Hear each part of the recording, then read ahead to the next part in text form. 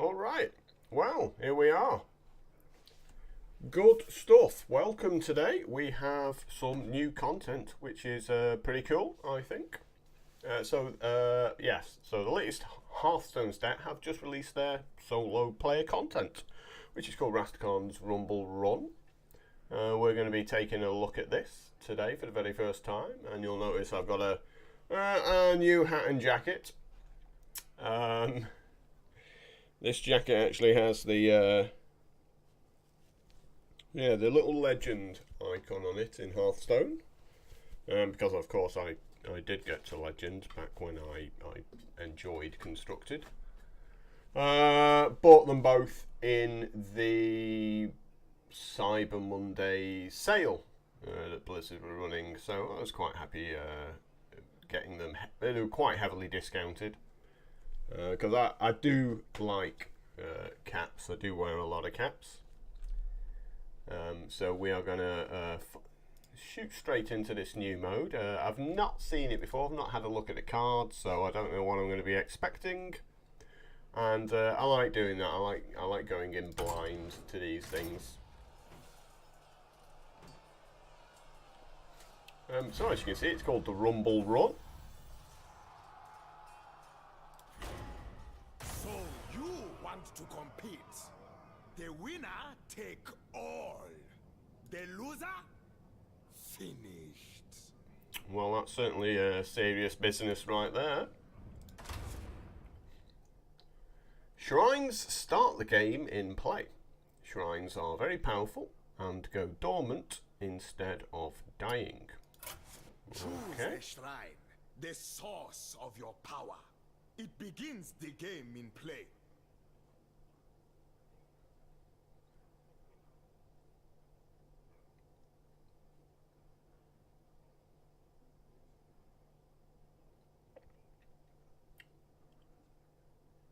Well, Shivala looks pretty powerful. After your hero takes damage, deal 5 damage to the enemy hero. It just depends how much life gain there is. Then we have Mr. Sharknado over there on the right, the rogue one. After you cast a spell, cast it again on the same target. Do you know, that probably would have been pretty good on Paladin. You know, double Blessing of Kings on something seems pretty good. And then we have Kragwar's Grace on the left-hand side. Your spells cost 2 less. It's probably good with stuff like Rain of Frogs. I don't mind a Paladin. I mean, because there's a bit of self-damage involved as well, right? With your weapons, you know, when you hit a minion, you'll also be dealing 5 damage to the enemy hero. So, yeah, alright, we'll give it a go. Let's see what... Other trolls stand between you and glory.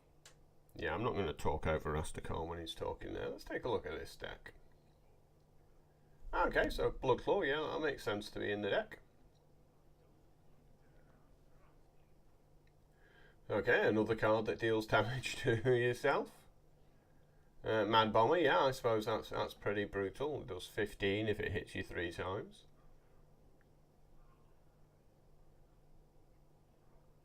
Happy Ghoul. It's like, is this a Paladin deck?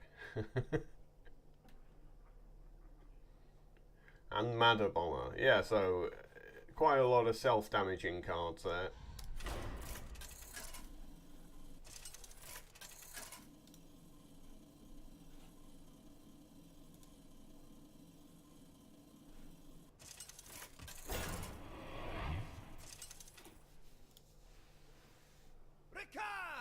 Versus Malakras. Are you ready to burn? I ain't rolling over for nobody. Well, yeah, Bloodclaw seems a fine start. Turn 2, Seal of Light, free Happy Ghoul. Yeah, I suppose we keep it, right? I mean, the first boss is going to be easy. Let's see what we're up against here. Gives you great power. Protect it. So it's just taunt, is it?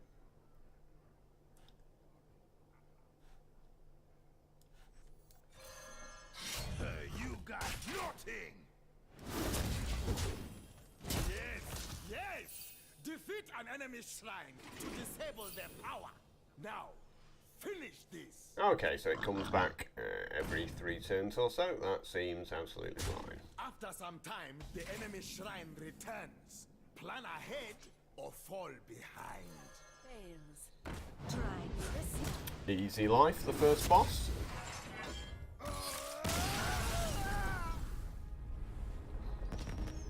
Obviously, it will get less powerful the more healthy your opponent gets. Arena, more join your cause. Choose your rewards. So, dragons seems pretty craptastic, really. There's nothing special there. Your cards don't really interact in any way interesting. Ziliax. Ziliax is a decent card. Or we have Secrets. I mean, I like Ziliax just for the raw power of the card itself. We don't really have... You don't start with any other mechs. Right, so none of these are particularly awe-inspiring. Avenge can be good. Getaway Kodo's possibly a good combo to go with stuff like Mada Bomber and this guy here, Crystallizer. Getaway Kodo seems to do quite well there. Noble Sacrifice probably not as good. I mean, you're preventing damage to yourself, which you want to do, because every time they hit you, they're taking 5.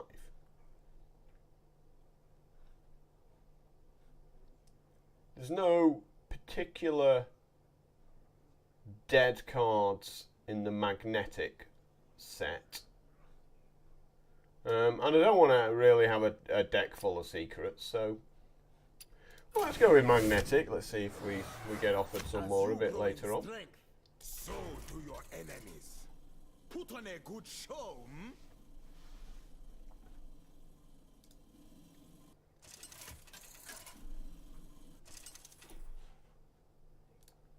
Ricard versus Zentimo! Come, Tadpool. It's time to shine.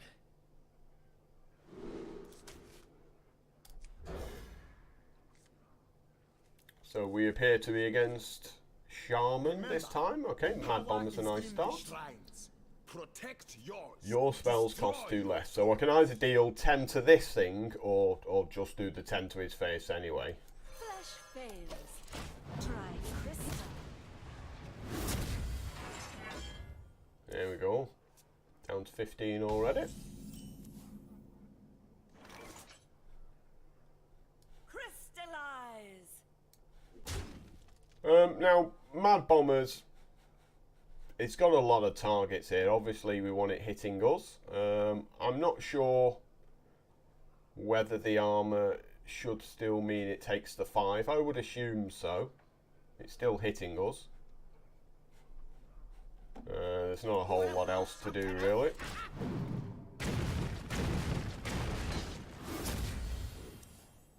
Yep, that works. Cry.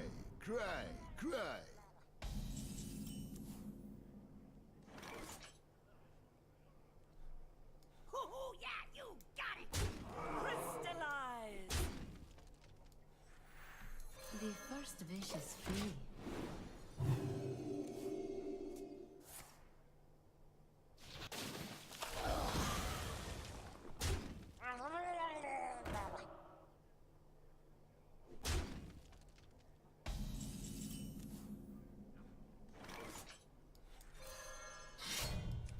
You got nothing.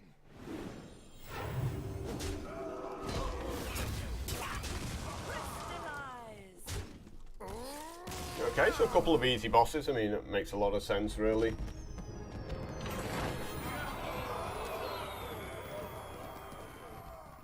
In the arena, no one fights alone. Choose an ally for your side.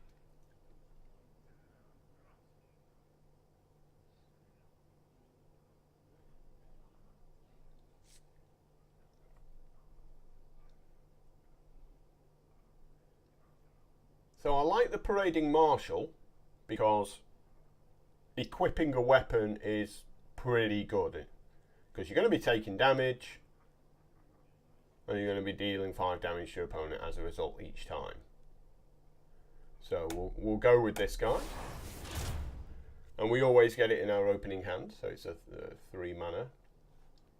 Now no mechs obviously, so but another Blood Claw. High Priest Thekal. It says convert, so it's not damaging you, so I wouldn't say that is going to deal 5 damage as a result.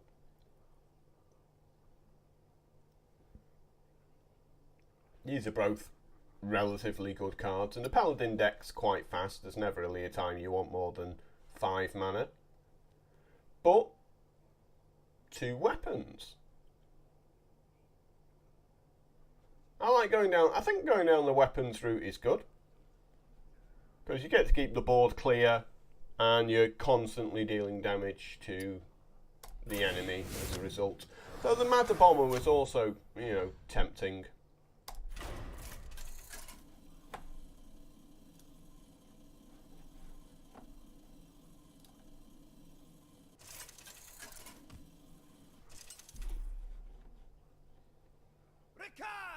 Versus Hook Tusk.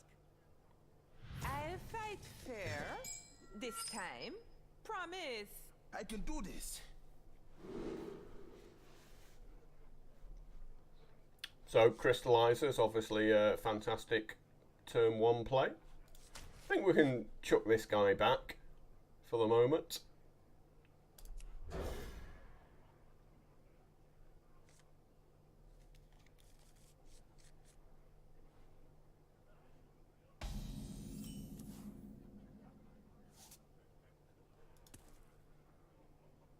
At the start of your turn, steal a card from your opponent's deck. It costs 2 less. Yeah, let's kill that straight away. We don't want to get beaten up by our own cards. That's quite bad.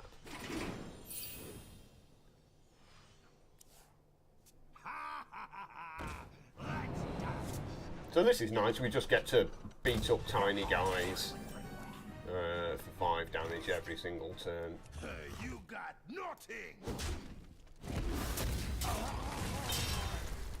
And we've got the Parading Marshal next turn for yet another weapon. So it kind of plays like a tempo control deck.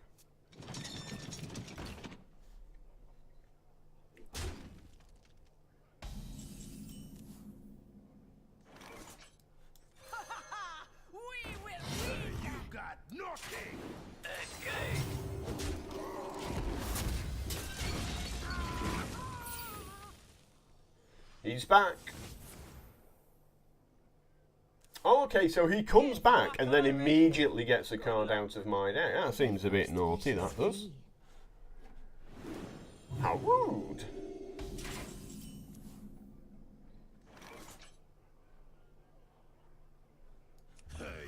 So always making sure to take some damage.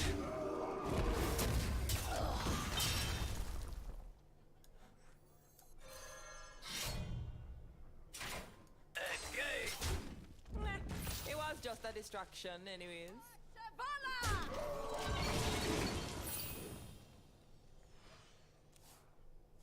Growl rules.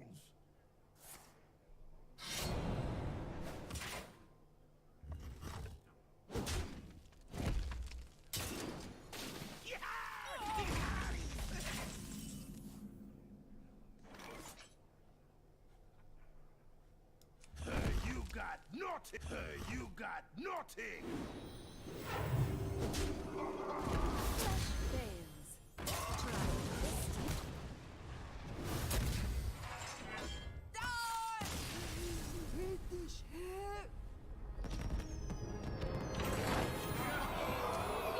So yeah, the way this deck's going, it doesn't really need the Valania.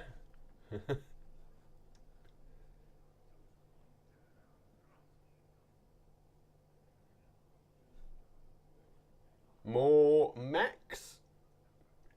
a second Ziliax.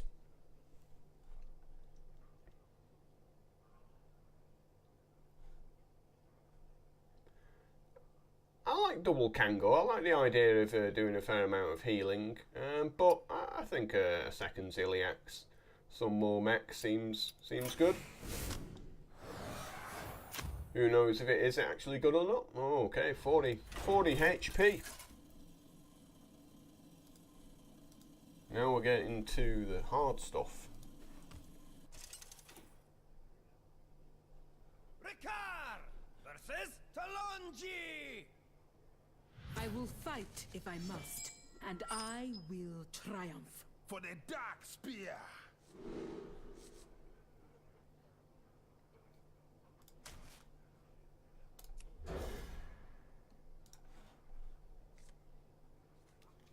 Yep, great draw there.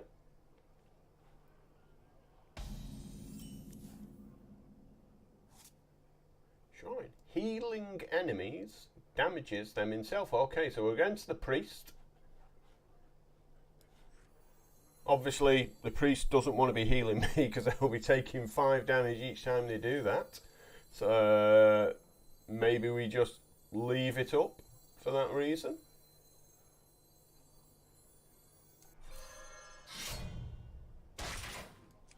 You got nothing. Is someone injured? Never go full Northshire.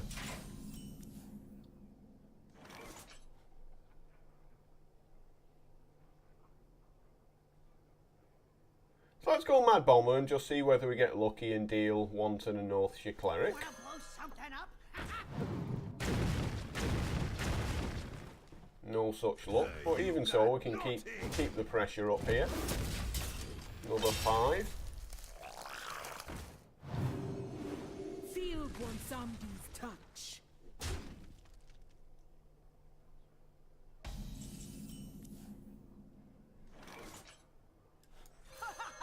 We will win.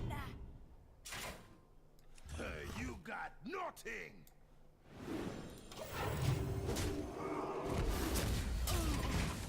So I'm gonna lose my shrine, I would think, here. I wield a dark gift. Where is your power now? When your shrine is broken, its power no longer protects you.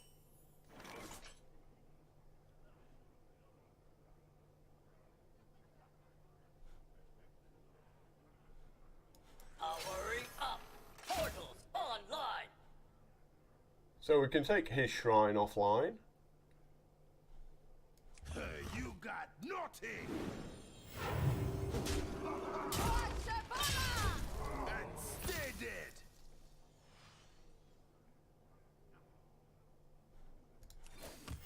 Reporting for duty. Hello, Zeltwitch. How Wow. many fingers do you see? You attended TwitchCon? Who did you go there to see? In time, if you survive that long.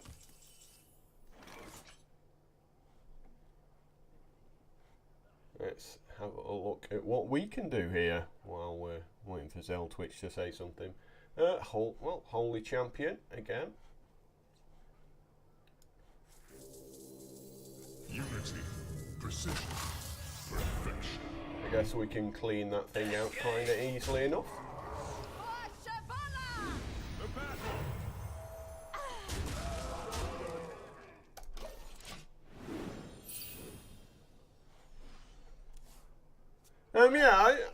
Yeah, I did. I think 5 years ago was a good time for making all the sort of the YouTube content, but I think Almighty Shavala, protect me. I think things are naturally progressing over towards Twitch. It just makes a lot more sense to use this as it's a lot more interactive than YouTube. Of course, people who will be watching this on YouTube probably wondering who I'm talking to. So there is like a good sort of chat facility on Twitch, really. And I'm just trying to migrate people slowly over from my YouTube channel.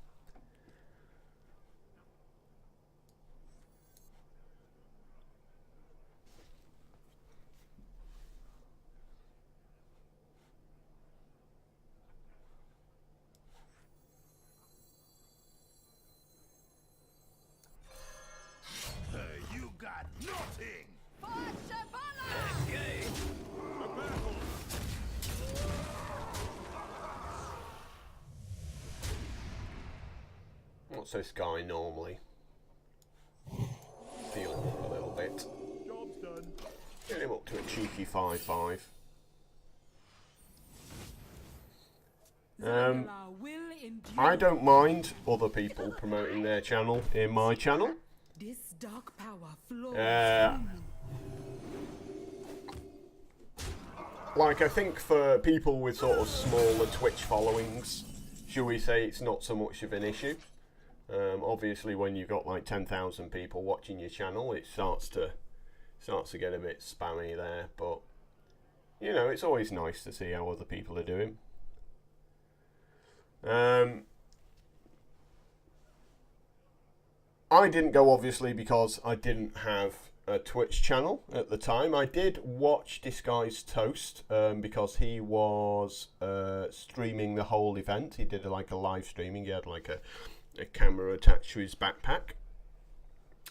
And they did have a Magic the Gathering like stage set up, which was pretty cool.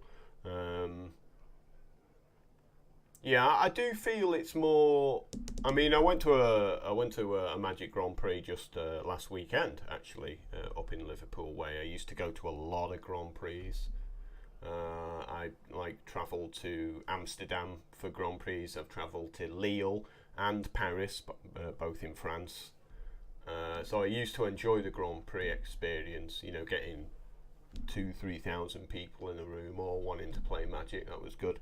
And imagine Twitch has that same kind of vibe behind it, you know, from what I watched from Disguised Toast. You got nothing.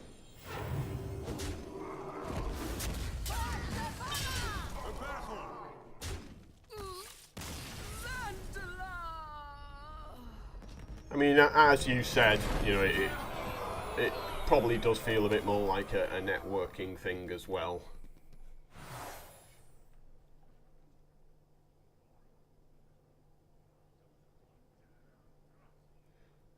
So let's take a look here. Let's take a look here. So we can have a light chucker. After a character is healed, destroy a random enemy minion. That seems pretty good. I do a lot of healing. Another walking fort, and another parading marshal.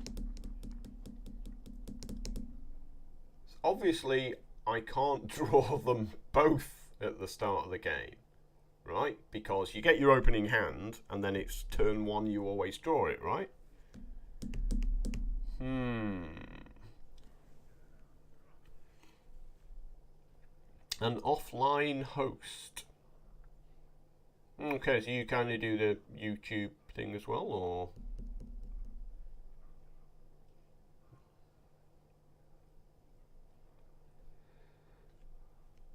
This is a tough one. Light Chucker seems pretty powerful. I mean, because we've got a fair amount of healing in here. Flash of Light, Seal of Light. Obviously, the True Silver Champion heals, which starts in our opening hand, due to the fact that we've already got a parading marshal. Chillblade Champion, both Ziliaxes.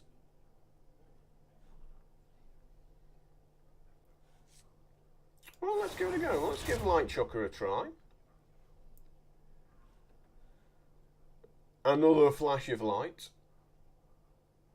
Ragnaros Light Lord. That's some groovy cards there. Grifter, not so great unless you're like a fan of the RNG there. And we've got another Crystallizer, so it's another 5 damage for 1 mana.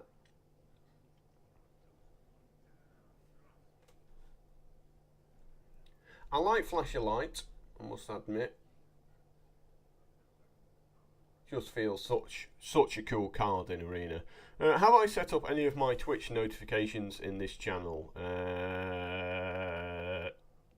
No. So this stream right here is the one I need to do just to finish for the affiliate thing. So I've done like 6 of 7 streams in the in the current month. So this stream will sort of unlock the affiliate thing, and then what I figured, once I've done that, then I'll set up all of the notifications at that point, like sort of silly animations when people follow, things like that.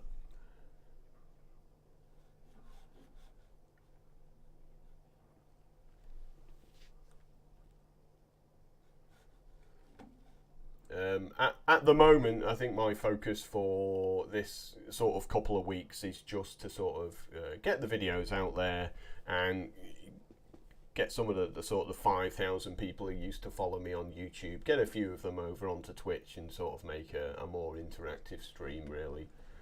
I understand most of my viewers are still going to be sort of Hearthstone Arena viewers, though I will try to sort of stream a few other games as well, like during my sort of downtime.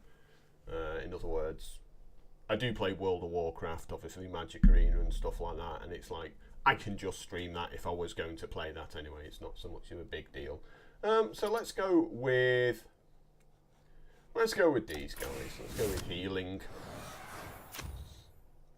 High Priestess Jack Lick.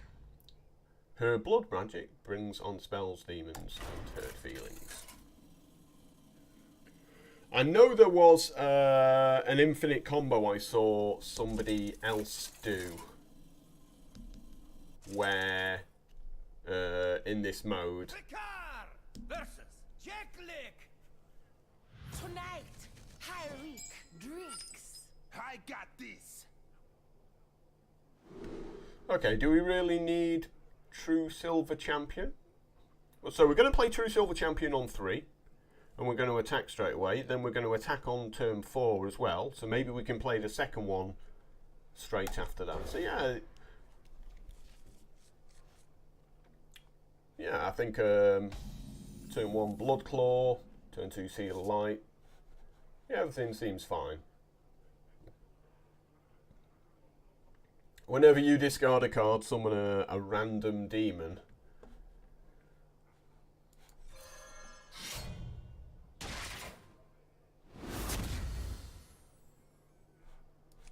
You got nothing. This could get ugly pretty quick. Because some of those demons are pretty nasty. You got nothing. Someone gotta put you in your place, Jack Lick.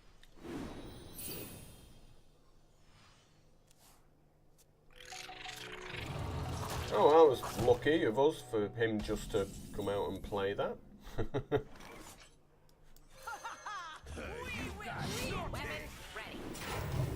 And we've got drawn the light chucker now as well, so we're going to be healing for the next 3 turns and potentially killing the demon they make every turn.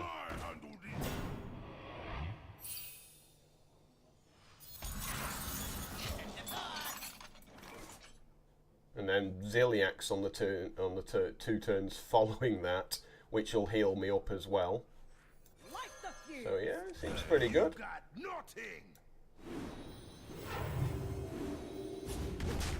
Now, there's an interesting play here, which is if I attack this guy, heal up, and then the light chucker kills the reckless diatrol, it actually cancels your attack and you get to attack again. So then I'd be able to attack the other guy instead, heal up, and then that guy, the light chucker would kill that guy.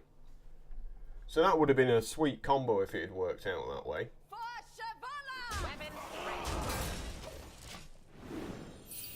That's just the way the cards interact with each other here. Okay, so he's got a load of cards, but he's just playing them out rather than discarding them. Here's a little bonus for ourselves.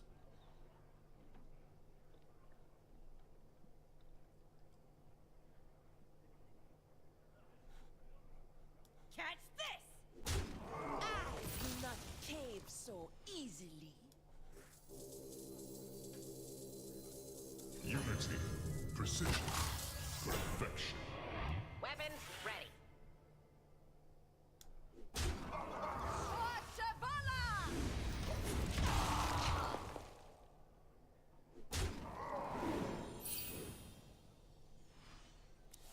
feeling a pretty decent deck at the moment.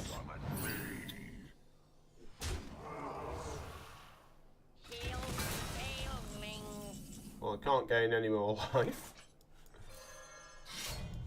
You guys naughty!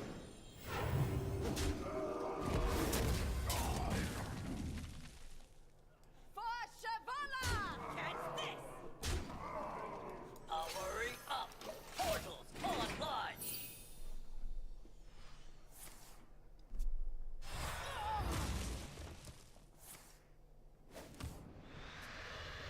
Computer doing everything in the wrong order there.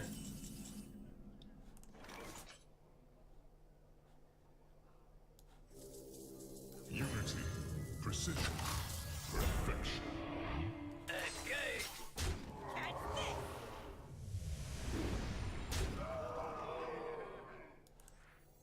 The first I rush need is mana. I came here to win.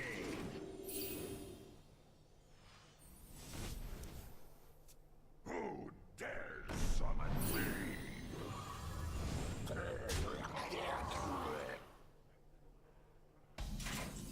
Well, it's a good top deck, not good enough.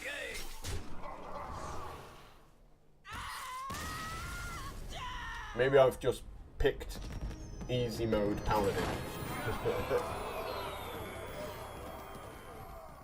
But it's always the last battle that's a tough one, right?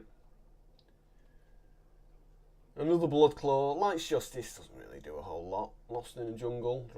Okay, so we've just got like Dorks. And then over this side, okay, we've got a cheeky Tyrion. The games don't seem to last that long. And I don't have many spells, so Shirvala's never getting played. These feel largely irrelevant as well.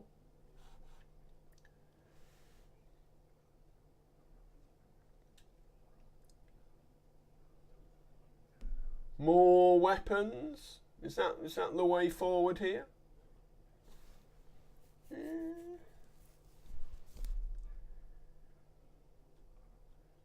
Or some schmoes?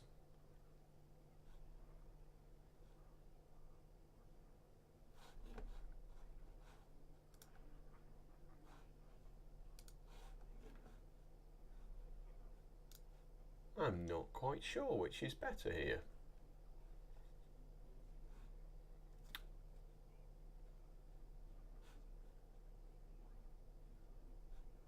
I think Silver Sword should be in with the recruits with these guys. It's like giving all your guys +1. You know, it's like, yeah, it feels pretty good over there. Let's go with the recruits. I'm not seeing much love for everything else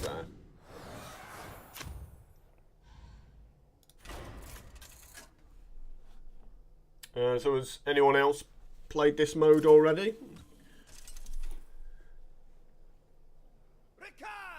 Versus Voon. I've been working. Okay, so this is Warrior. Bring it on. Shielded Minibot. Jin's not getting played turn 3 because we're going to draw the other 3 drop, so we can chuck him back. I think we keep the Ziliax just because he's super cool. Discard Jin, immediately redraw Jin. Okay, so Parading Marshal just kind of appears into your hand. So if I took a second Parading Marshal, it would have also appeared in my hand. So I'd be starting with 6 cards. Right. I was thinking you just draw it as one of your normal opening hand, but yeah.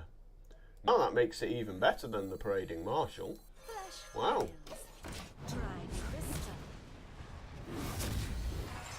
Sneaky. Yeah, I'll be taking more Parading Marshals if I get offered them. Now that I know how it works. Shrine. This minion's attack is always equal to your armor. Ooh. Shields up. Red alert. Crystallize. So every time he armors up. Made to fit. Well, this guy's pretty awkward as well.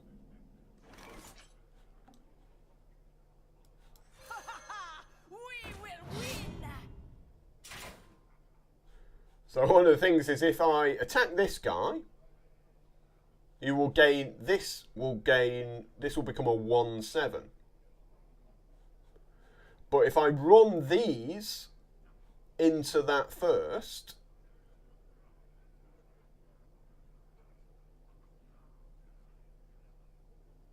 then he gains armor and it gains power. So what I want to do is deal 2 to this.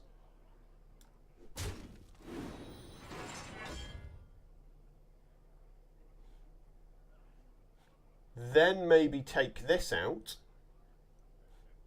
You got nothing.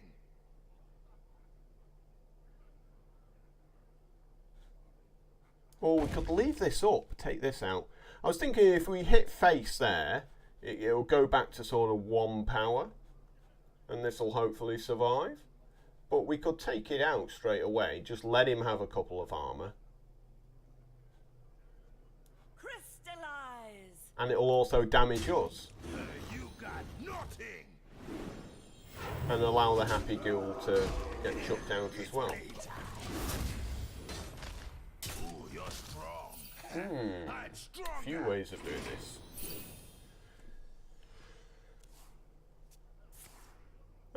I'll certainly be doing content in the short term for the next 2 months just to basically gauge how popular the channel will get. Like if the channel doesn't take off, obviously after a couple of months of trying I'll give up, but if it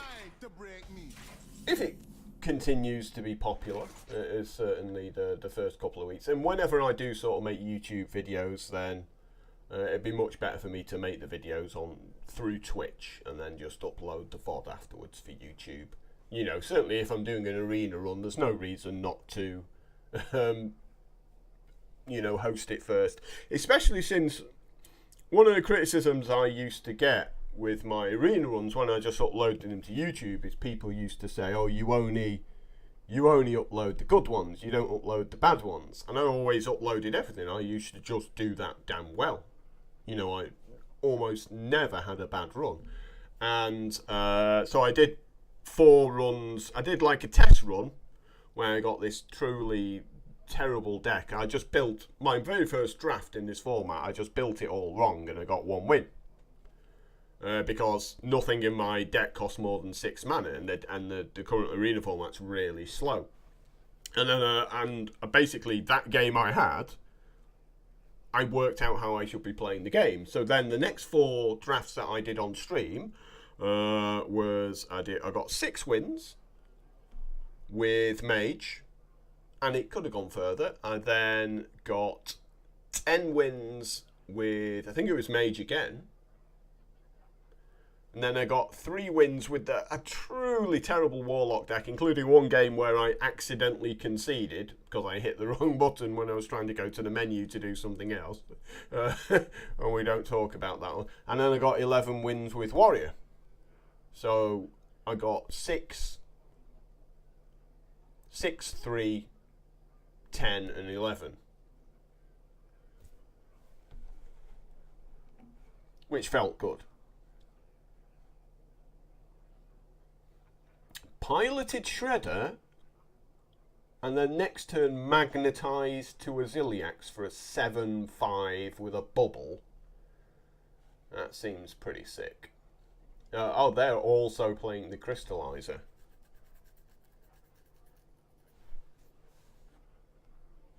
And my weapon's gone and been replaced with a gear blade. That makes me a little bit sad. I like that weapon. You got nothing. But luckily, we can keep the armor quite low here.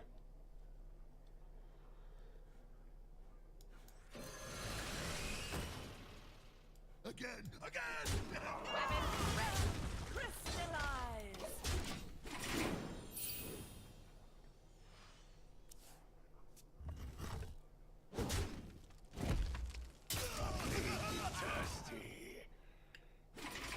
I love how he plays Frothing Berserker after attacking and killing my minion. It's like the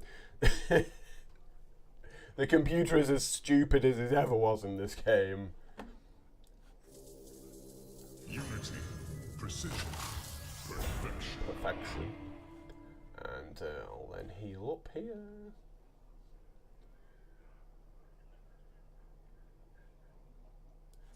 You got nothing.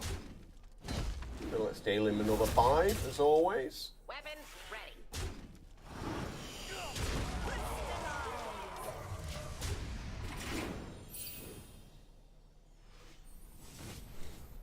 Now, can it attack this turn? I guess because it's still in play it can attack. It's not coming onto the battlefield.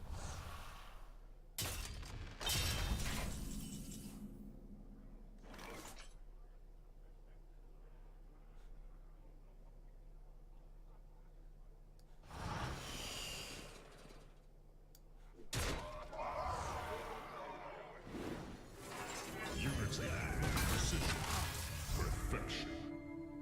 Weapons ready. Crystallize.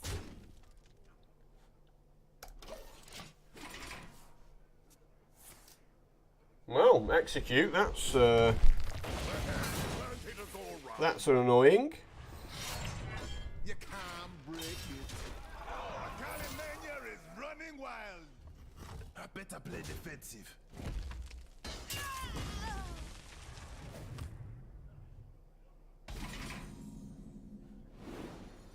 Now, because I've got this armour, obviously Benevolent Djinn won't heal me up, and therefore Light Chucker won't do anything. Are these technically minions? They should be, right? So if I was to Seal of Light my opponent, Light the fuse. that should kill the 7/8. Well, sorry, not Seal of Light, the other one I'm thinking of. Seal of Light can only do me. That just makes it a little bit more awkward. So I guess we're trying to lose our armour here and take some damage. Weapons ready. No soup for you.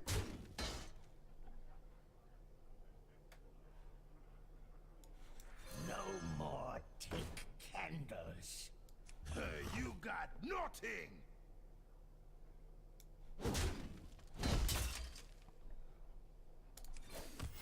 Reporting for duty.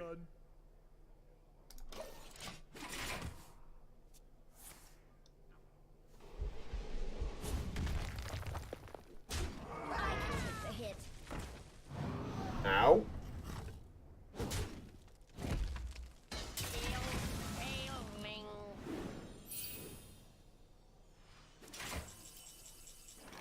So I'm still going to have too much armour to actually take any damage here. To be able to heal up. So, an awkward turn again.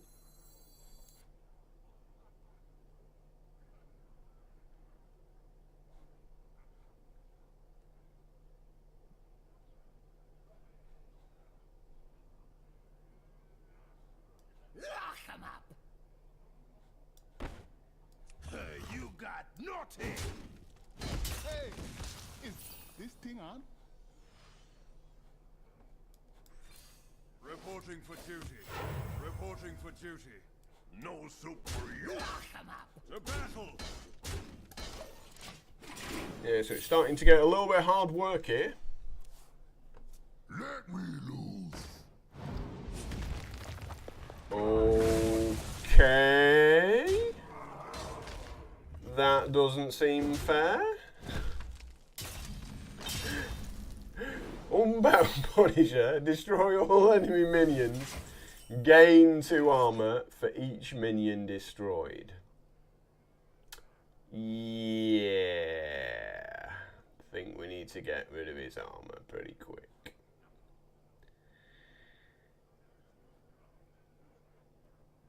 That changes things considerably. Wow.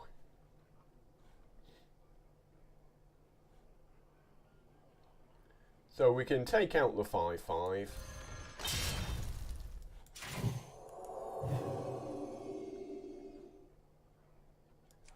You got nothing.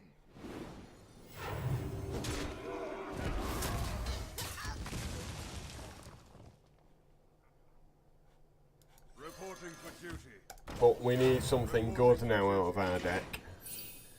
Due to this card, Unbound Punisher, being ridiculous. Okay, so I'm going to lose now at this point. So, wow, really? Really? Just a casual 8-8 against my army of 1/1s. Yeah, I'm not winning this one.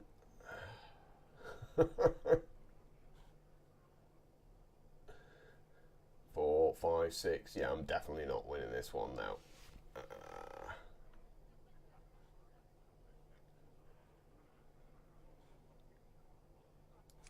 You got nothing.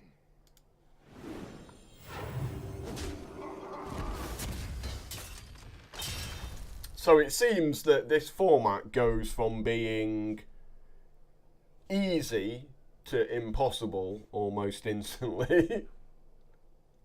Yeah, I'm not winning with this one.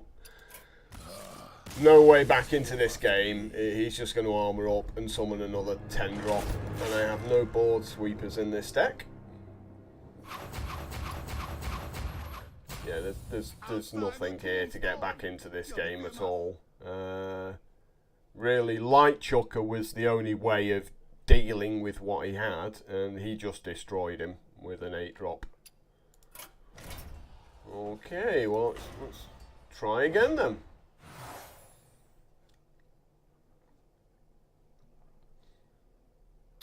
Rogue, Druid, or Warrior?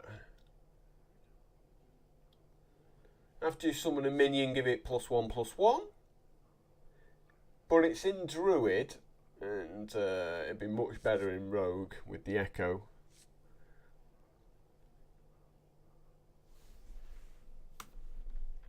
Okay, so Pirate's Mark with Cold Blood. Seems good.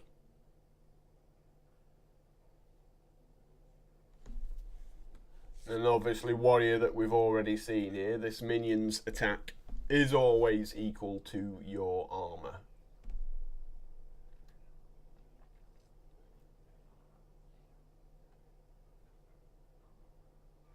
Let's go with Druid.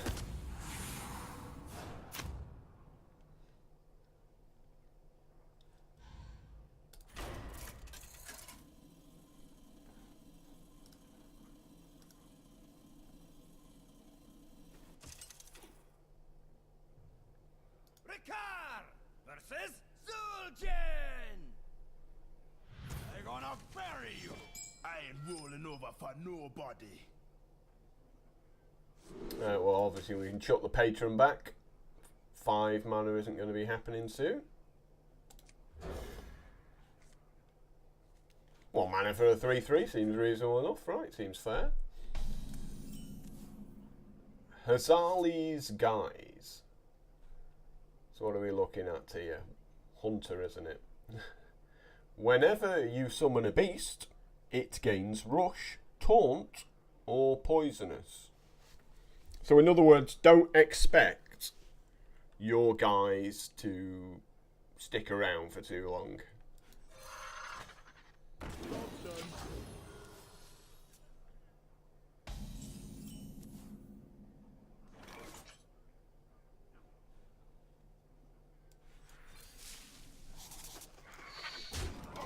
Well, since he starts at 10 HP, you might as well just go face, really. Let me guess, Rush? Yeah, obviously Rush. Obviously Rush. The only one that actually mattered.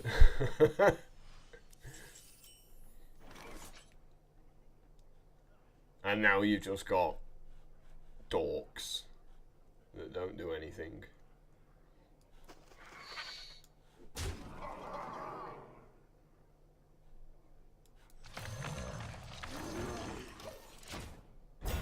Shocking, I know.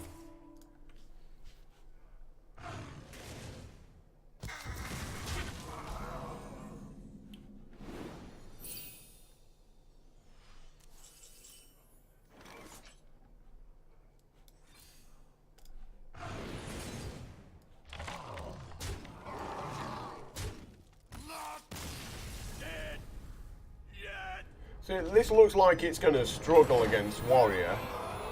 Especially when he plays a card that just destroys all my minions when I'm trying to beat him up pretty fast.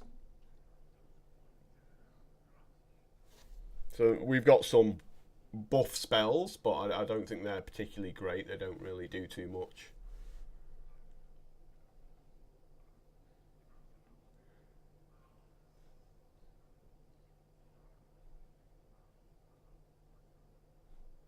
I'm unimpressed with all of these, really. I think we go with this option, the wise decisions. Because, like, the Nature's Blessing, what's the point in having all these buffs if we don't actually have any minions? You know, if you're just drawing buffs every turn and go, okay, that's not a minion, so that does nothing. And this only has one minion in. So really, I've been offered, like, none of these cards actually offer me any minions here. So I guess we have to go with the Fate Spinner. It's sort of the best of a bad bunch. Try donating. No idea if it worked. I don't know. Here we go. It did work, Paul. I just don't have the notifications set up in time. Sorry about that. It's very much appreciated. Fan of your Hearthstone videos several years back. What are your views on other current digital card games, particularly MTG Arena and Artifact? I talked about this exact thing on one of my previous VODs, which I've since uploaded to YouTube. But yeah, let's spend some time talking about that. I love Magic Arena. I have 80,000 gold on Magic Arena, so I've been playing every single day since it came out. I also played during the closed beta a little bit, and I'm doing a bit of an experiment on there. So I'm not spending any of the gold I earn, and I just want to see how generous the free-to-play model is. Now there was a little bit of outrage the other day because Wizard of the Coast reduced their free-to-play model, but they've since reversed that reduction because everyone complained on Reddit. There's a huge Reddit thread. It's going on right now. I could link to it, but I think it's easy enough to find on Reddit. Go into the Magic, into the gaming subreddit. It'll show up there.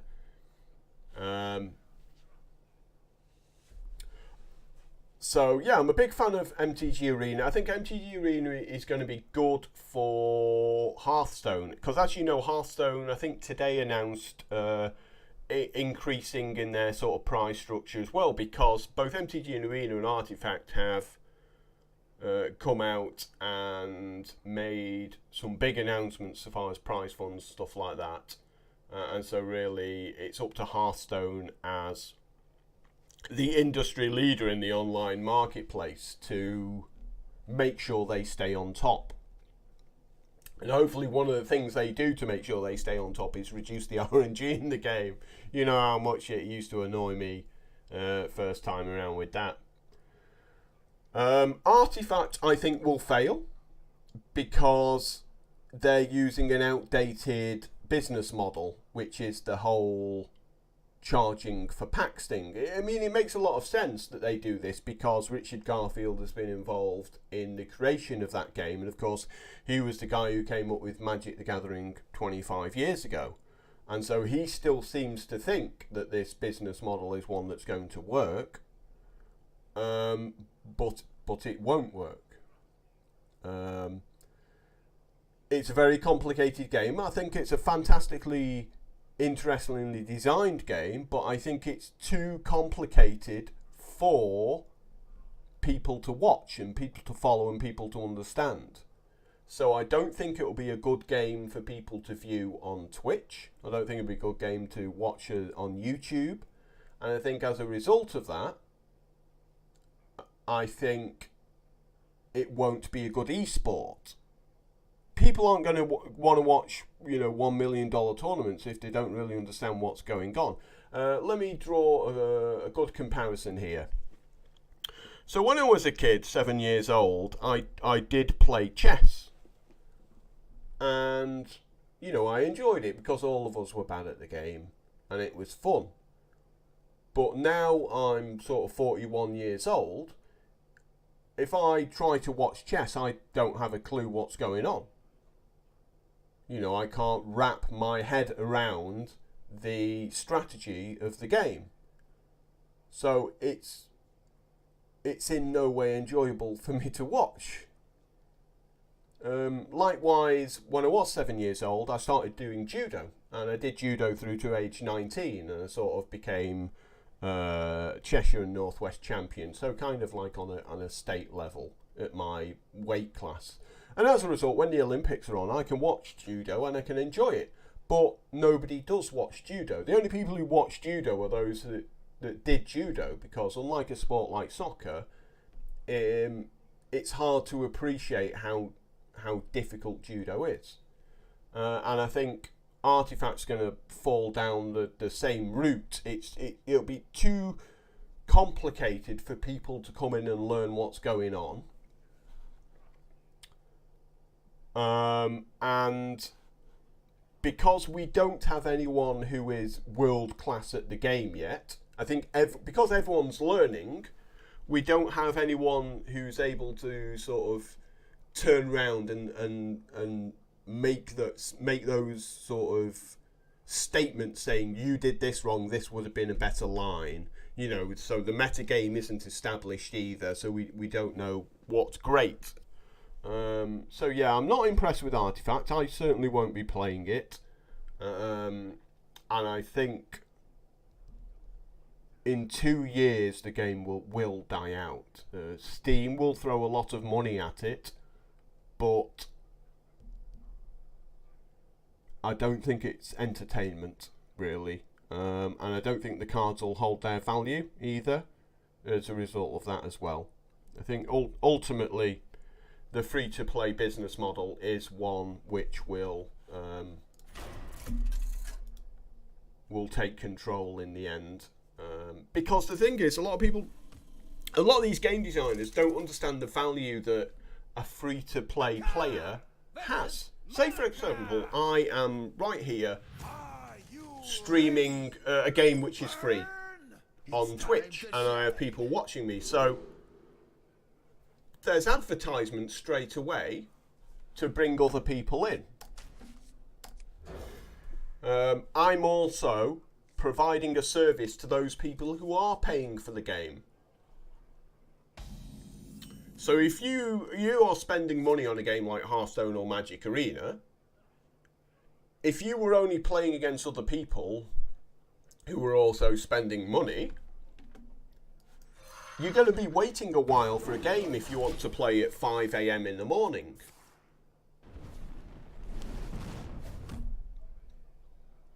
But if there's lots of free-to-play players, I mean, they're on at all hours of the day and night. So because there's a more active player base, you're always going to get matches. So so people who never pay a penny to your game are still providing value because they're allowing all the people who do pay for the game to have opposition at any time of the day or night. And you're also getting a lot of advertising from people showcasing your game on Twitch. So, I think the free-to-play model is actually a pretty good free-to-play model. I, like yourself, I'm really impressed with the MTG Arena client. I think it's something they should have done 10 years ago, and I had a chat about this. Your hero power costs 0. Whenever it kills a minion, refresh it. Okay, so I've got to be smart here.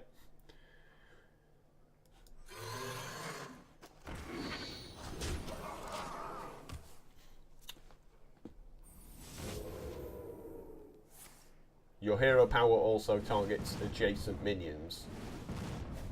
So that, again, the computer doesn't target the minion in the center there for some reason.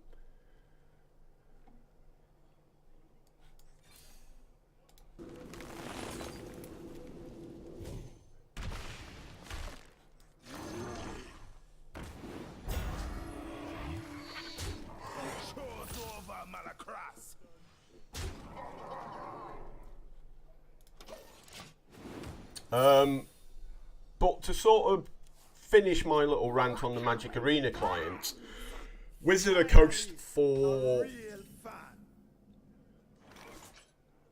10 to 12 years was blighted with nepotism, and as a result they hired a lot of people who were simply friends of those in charge, and as a result Wizard of the Coast ended up with sort of project managers and people who just didn't really understand the online marketplace at all. You can see this from the Magic the Gathering online client that they had for 15 years. It's absolute garbage. It's always been garbage. And it took Hearthstone to come along and completely take the online marketplace by storm for Magic to realise they needed a new client. See, the problem with Magic the Gathering is it's a fantastic game. It is truly one of the greatest games ever made. You know, it's up there with chess for just how good it is. And as a result, they released Magic the Gathering online, and every year it made more money than the previous year. Like, because Magic players just want to play Magic, and they were prepared to forgo a lot of the downsides in that the client was garbage, because they just love playing Magic so much.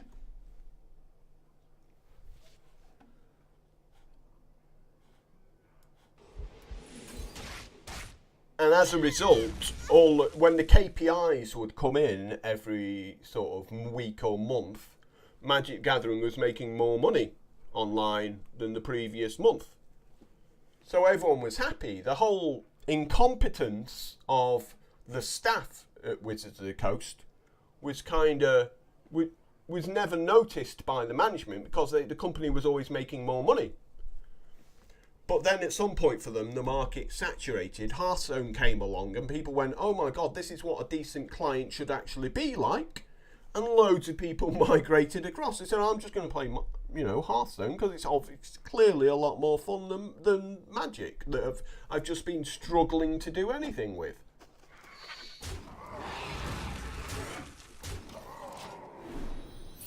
And so 2 years of that happened. And then 3 years ago, Wizard of the Coast actually decided that they needed to hire decent people. The other thing, of course, is that Wizard of the Coast they're based in a tech city in Seattle, and there's loads and loads of tech companies. And Wizard of the Coast have always had this model whereby they just paid no money at all. Hard to believe, I know.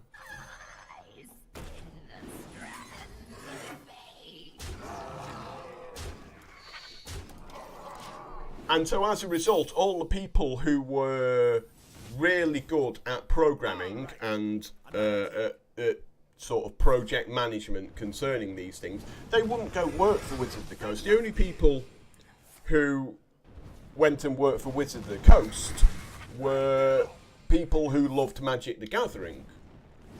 And this is, going back to the whole sort of nepotism thing. My shrine. I learn.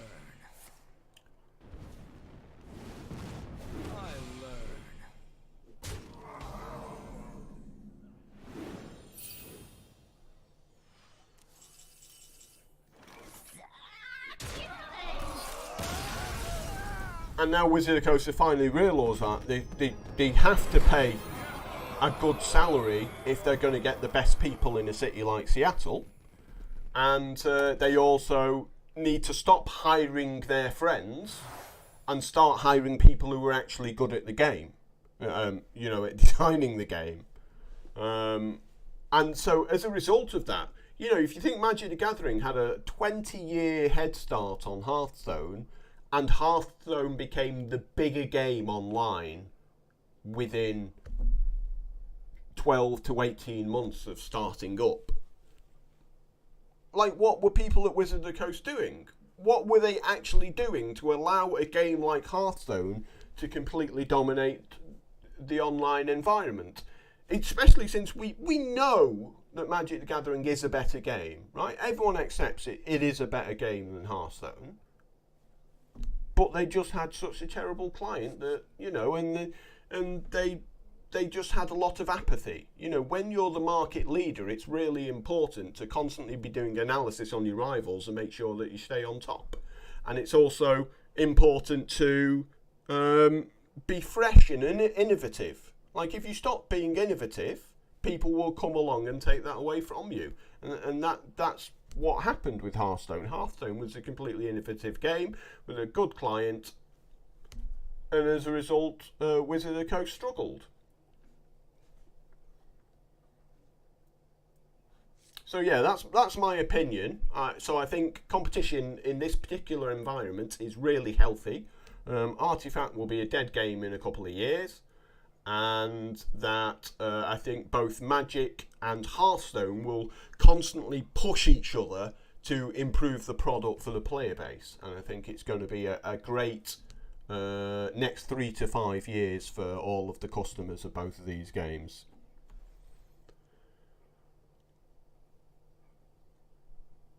Do I have plans to stream some Magic Arena in the future? Yes. Yes, I will do that. I will focus probably on drafting, but the thing is, drafting's really expensive in Magic Arena because you keep the cards you draft. So you have to do 10 days worth of daily quests to afford one draft. So a daily quest is 500 gold, and you need 5,000 gold to do a draft. In Hearthstone, obviously the daily quests are 50 gold, and you need 150 gold to do a draft, so it's 3 days worth of daily quests to do a draft.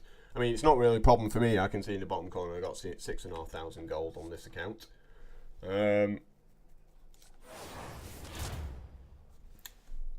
But the free-to-play model, I think, is what's holding Magic Arena back. They don't want to be too generous to start with, because if you're overly generous, and as we saw, and you try to pull things back, you try to say, okay, we're being too generous, we'll take stuff away, the player base will just revolt completely, which is what just happened in the last few days. But so it's more important for them to be not so generous and then give more and more until they feel there's a good balance to the game.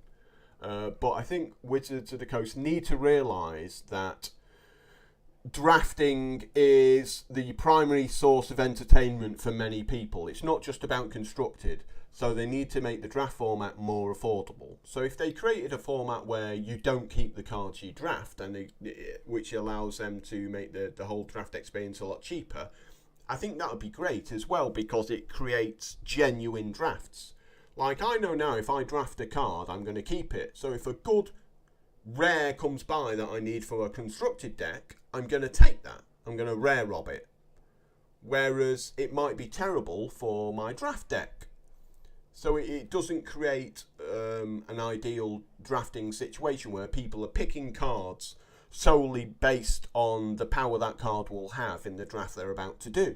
So if you remove the fact that you keep the cards afterwards, like we do in Hearthstone Arena, then it creates the perfect environment, I think.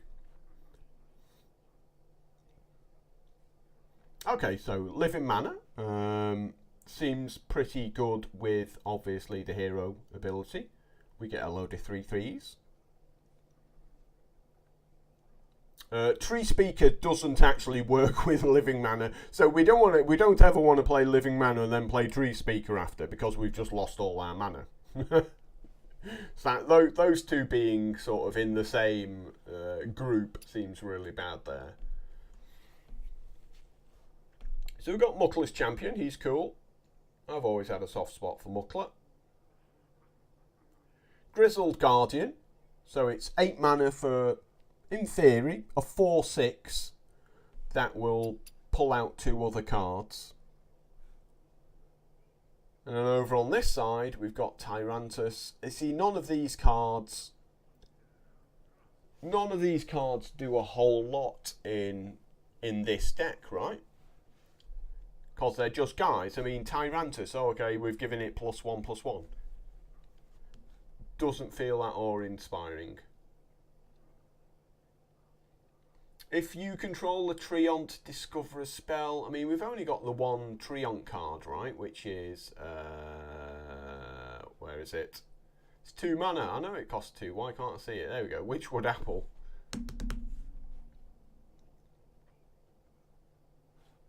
So it feels like Dendrologist. I mean, it's a guy.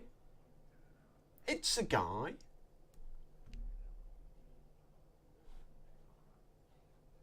Living Mana does feel quite powerful.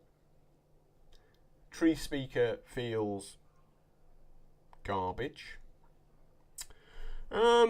Occultus. I have a physical collection of old Magic the Gathering cards. Should I consider doing something with it now? The online version will take off. Okay, so if you're looking at the value of your cards, it depends on how old is old. So, for example, if you've got cards on the reserve list, they will always go up in value. Reserve list cards. So, obviously, all of the Power 9, stuff like that. Basically, there's a bunch of cards that Wizard of the Coast have agreed will never be reprinted. Those cards will always gain in value. Also, Legacy and Modern staples will keep their value quite well as well. So, stuff like Wasteland, Force of Will.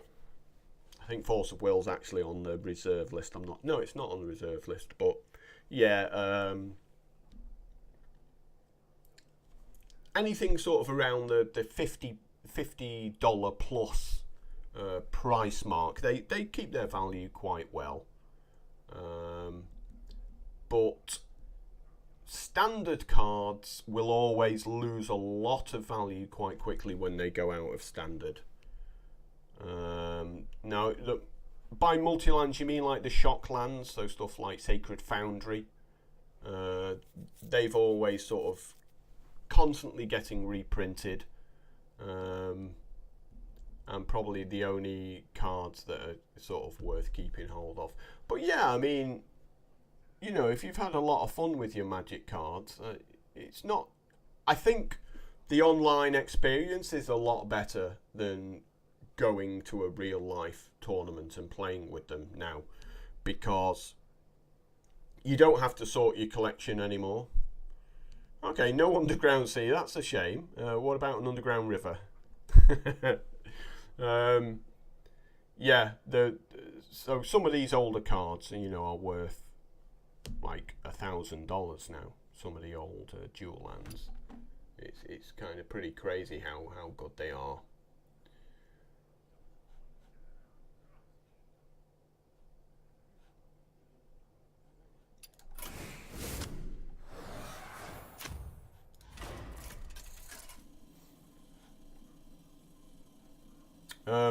So yeah, I definitely think Magic Arena. Okay, you do have them. Okay. Well, like I said, I would hold on to anything that's on the reserve list. I think they're going to hold their value, but anything more recent than that, I think the price will stay pretty stable. I don't think it will go up or go down too much. But the older sort of the Type 1 cards will always go up in price. It's just how it is, because of the people who want to play that format have got a lot of money. What we're going to see with Paper Magic and Magic Arena. So Magic Arena will be the format for people with not much money. And Paper Magic will become the format for people with lots of money. So I think you'll see this split, and it'll switch to the two extremes, where you'll see a good free-to-play business model, but you'll see the Paper Magic will go the other extreme, and it'll be purely for people who are willing to spend at a bare minimum $200 to $300 a month on the game. And there's still a lot of those people, don't you worry about that. But yeah, so yeah, the Underground Sea is like $1,000, and I mean, I remember when that card was $15 to buy, you know, going back 15 years ago, and it will keep its value. Because there's only a limited number of these cards. you know, there'll never be any more of those cards printed, and there'll always be people who want them.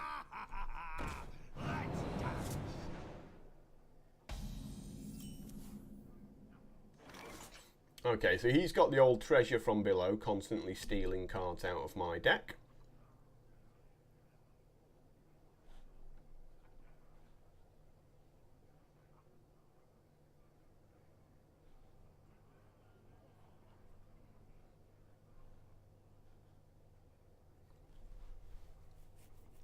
So is the plan to take this guy out as quick as possible? Especially since it costs 2 less, I mean... There's some powerful cards he's going to be getting from that, right?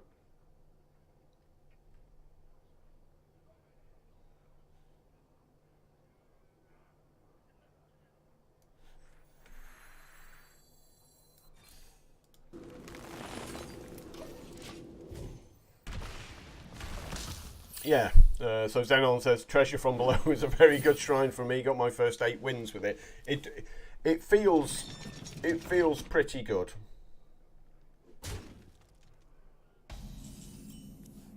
And I need to fill some minions up on the board here as well.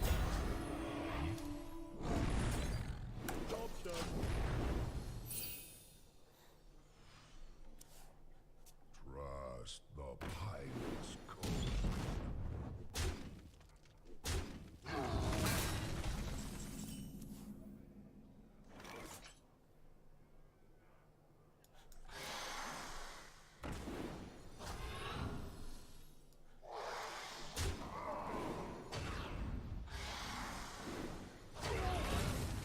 But this feels pretty good as well. This is clearly... I looked at this card and going, yeah, that's ridiculous.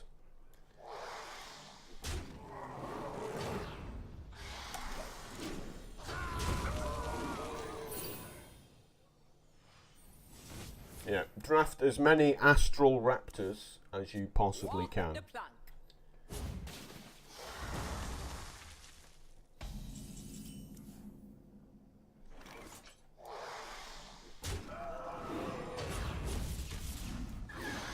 And yeah, let's give all minions +2/+2 secretly.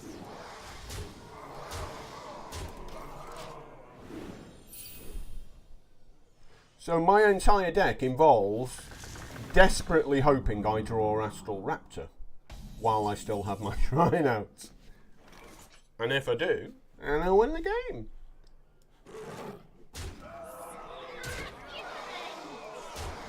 This looks like being a skillful format.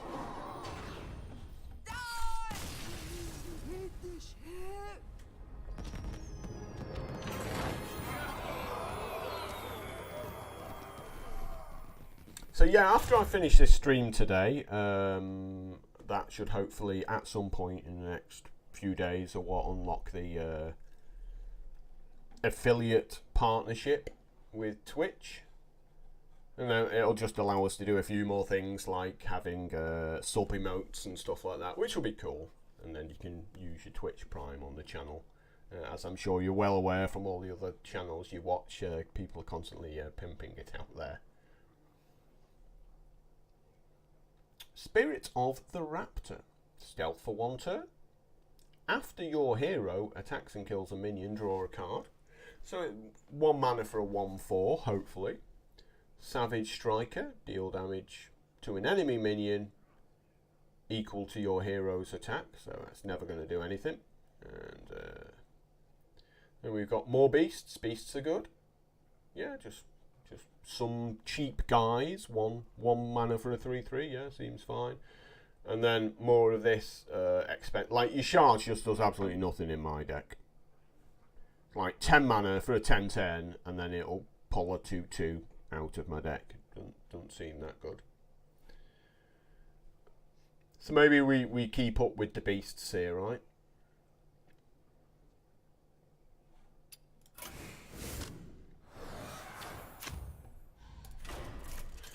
Though again, we're going to struggle as soon as we come up against that warrior, and he just goes, kill everything you played. And gain 2 armor for each one. Versus Zentin!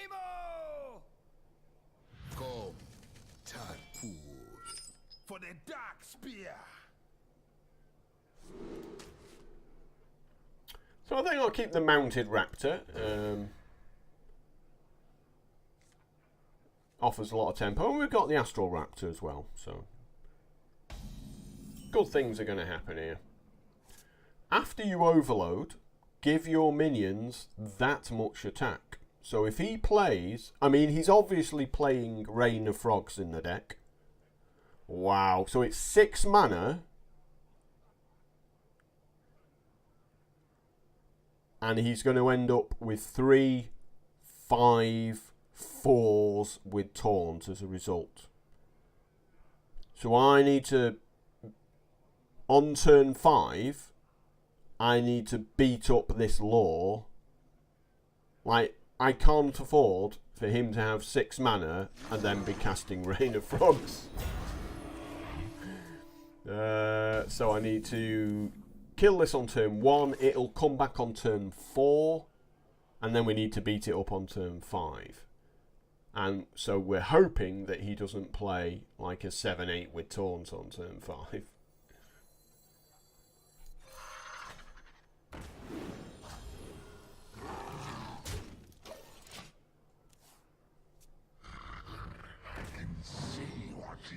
That's fine, that does nothing, luckily. Oh, Astral Raptor. Don't mind if I do.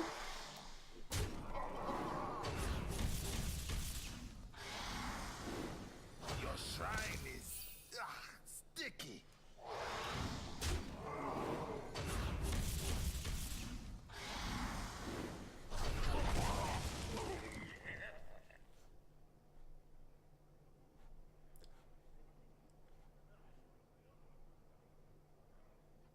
I'm just trying to work out why it did this animation where it buffed up the other minions. I'm not quite understanding that one. What was that all about? Give it.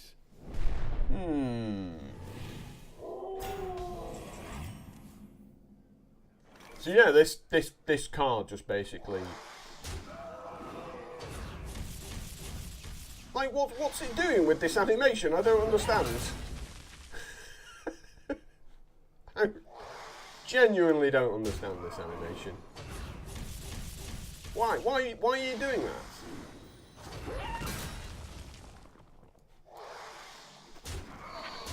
Answers on a postcard?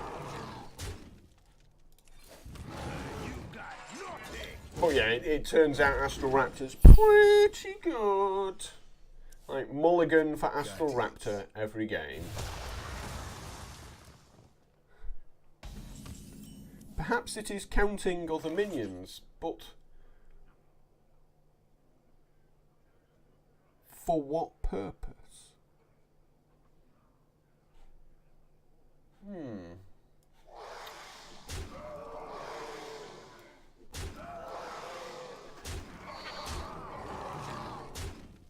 I speak for the tree.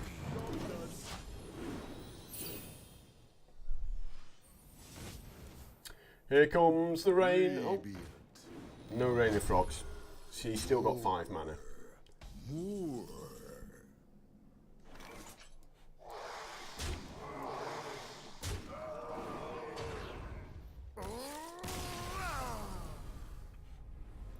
Yeah, feels a little bit buggy, that card. Okay.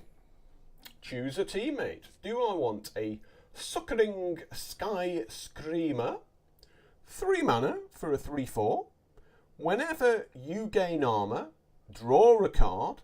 It costs 2 less. That seems really powerful. The fan favourite. Overkill. Give your hero plus 10 attack this turn for 6. Yeah, seems pretty good.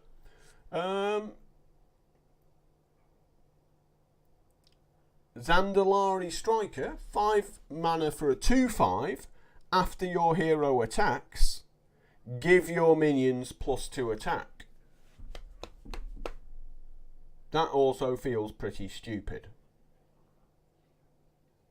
But it only feels stupid when you've got minions. If you don't have any minions, Suckering Skyscreamer is the card you want to take. Because you get to go play it for 3, armour up, draw a card, it costs 2 less. So this card, the Suckering Skyscreamer, gets you back into games where your opponent's just cleared the board. And the Striker just wins you games you're already winning. Right? But it doesn't, if you're losing, it doesn't do anything at all. Whereas the fan favourite's kind of like a 1-card combo, because you play it on turn 6 and you go, I've got a 10-10, what are you going to do about it? So I'm going to go with the Sky Screamer. I think it's the best for the kind of deck I'm doing, where I'm just going rawr, raging at the face as fast as possible, and then hopefully that'll get me back into games where they clear the board.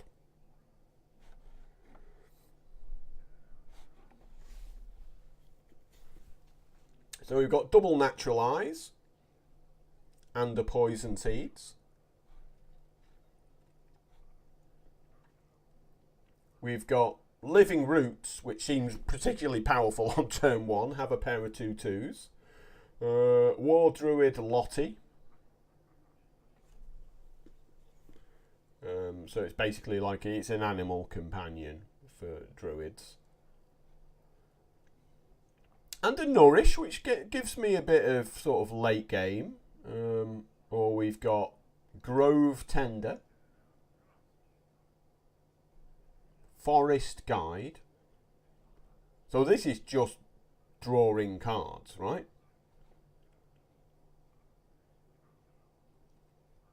I'm gonna go with this, because I think Nourish is a reasonable card. We'll carry on with the wise decisions. I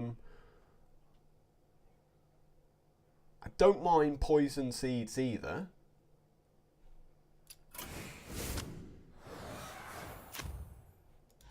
Oh, it's this guy again. It's the warrior, isn't it? It's the one who destroyed all my minions last time.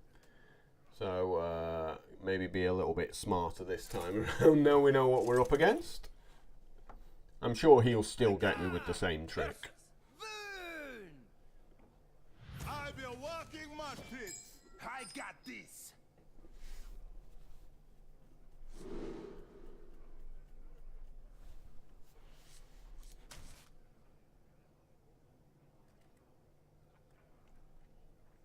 Is Living Mana good by itself to keep? Possibly is.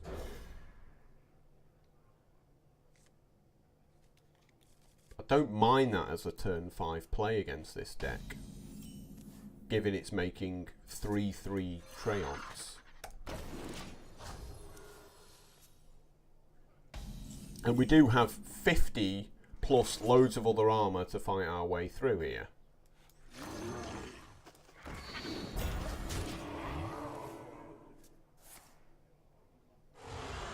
Ooh, he's got some good dragons.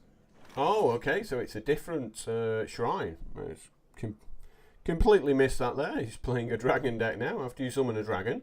Reduce the cost of dragons in your hand by 1. So we definitely want to keep this card off the board, right? Power takes many forms. Yeah, Rush seems obviously the right thing here. Let's get beating him up. I wonder if he's playing Brawl and stuff like that in this deck.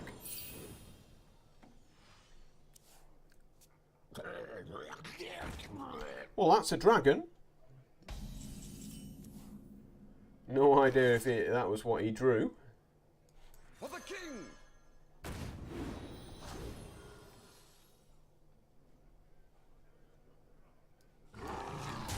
For honor.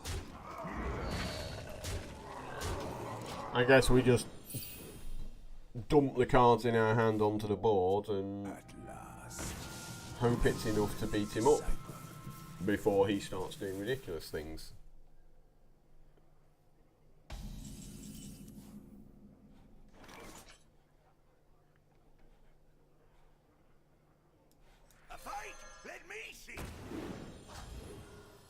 for honor.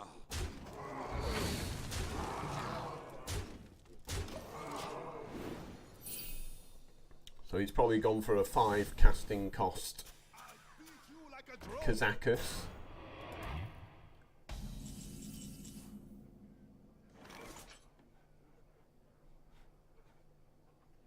So obviously we can use the overkill to finish the hatchling off.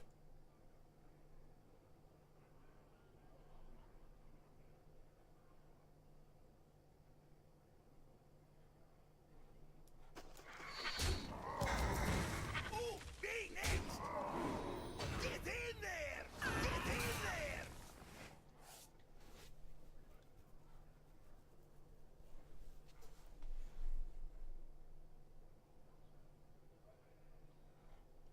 Do you want the war drums to stick around for return? Is that a big thing? Does it matter?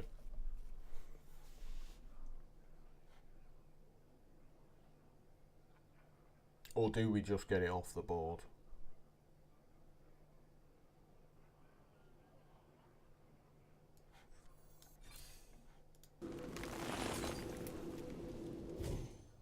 My biggest worry is that he'll play a dragon that deals 2 damage to everything.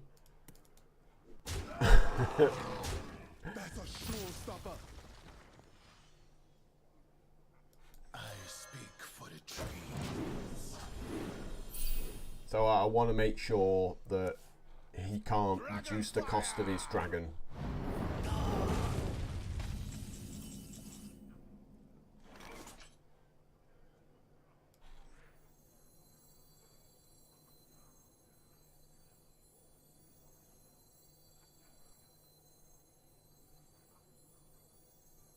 Well, an awkward turn here.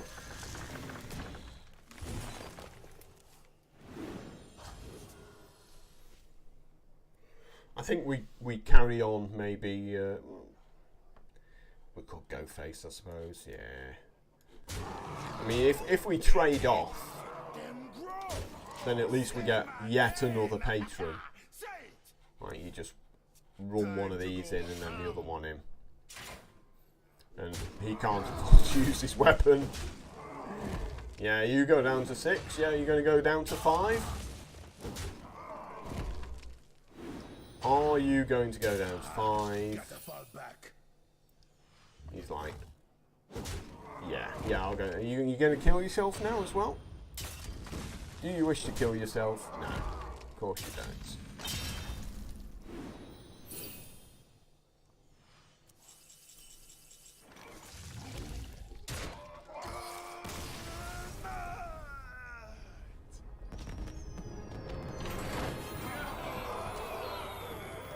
Okay. More saplings. We've got Going Wild over here. Refresh your hero power. Sarad. And a Gonk. So I'm not really feeling the love over this side of the board. And then we've got the fat stuff again there. Aviani, Charge Devil, so it's just the same 3 cards constantly. And I've been killing them on turn 8. Or we've got yet more apples. Landscaping. And Soul of the Forest. So I think we're just going down the saplings route, right? I mean, at some point I'm going to come up against somebody playing a deck that strategy just crushes mine.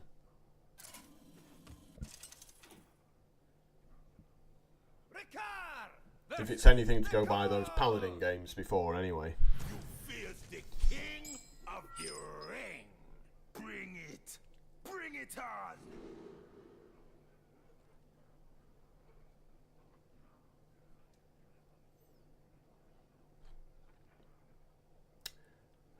Okay, I mean, I've got a few Treant cards, so I guess there's an argument for keeping it. Oh, there we go. There's a Treant card. Shrine 0/4. After a friendly minion survives damage, give it Divine Shield. Okay, so that feels a bit awkward.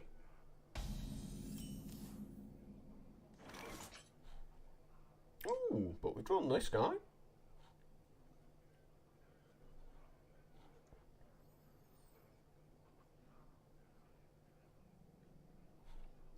So we'll make the plated beetle, but we don't necessarily want to run it in there as his guy. Oh, okay. I see where this is going now.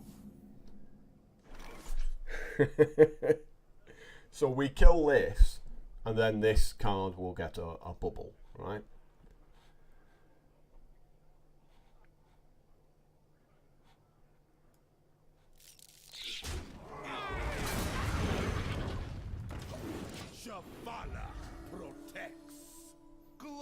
To the Sindora. Wow, that's going to be a filthy combo, if ever there was one.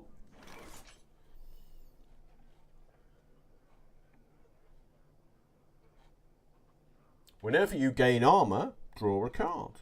This will give me armor. Now there's a decent combo.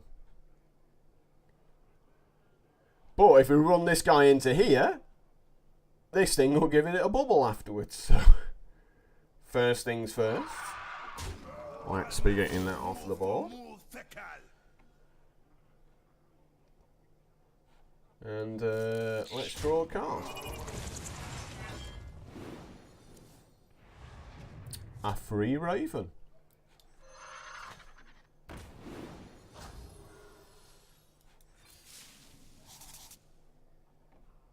Do we wish to have another card?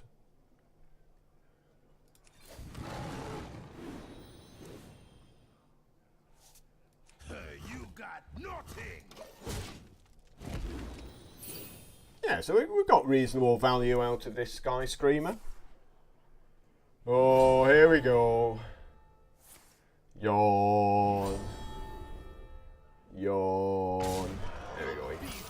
He's taking my big guy out. He knows what's what.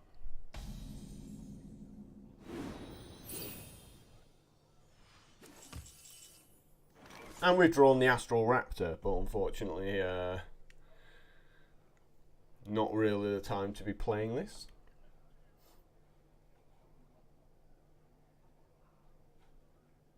Power takes many forms.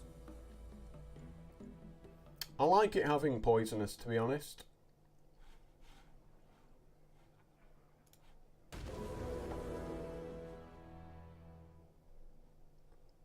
Let's make a random tree dude and discover a spell.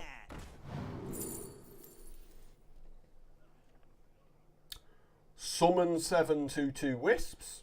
Will give your minions +2/+2. Okay, that seems reasonable. Summon a 1/1 wisp for each card in your hand. Well, that's going to do much the same.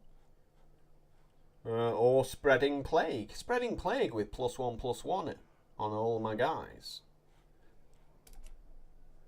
I mean, he needs to make some minions first before that really does something. But he's got a hero ability that will certainly provide that. So, yeah, let's go with the Spreading Plague.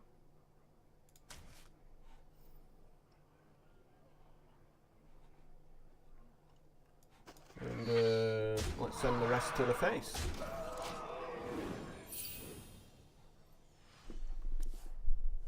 A good defense is a great turtle.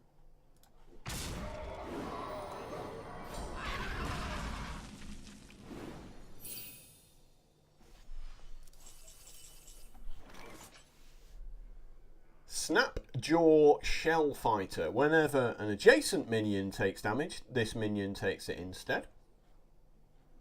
That makes it particularly awkward for this guy. But we can clean that out. Swipe. So if we swipe this for 4, then the 1 damage that goes to this gets redirected as well.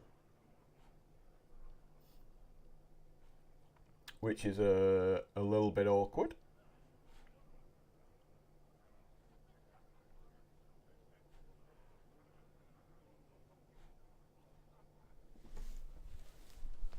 So we could run the 2/2 into the 3/4 and then summon the raptor afterwards to finish this off and get the overkill. And then we can run the 2/3 and the 3/3 into the 8/7 and then use that same raptor to get the overkill again. Like, this card Astral Raptor in this particular deck is pretty ridiculous.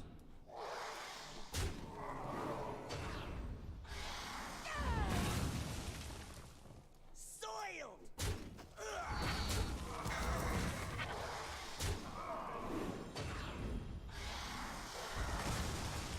And then I'm just going to add more trees to my hand.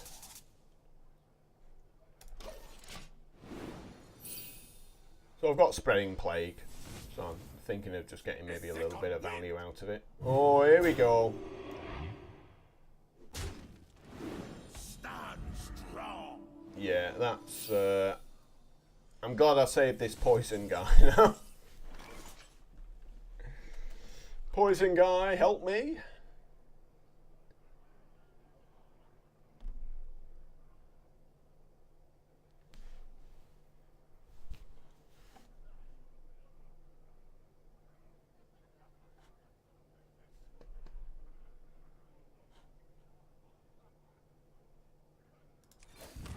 You got nothing!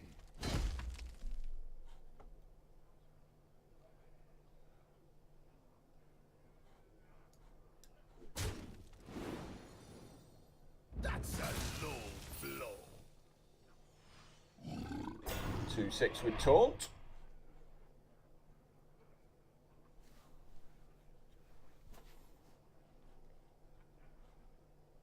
Guess we go with the living mana, right? Or we could swipe this guy and get the overkill again. And just carry on getting value out of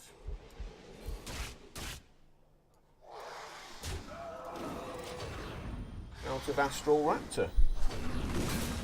I thought you were playing Constructed for a second, KVD said. No, yeah, the title on the stream should help you out there. God, what a horrible thought, playing Constructed. Yeah, could you imagine me playing trees in Constructed format? I don't think that would end well. All these trees.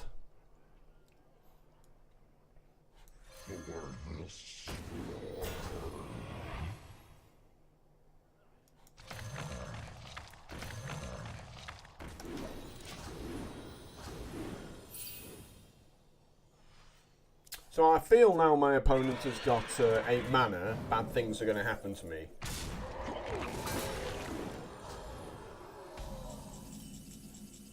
Yeah, that felt pretty bad.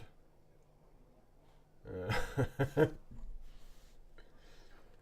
it did feel pretty bad.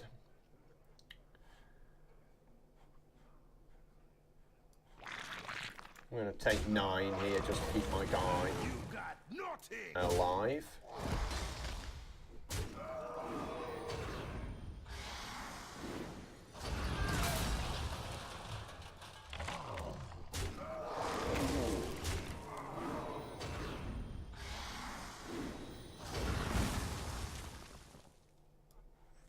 A fight?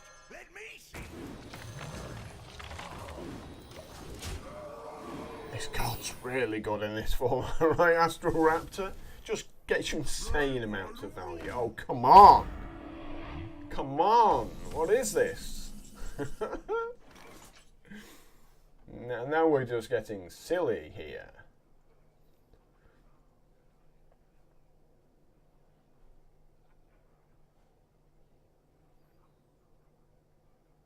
This is getting very silly now. Because it's going to get... Each time I attack it and don't kill it, it's going to get a bubble. Why? Why are you doing this to me? And I've got a horrible feeling he's going to Might do a dino size or something ridiculous on it in a turn as well. Oh, wow. Now when you transform minions, they still have to wait a turn before they can attack, right? You got nothing.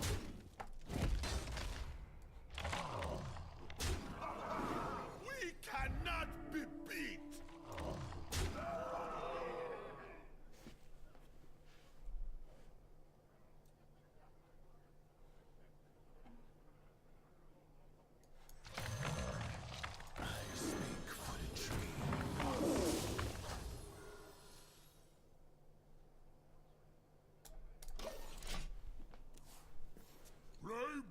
Of course, another one. Yes.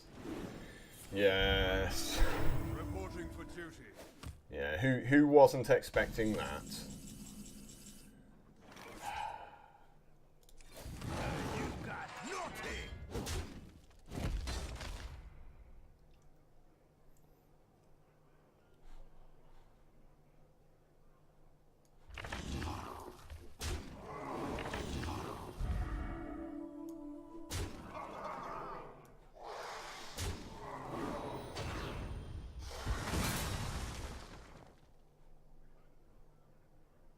Was there no overkill there?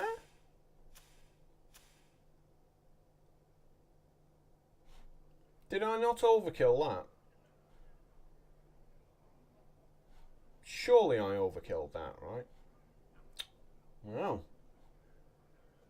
Apparently not. Oh, did he gain a bubble? Was yeah. No? Okay. Oh. A little bit puzzling, that one.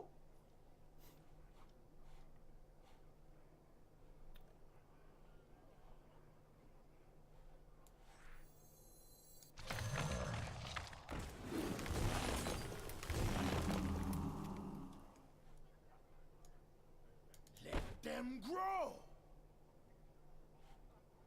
Let them grow.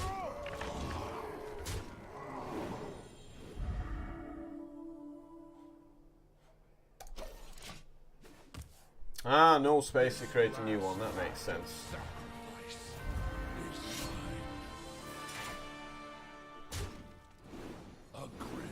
After a friendly minion loses Divine Shield, gain +1 attack. So he's got his combo rolling now, hasn't he?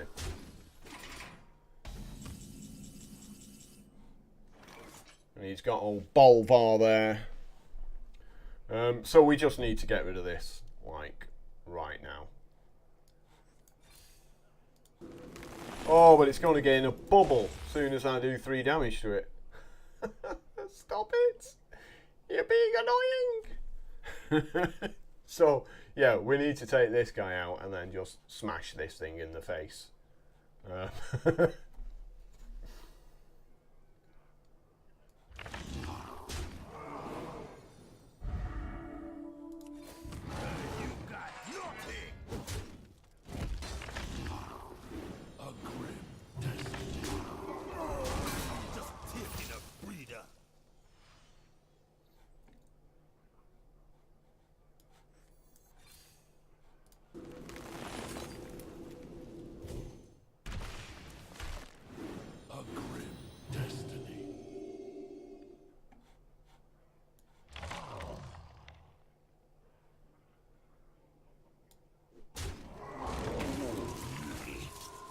So this is going to be the same. It won't be able to create a copy if I overkill it.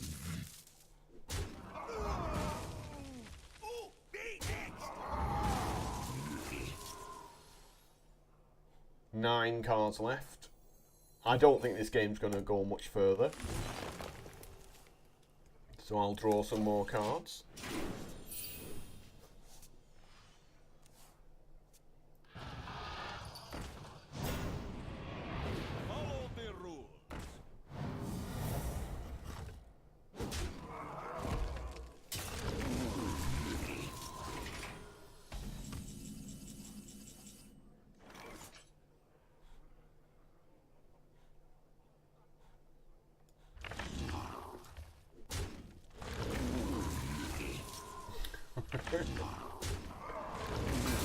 Loads of trions.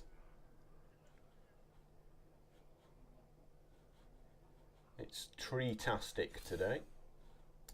I think we've hit that stage of the game where we're just going to try and end it. You got nothing.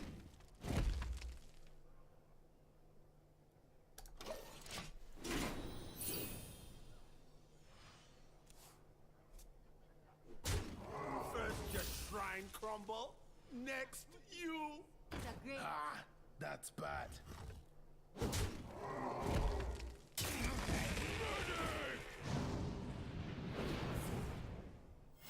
Reporting for duty.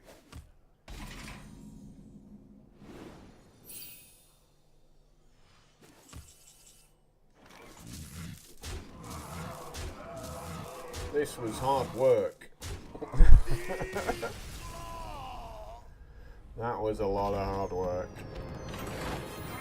Very annoying person. Your shrine grows in power. You gonna need it. Okay, so this is my shrine. After you summon a minion, give it +1/+1. And the shrine is now either gonna have Death Rattle, destroy all enemy shrine. Ooh, okay. I like it. I like it. Yeah. Favor of the gods. Minions adjacent to your shrines have taunt.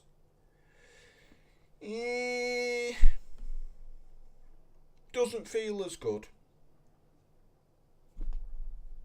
I mean, I can understand protecting the shrine, but it doesn't feel broken. You know, when you look at an ability, you go, "Oh, that's ridiculous." That I'm not feeling the love. And then we have Everlasting Devotion. Passive. Start the game with a copy of your shrine, so it uses up an extra slot on the battlefield. Or so do you start with 2 shrines in play, or do you start with a shrine in play and a shrine in your hand? Because if it starts in play, the first minion you play is going to get +2/+2. So that turns your deck into quite an aggressive, and it turns cards like Arena Patron and Astral Raptor into quite ridiculous cards. And then maybe when the shrines come back into play, like, if the shrines come back into play at different times, they're going to buff each other up as well. Because I assume that the same shrine rules still apply to the copies. Like when you kill it, it just goes dormant for 3 turns. So Everlasting Devotion in this kind of deck is good, right? Oh, so we're getting another Living Roots potentially. This is obviously absolute garbage. Natural defense, we don't need that. So it's a choice between Wrath and double Fate Spinner, or Living Roots making 2 Saprolings on turn 1 that are both going to be 3/3s. Seems strong. Naturalize, which will help us out against those kind of decks where they're making a 2/12. And a Zordrate, which is just a dude. It just feels like we just take this. So hopefully this works the way I've said, and we get some good cards. Hopefully we start with 2 shrines in play, right? Ricard! Or do we get a copy in our hands? We shall soon find out. I will fight if I must, and I will triumph. Because the shrine only costs 1 mana anyway.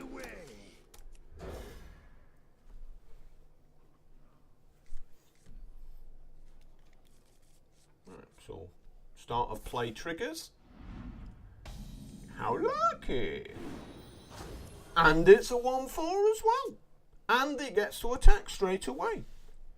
Seems a bit foolish. Your death rattles, opponent's shrine, your death rattles trigger an additional 2 times. Yeah, so he's going to be playing like draw cards and stuff like that.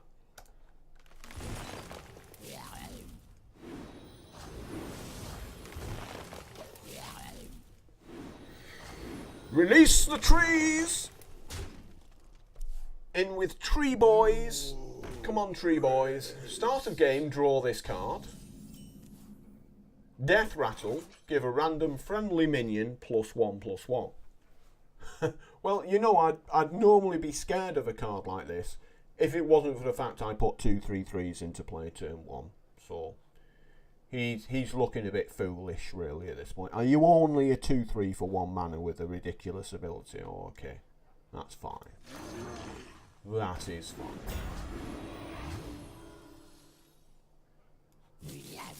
Yeah, you die, and then you die, and your card does nothing.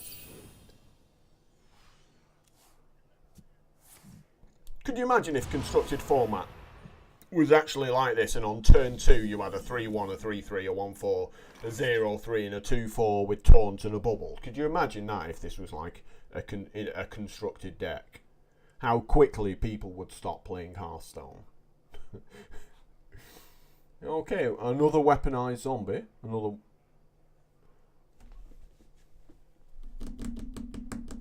One mana for it, but it's only a 1/1. So, what have I missed it? Oh, he's summoned a copy, hasn't he? From yeah, he's played Twilight's Call. It helps when I don't pay attention to what. Yeah, that's heal lock. Yeah, if everyone's doing crazy stuff, then it's balanced. Well, the idea is to do crazier stuff than our opponent's crazy stuff. But we're just going to smoke. So get your smoke emotes ready, right? But I definitely want to kill this 1/1 like as much as possible. And then we're just going to smoke.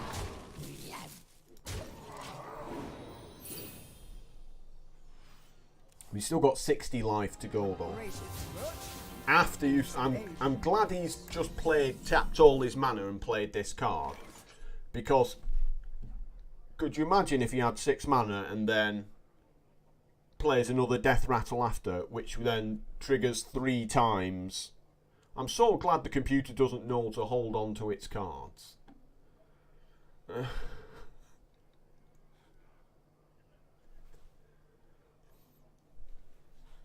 I guess we save the swipe. And again, just keep his board clear.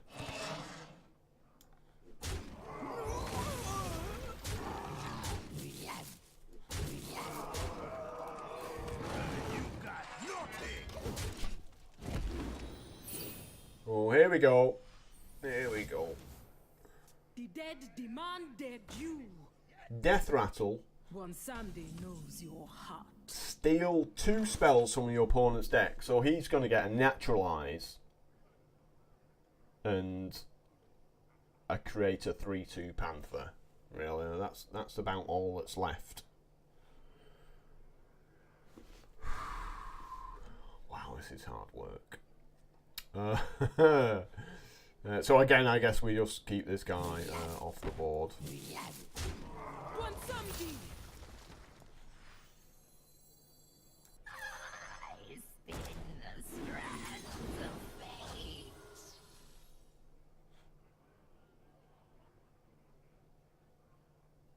Is this going to be a problem if we keep it around?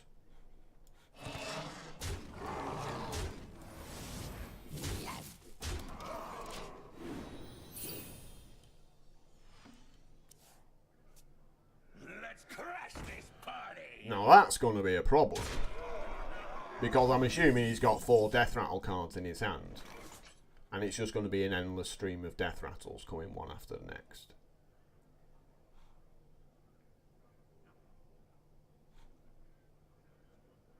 So one way to prevent that is just to buff this guy up. Like, if it never dies, it never gets to do its Death Rattle. That's the logic.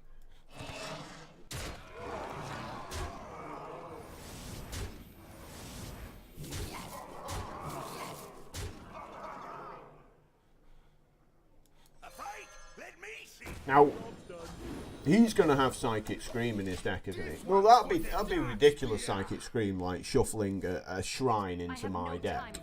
They couldn't possibly put Psychic Scream in this format.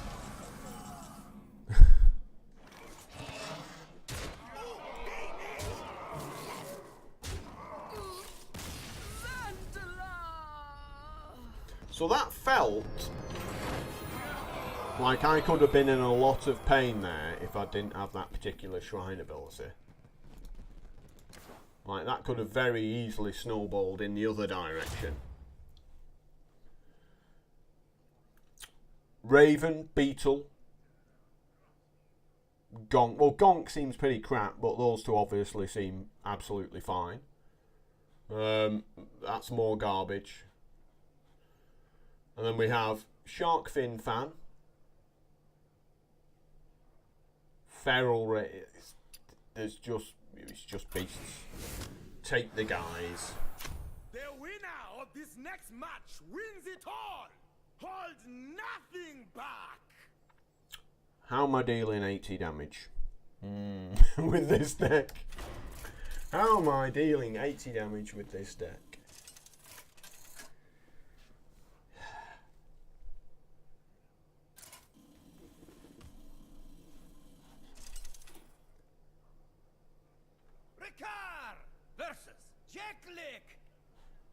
Tonight, Hyric drinks. I am a champion.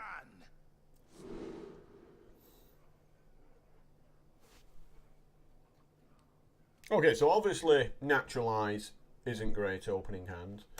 Neither's Living Mana, and Dendrologist. We just want one of our 1-drops, don't we? So we've got basically a bad opening hand here.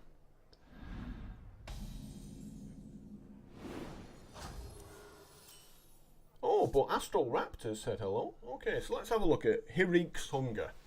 Shrine.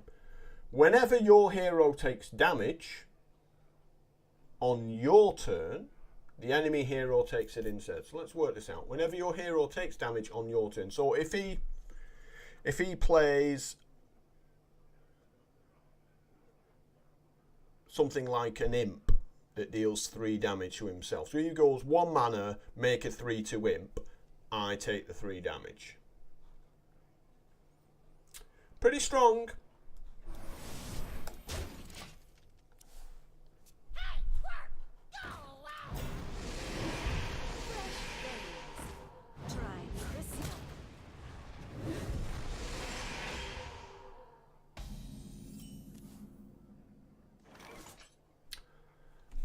I'm feeling a Naturalize on this already, you know. Or do we want to make a 4/5? Thing is, this Raptor, if these are still around next turn, well, one of them it will be. This Raptor's gonna clear the board. It's gonna be a 4/4. That 2/4 is gonna have 1 damage dealt to it off Gonk's mark. Because this is a 1/4, this is going to attack here. And then the Raptor's going to go in and clean shop. But this Hunger is still going to be around. But at the same time as that, I still need the board. What's the point of killing the Hunger if we're just giving him loads of cards as a result?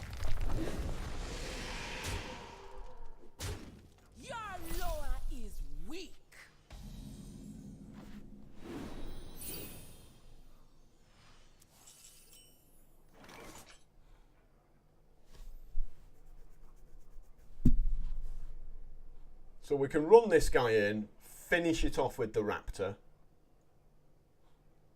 Run the 4-5 into the 0-7.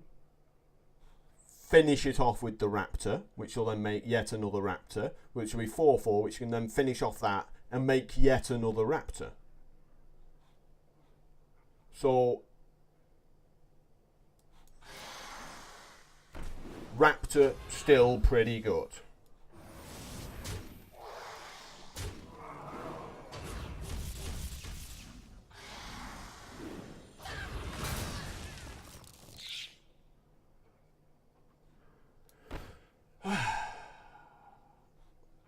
Do we finish off the 5-6 instead and let him have this Hungerer for a turn?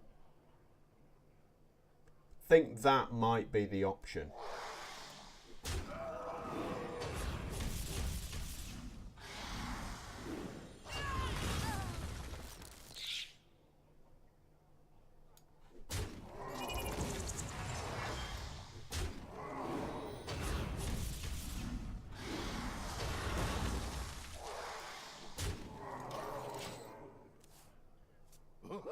Where does it hurt? I'm not happy. I'm not happy at all at that. That was rude. 3 damage to all my guys. Disgraceful, that is.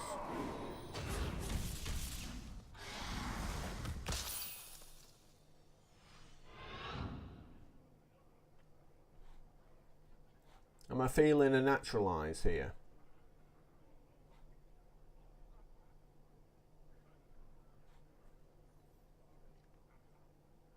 No.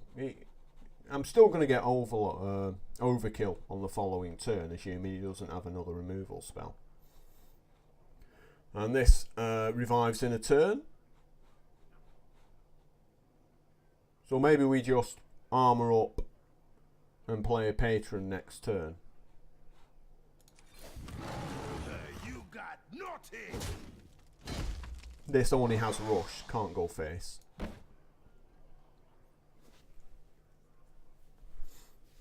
Or do we just play a wax elemental chump?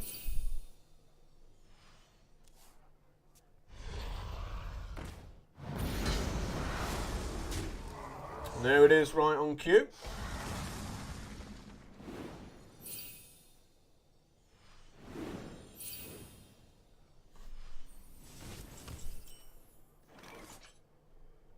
I don't have any trees, unfortunately.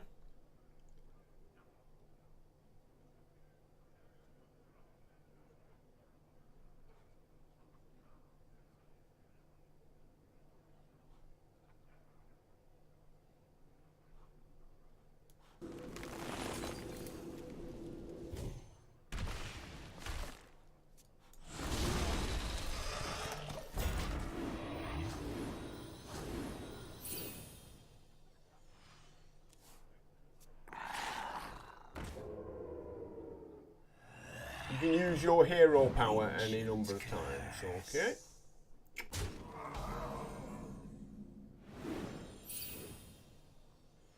Yeah, dealing me damage each time if the hunger's in play, which it will be next turn. And it's got stealth. So the following turn I'm basically taking 8 damage and he's drawing 4 cards. Feels nasty.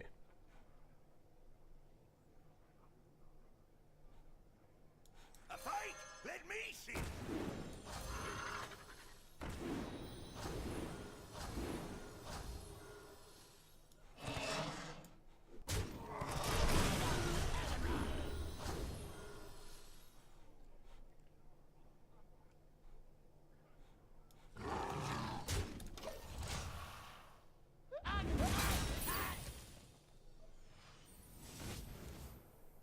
Blood for blood.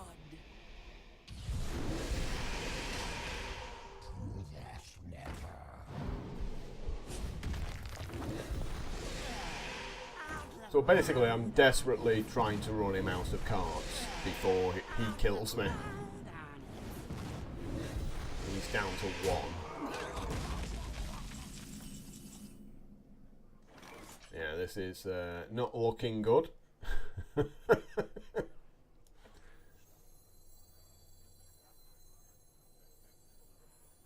That shrine is ridiculous. Fate Spinner deal 3 damage to everything. It's problem next turn is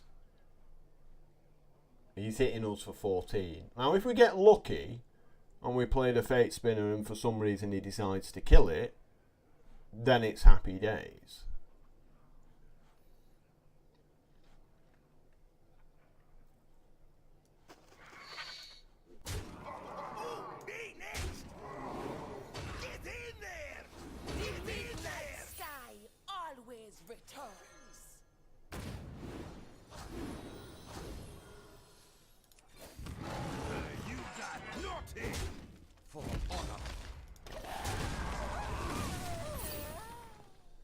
It is a hard final boss. Yeah, of course another Dread Infernal. What else is it going to be? He's very good at drawing exactly what he needs each time, isn't he, this guy?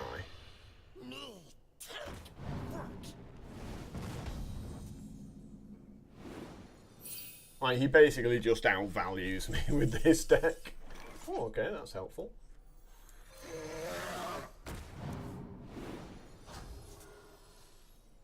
I think we play that next turn.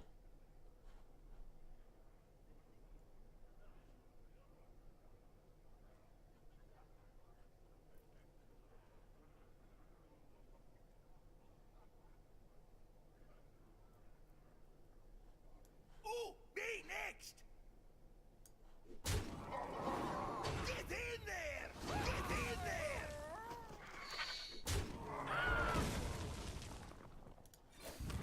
You got nothing!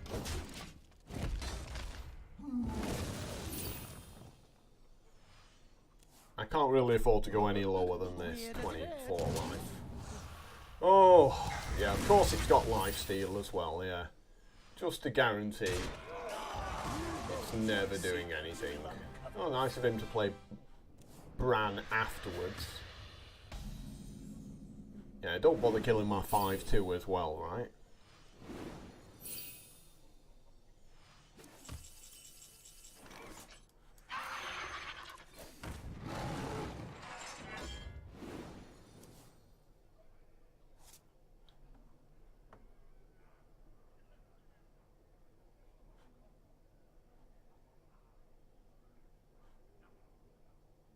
Like, I have to kill the 6-2. I can't leave it around.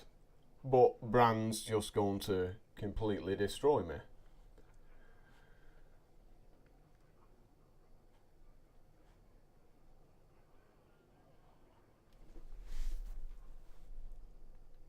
Yeah, there's no way back into this game for me. I'm not feeling it.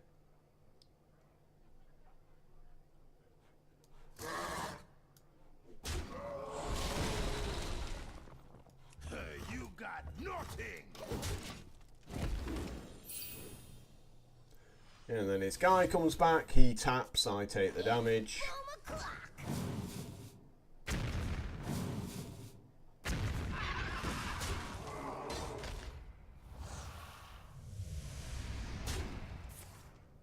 I'm not quite sure what I'm meant to beat this deck with as well. I'm trying to work out what collection of cards could possibly beat this deck.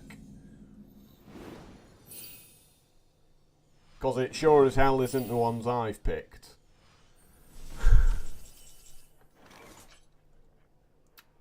Yeah, so I'm dead anyway. 11 life.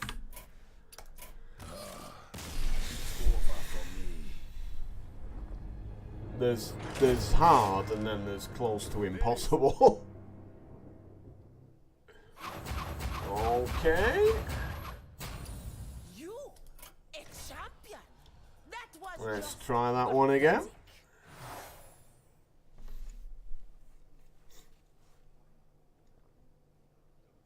So we've got Mage, Shaman, and that Warlock we just played against. Janelize Progeny. Whenever you freeze a character, put a Frostfire into your hand. I'm assuming Frostfire freezes and deals damage. Good old Cragwar there. Your spells cost 2 less.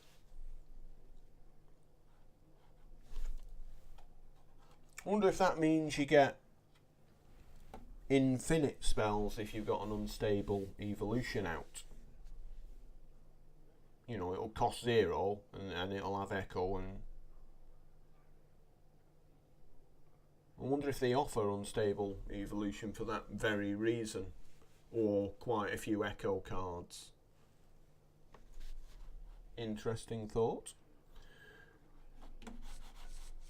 And then we have Hirik's Hunger again, as we're already aware. You basically tap and your opponent takes damage. Well, we'll try the Warlock deck. I'm assuming it's got Flame Imps in. Yeah, there we go. It's got a Flame Imp right there.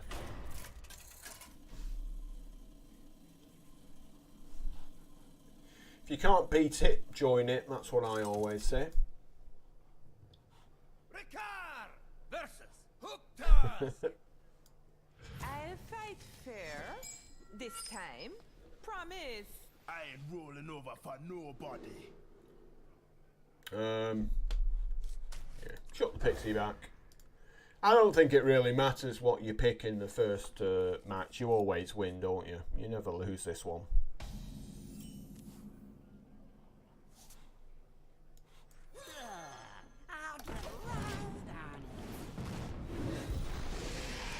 Lol, take 3.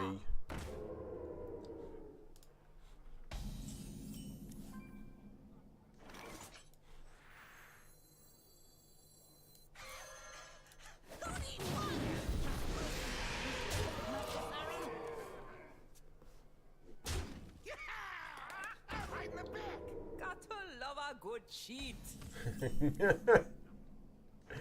You must know me, gotta love a good cheat, yeah.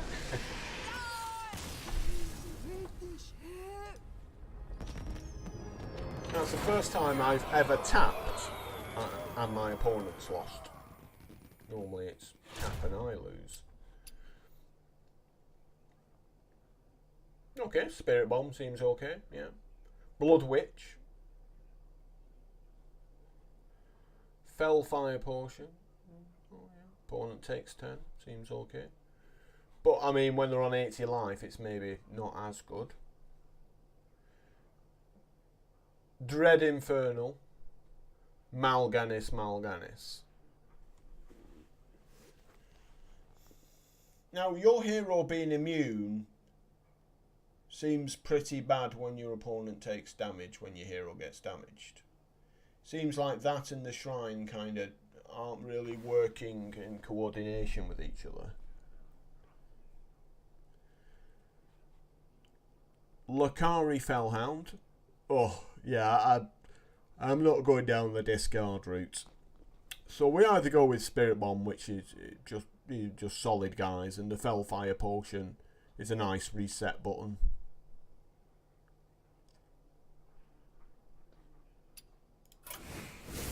So yeah, let's take Blood, see where it gets us. You would hope by the 9th turn you've played all your self-damage cards, or your lower has been killed. Yeah, but your lower comes back though every 3 turns, though, doesn't it? So. Versus Zentimo. Go. And how, I'm just thinking how abusive is a card that costs 9 mana in a format where you can do some really abusive things. Your lower, your shrine comes back every 3 turns, doesn't it? So it's always going to make you immune again.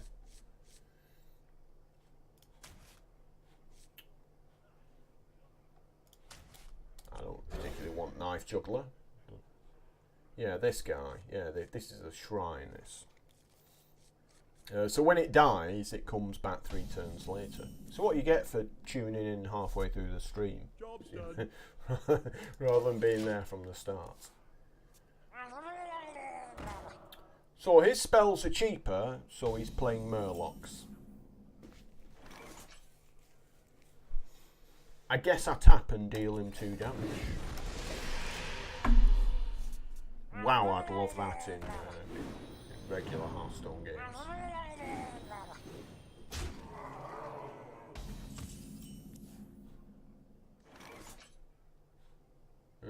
I guess you're getting spirit bombed, right?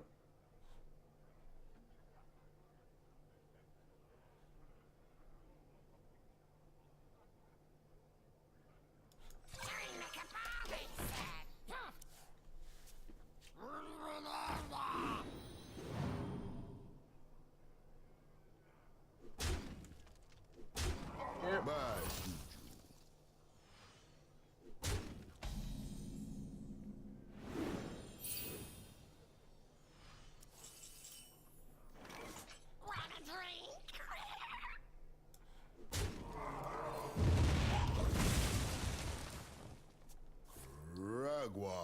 There it is, good old Reign of Toads.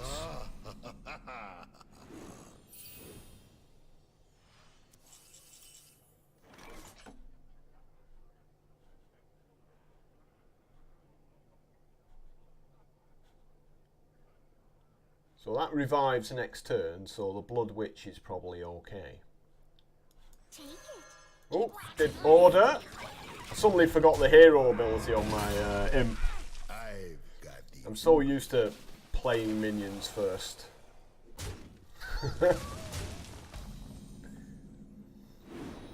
Okay, so he wakes up, and then we can. So basically, our opponent is on 9 life at this point now.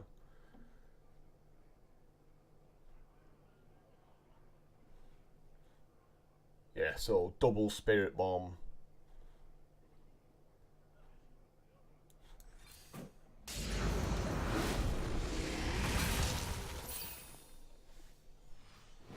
And the life tap next turn kills him. Unless he lightning bolts my guy. Toy God.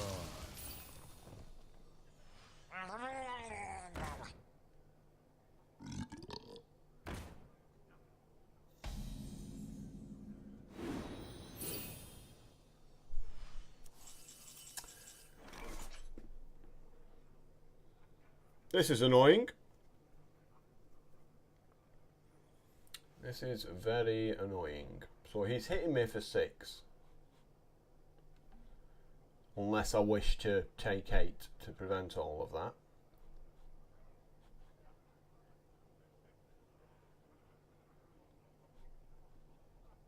Put this apple on your head. I am not a morning person.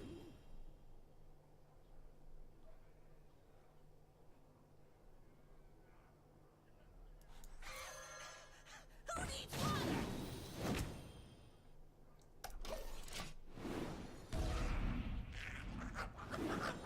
Hey! There we go, a bit of luck.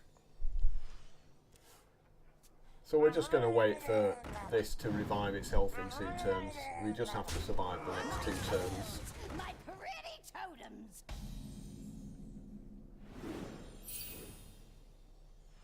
I'm running out of cards.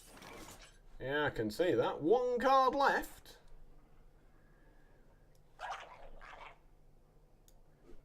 Let me help. Let the dark in. Take it. It's tasty. These mortals need.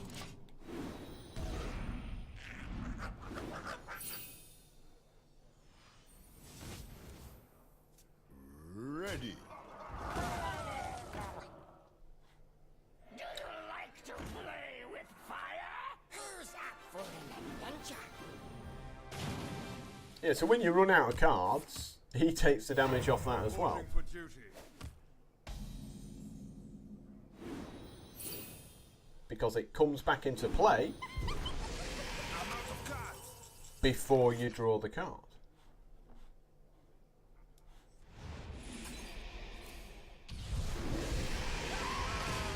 Yeah, because if I tap here, he takes a 1.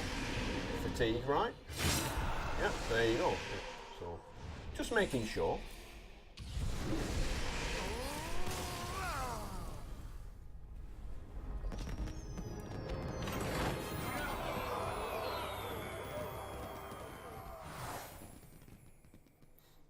Okay, Ravenous Familiar, 2 mana for a 3/4. Rush. Overkill, discard the lowest cost. No, well, yeah. Anything that says discard, we'll not be looking at that.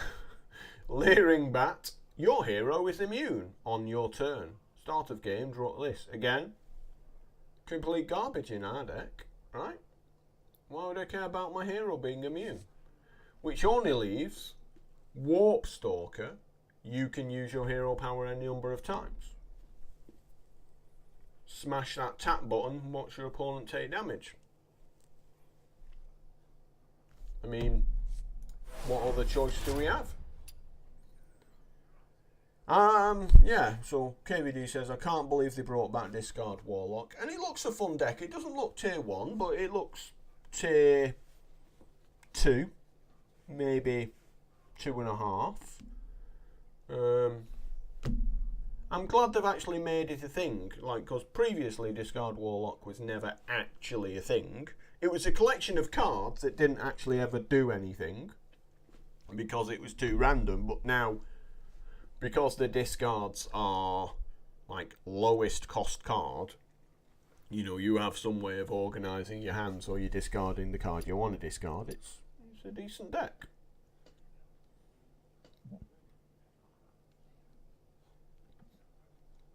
Okay, so over here we've got Felsoul Inquisitor, does nothing.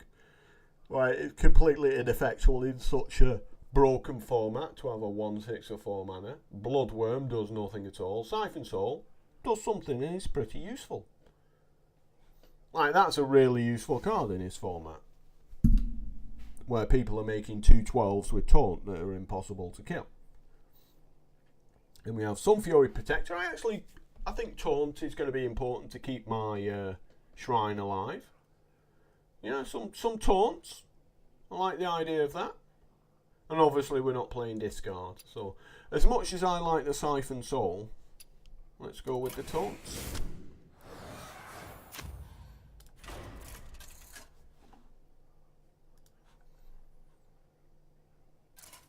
Oh, it had to think about it then. It wasn't sure if it was going to do something.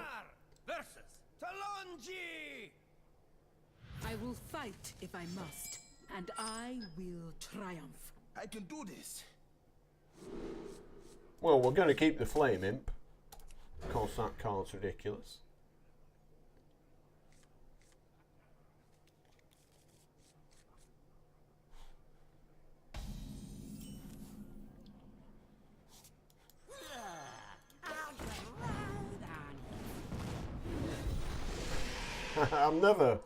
I'm never going to get old, bored of doing that turn 1. That was not fair. I thought my card was unfair. Turns out my opponent's Circle of Healing was even more unfair. Wow. 0 mana, 4 damage to all my opponent's minions. I guess I'm tapping here, really. Let me show you the other side. From life to death.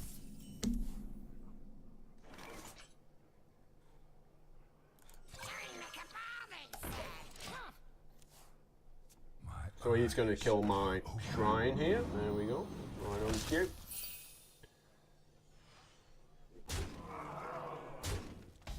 But I'm just going to go to his face as well, really.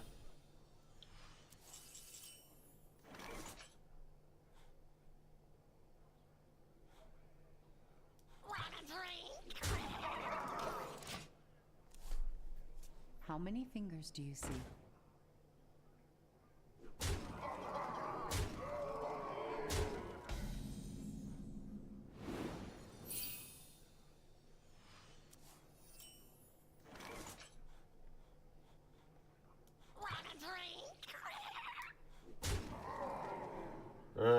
then we Fellfire Potion next turn. Assuming we're still alive. Oh dear. That's annoying.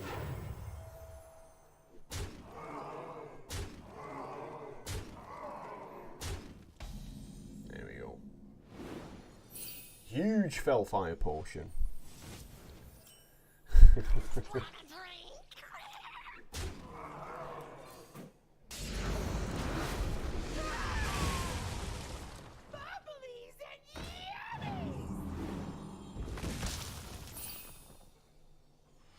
He's killed my guy again. Wow, and that goes face as well.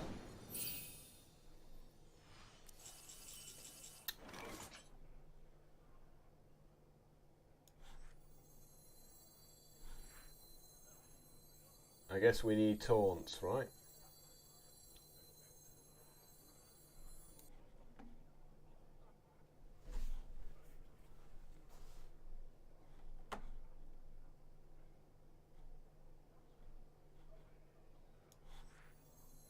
Yeah, so if I play that and then this, he pings the nut 1-2 out of the way, 4 to the face puts me to 1. Doesn't really achieve a whole lot. He's on 5 though as well. Imp Master's annoying for him, surely. Put this apple on your head. I am not a morning person. Shields up.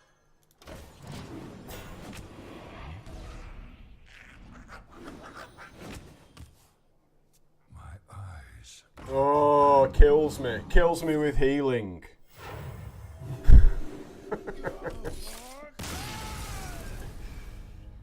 Yeah, my shrine never lived long enough to do unfair things to him there. That seems like a bad matchup for me, that one. Okay, I refuse to play that priest deck as well. Like, it's been the bane of my existence, but I just hate priests. So I'm not going there. After you cast a spell, put a random hunter secret into the battlefield. So, spell hunter then. Okay, yeah, we'll go spell hunter.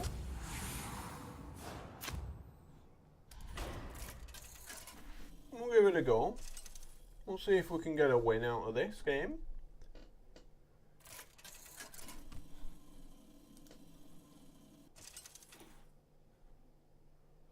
Ricard versus Loti.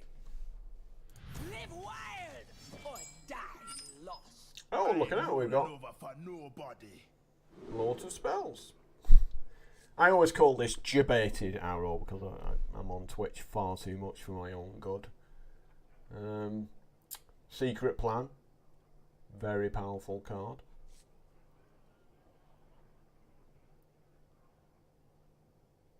I'm going to keep them. They're all good cards.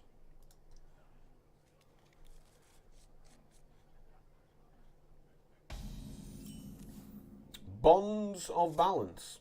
At the end of your turn, gain attack equal to your hero's attack. Okay. I guess we'll take a Wandering Monster then, that seems good. And I'm assuming that the secret you get won't be a secret that you've already... It can't give a duplicate secret to one that's already on the board. Power grows.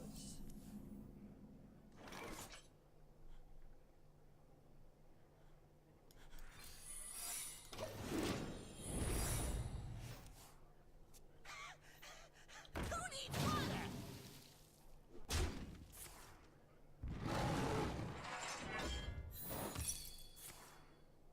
Oh! Taking 5. For Gong's glory. Yeah, it's definitely worth Hunter's marking this thing. Yeah, so we have to make sure, like, we should probably play the secret first. Play the explosive trap first, just in case, because if I play Hunter's Mark first, there's a chance I summon an explosive trap and then I can't play this card. Which would be bad, right? Christmas tree.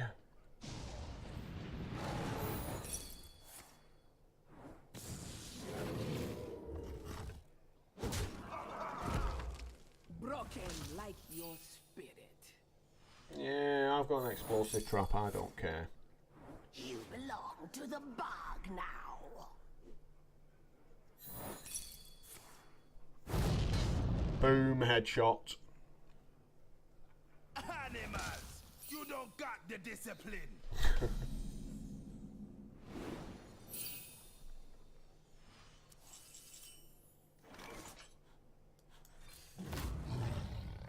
Drain away.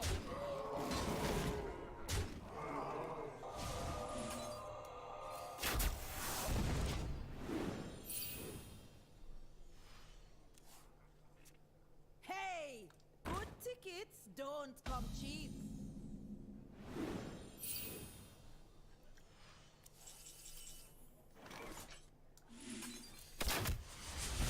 And it's got overkill.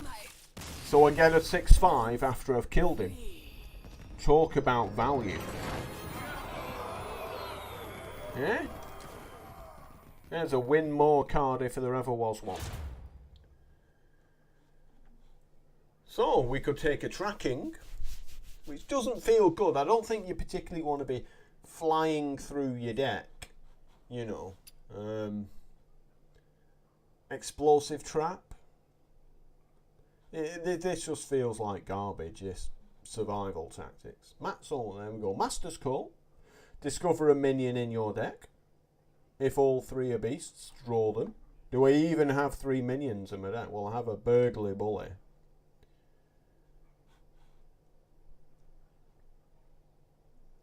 So I've got 1 minion in my deck.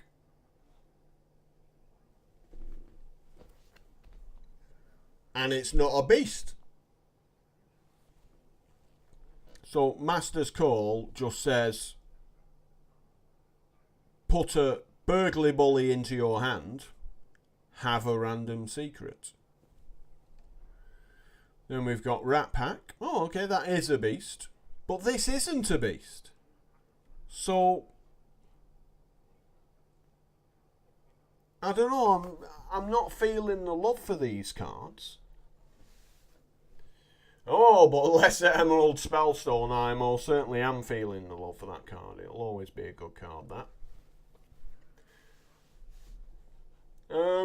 I'm not sure how useful secrets will be in the later game. But given how garbage both of these are, I don't think we have a choice. I think it's like the best option from a load of terrible cards.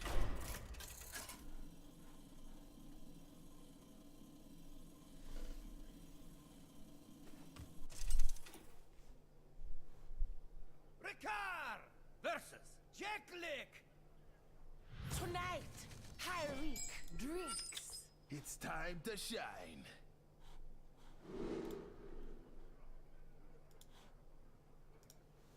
So let's catch up on the old chat here.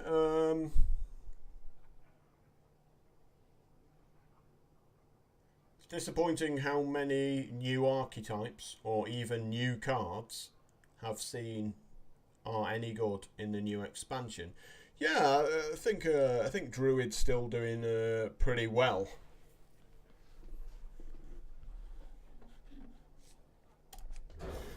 I'm just gonna keep them. I'll just keep these cards. Seems good. I don't think we're going to see much change until certain cards rotate out of the format.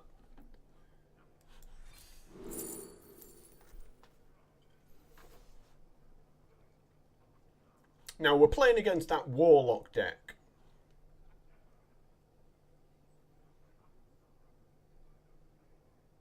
I guess we go freezing trap, but I'm not particularly happy about it.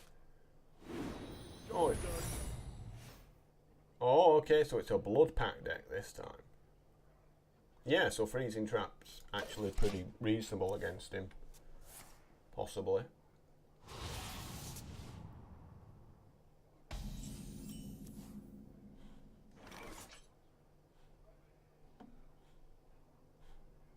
Hunter's mark on this.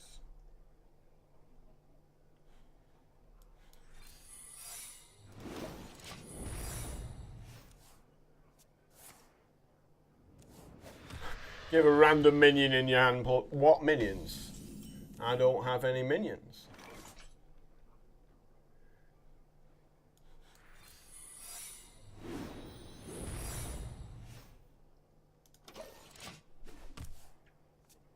Why do you call? Sniped.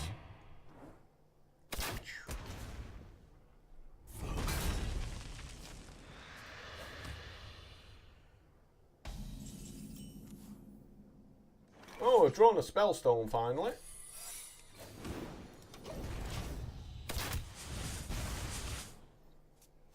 From the void I come.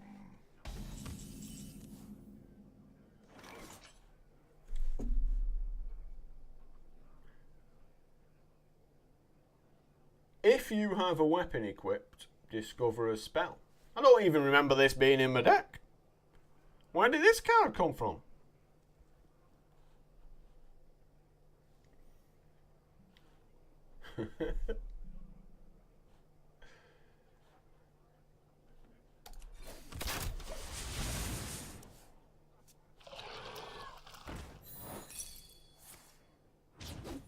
Hey, look at that value there.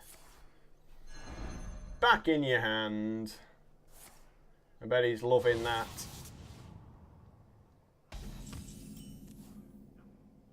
Burgly Bully. Come on. Get those coins going.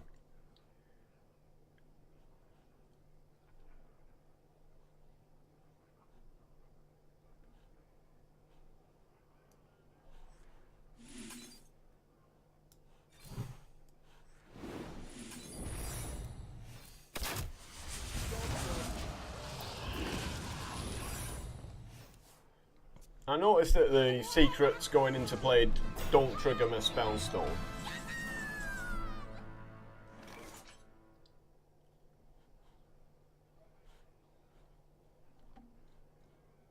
I actually have to physically play the secret for it to trigger.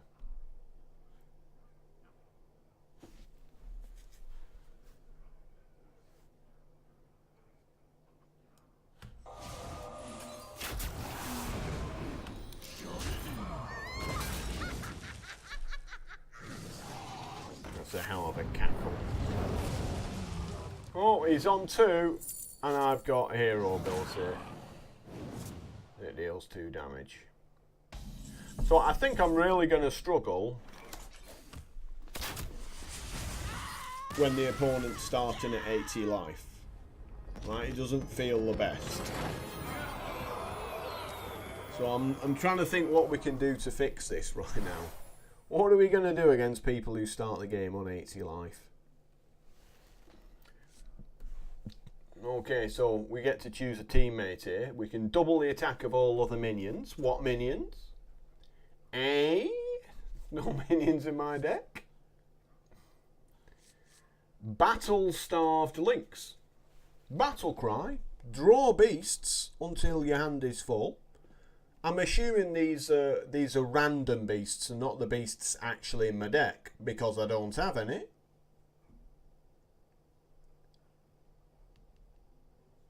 And we have Rabid Soralisk.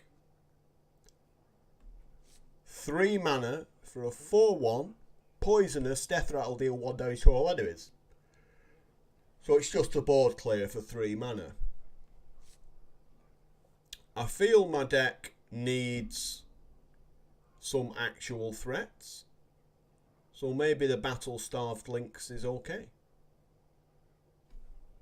I mean, I like the fact that the Soralisk just sweeps the board away. but I feel like I need to be beating up my opponent at some point.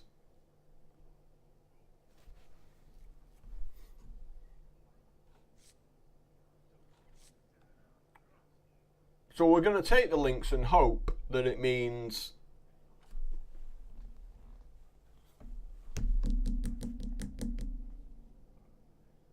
it's random cards that I'm drawing. And it's not beasts out of my deck that I'm drawing. Well, we'll soon find out, right? Okay. Double Dynamancy. In my deck of no beasts. And Untamed Beastmaster. Whenever you draw a beast, give it +2/+2. We have Survival Tactics of Carrion Drake. If a minion died this turn, it gains poisonous, yeah. Sludge Belcher, which is fine, it's a Sludge Belcher. Crushing Walls, which feels like it could do really good things.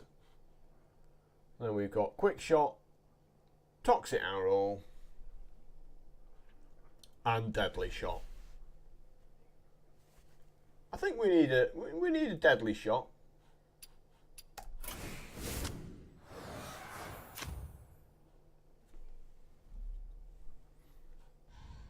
Oh, here's the priest again.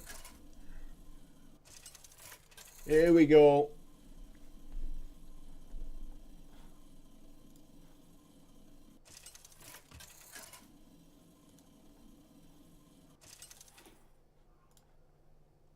Prekar versus Talonji!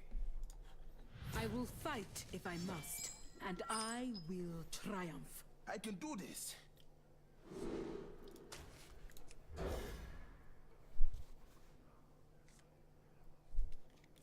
I can do this. I'm not sure you can do this.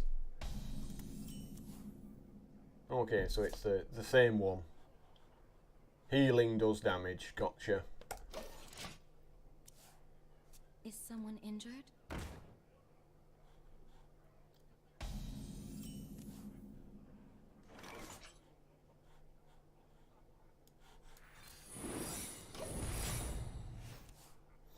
Is someone injured? Sniped.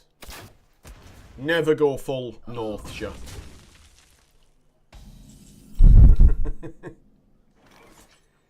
Everyone should know that by now. Don't go full Northshire.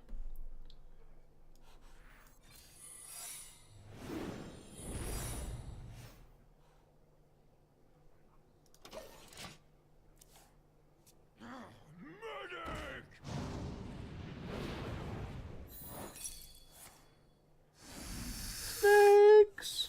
Snickety snakes!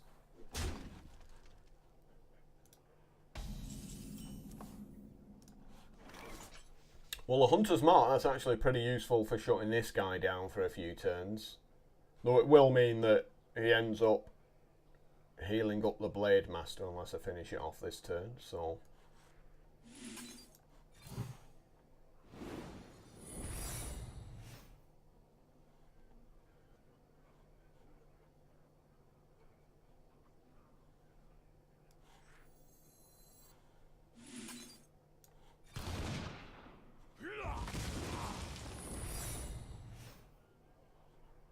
Another snipe. I suppose snipe's pretty good at keeping our opponent shut down, right?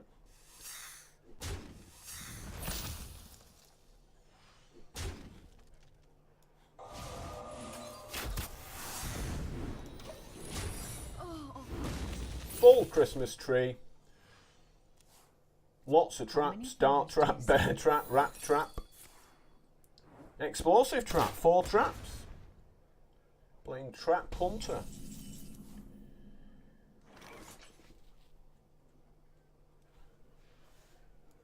Burglary Bully. I guess Burglary Bully is pretty good. This priest seems to be somewhat full of spells.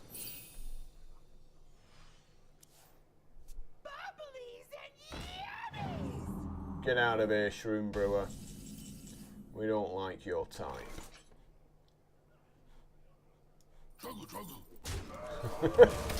Never heard that sound effect before. I'm immediately drawn to it. That was funny. Did he say chugga chugga? Is that what he said? I'll have to listen closely next time. Just a pinch of liquor. Yawn! Why are you playing circular healing afterwards? I don't understand.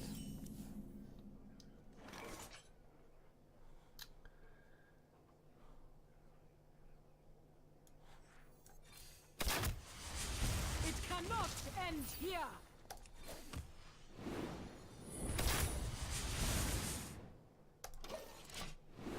5 secrets. Awaken, my children. Okay, this is going to get awkward quite fast. Like, is this not just the most useless card you've ever seen, Blood Scalp Strategist? Congratulations, your deck does nothing.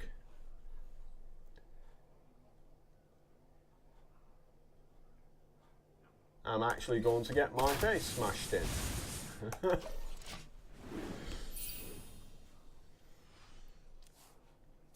Awaken, my children. I'm definitely getting my face smashed in at this point. Double Night Scale Matriarch. You got 1 healing. Lol. I have 1,000,000 dragons. Yeah, of course you go face when I really want you to hit something else. Of course you go face.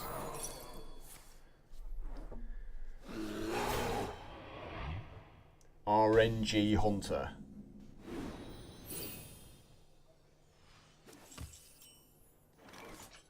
Well, there's Debated Arrow again.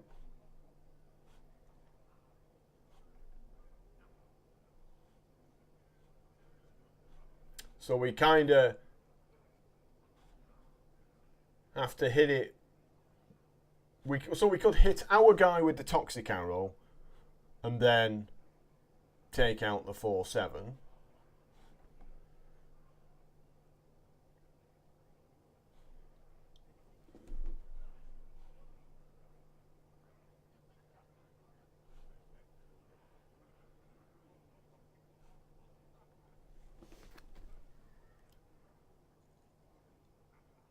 But then the other one just smashes us in the face anyway. And starts summoning 1,000,000 dragons that we just can't deal with. But what else can we do?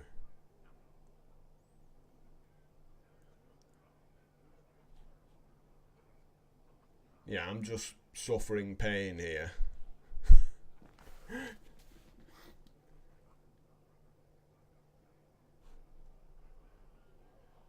I mean, can we just go to his face and hope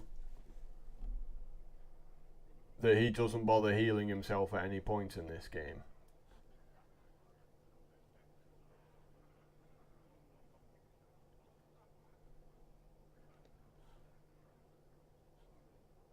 Maybe that's the only play.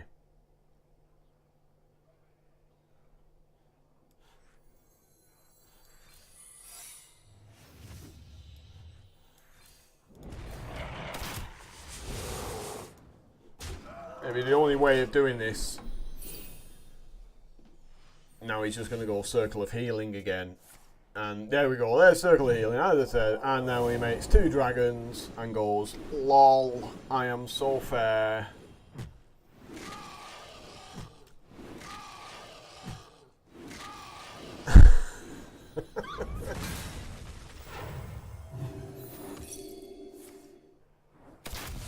Dart Trap. Hey, look, it's actually killed something. Oh, and of course, yeah, let's just heal for 5 as well.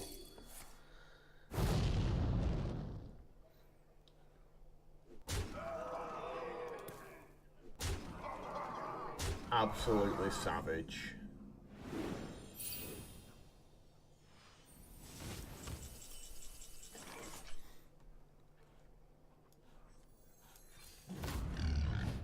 Oh, at least I got a hopper.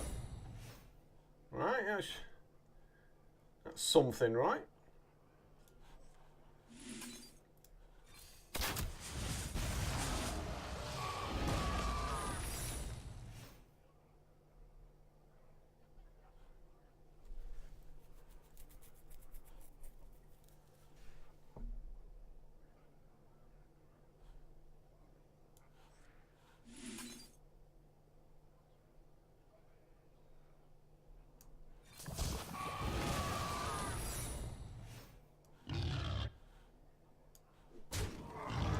Yeah, he's just healing up and making far too many dragons. Yep, 2 more dragons. These seem completely unfair. Like my deck with absolutely no way of dealing with them. Okay, I've got a way to deal with them.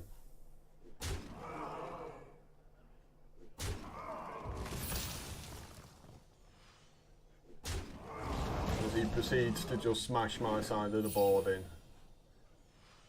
Blood Scalp Strategist still doing absolutely nothing. Okay, so now we're going to find out whether Battle-Starved Lynx actually just summons random beasts. No, it actually just does take the beasts out of my deck. So it's actually a terrible card. I suspected it worked that way. Yeah, it's actually just complete garbage. And my opponent continues to do ridiculously. Like, this part of the card, healing enemies damage, it's been mostly irrelevant. Because he's just been healing these dudes up that I can't deal with.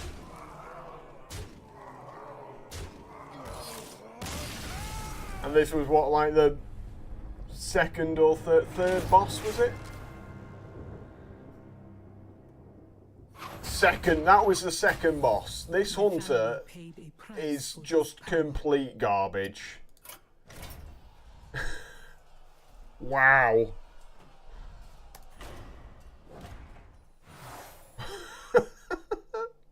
I refuse to play priest as well. I'm not going there. Let's go with mage. Let's have a look at mage. See what this one does.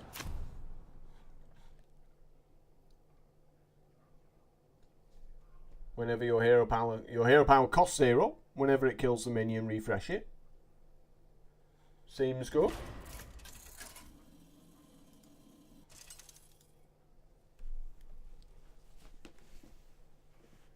There just seems to be some, well, quite a lot of really one-sided matchups.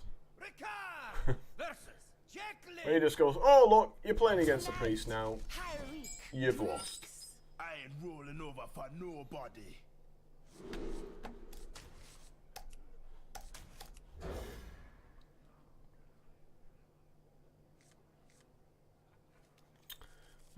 They give you lots of overpowered stuff, but the opponents aren't getting around either. Well, my hunter cards certainly weren't that overpowered.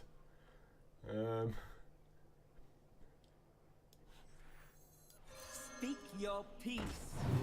Like I wasn't feeling it.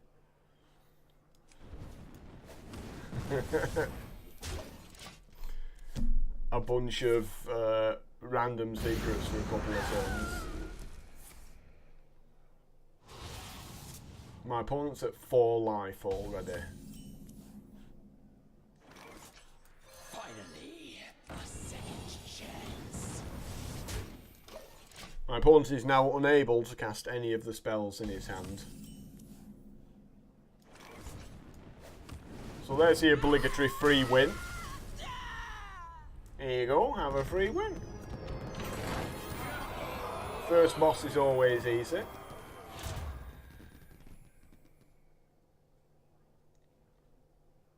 So, burn your stuff. Then we've got Antonidus, which still seems ridiculous in this format. And then we've got big cards. And then we've got freeze your stuff. So all of this deck looks particularly cheap. So I think what the deck needs is some big stuff. We'll take the big stuff. We'll see how well we can do at dodging that priest.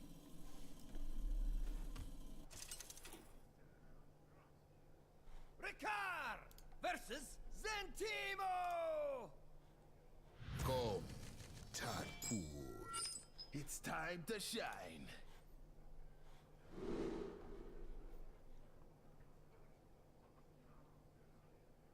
So Arcane Blast is just Arcane Blast, but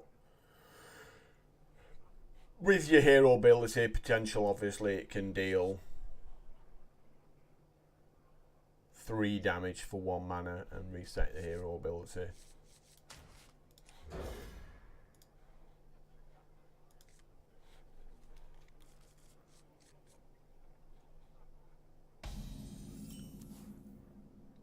Good old Kragwa.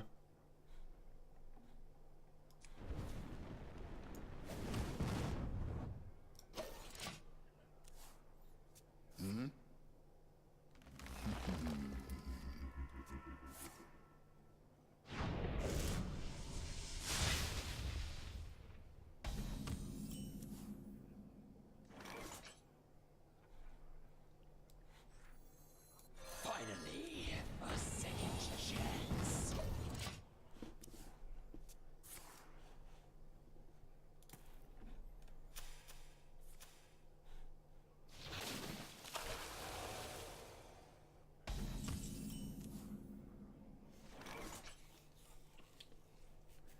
Okay, so we can now do 7 damage this turn.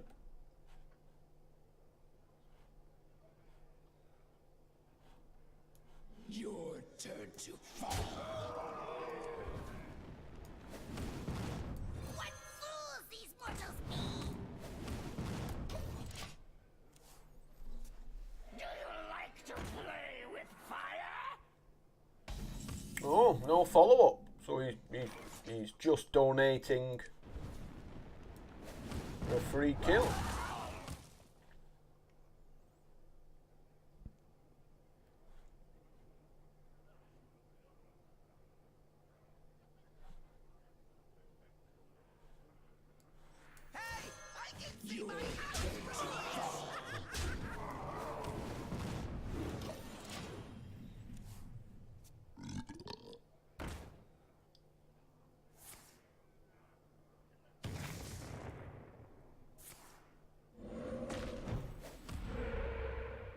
Totems seem really bad against me right now.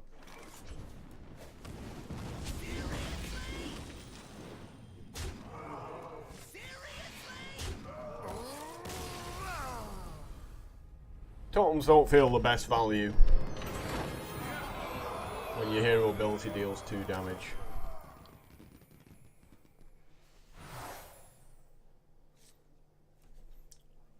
Okay, Razzle Dazzler. Fill your hand with arcane missiles. Well, that works well with Antonidus quite well, doesn't it? If you've got Antonidus in your hand, you're just like, yeah, I'll just have a handful of arcane missiles. Thanks a lot. That seems pretty good. Fan the flames. Start of game, draw it. Okay. Battle cry. Upgrade your hero power. So my hero powers gonna start at 2 damage.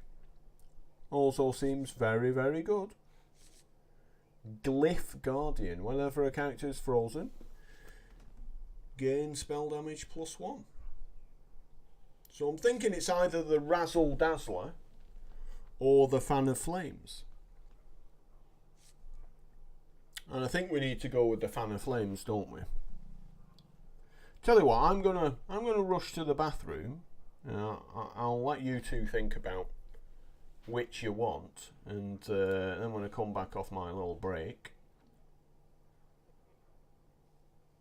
you can tell me what you think.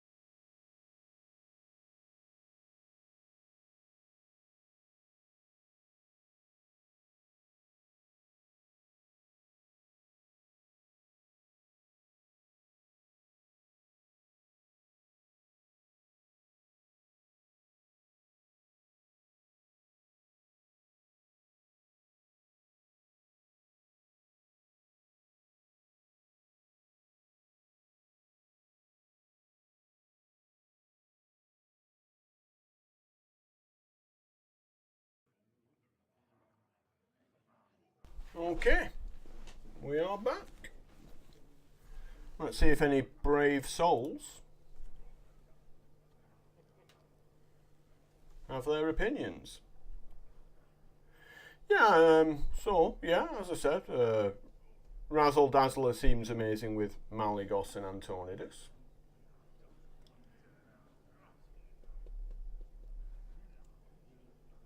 Doing 2 damage per turn in this mode doesn't say... Well, it's not per turn though, is it? Because your hero power refreshes when you kill something. So, for example, if I make Fan of Flames turn 1, and then he makes a 4/4, I can run my Fan of Flames in, and then ping it for 2 to finish it off, and that refreshes my hero power to kill something else. So fundamentally the hero power is 2 damage to everything every turn that has like 2 power or 2 toughness or less, right? So a lot of turns it's going to be doing 4 damage, possibly even 6 sometimes. Just keeps refreshing, and then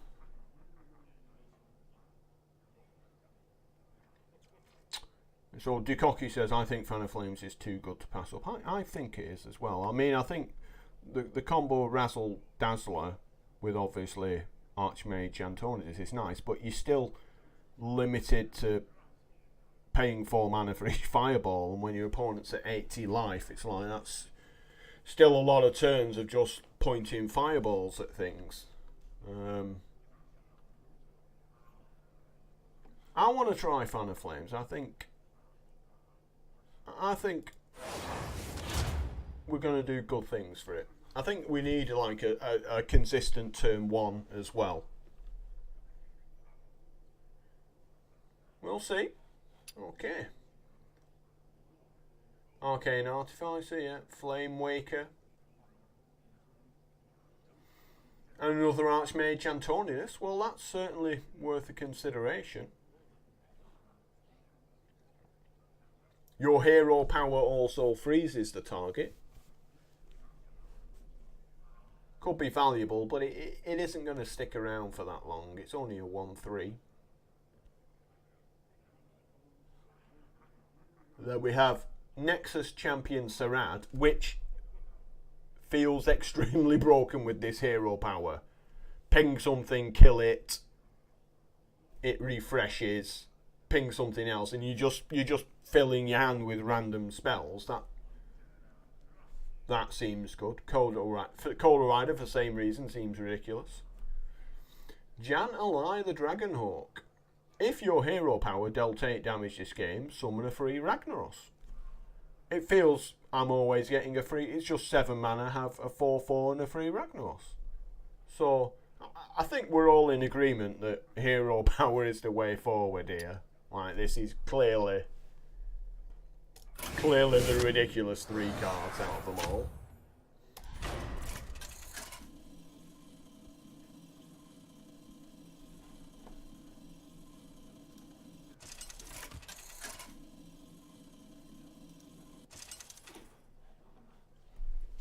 Ricard versus Zul'jin! They're gonna bury you! I can do this. Okay, Medivh's going away.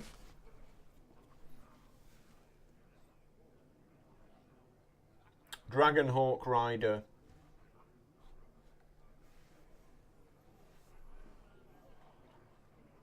I don't know, maybe we just keep it.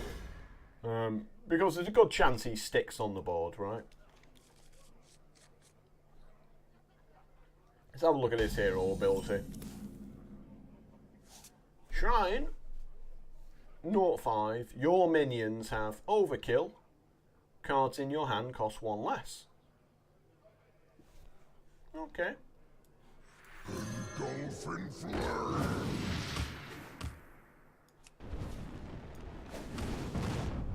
Job done. These be my brothers. Fang and Claw.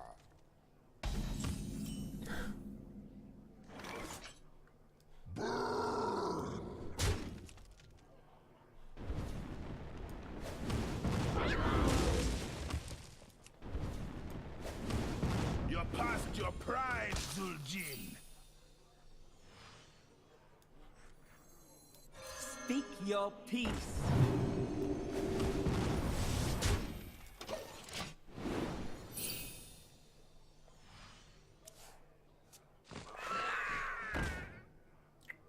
It's just one of those cards you can't kill, isn't it, Helpless Hatchling? You just feel so bad about killing this guy. You know, he's just there sitting about. He can't do anything. He's completely helpless. And then you just point some burn at his face and just go, well, there you go, that's your fault for being weak. Eat a fireball. So I kind of just want to keep him there alive, but he is a 1-1, so there is a chance he's going to have a nibble at my ankles if I don't do anything about it. Yeah, so KVD says I may have underestimated that card. Possibly so. Hey, I can see my house from here.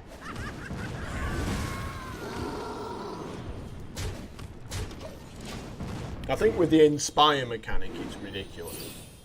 You know, this is clearly the way we want to go here. Did he get a beast?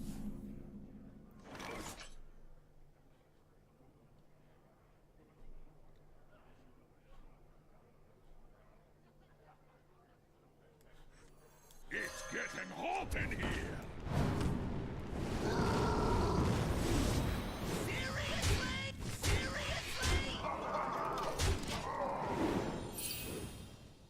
Oh, back he comes.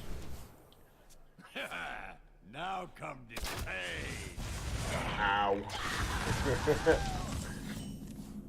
Would have liked to have kept him around. So we basically Cinderstorm and then use the hero ability to finish off whatever needs to be finished off. 2, I'm just making sure we don't have lethal here. 2, 4, 5, 6, 7.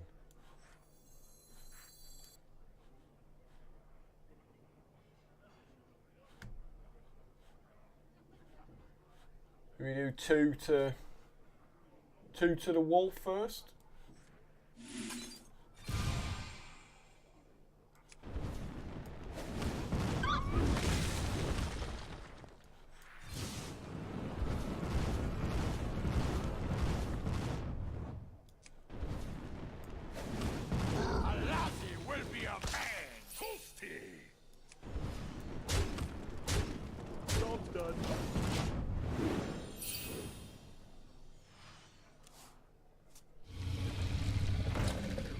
How is Boomer doing these days?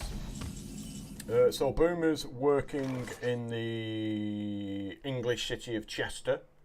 He's working for Bank of America. And he's got a very good job. Making lots of money as an accountant for Bank of America. And, you know, he pops on from time to time on the stream when he's made enough money for the day.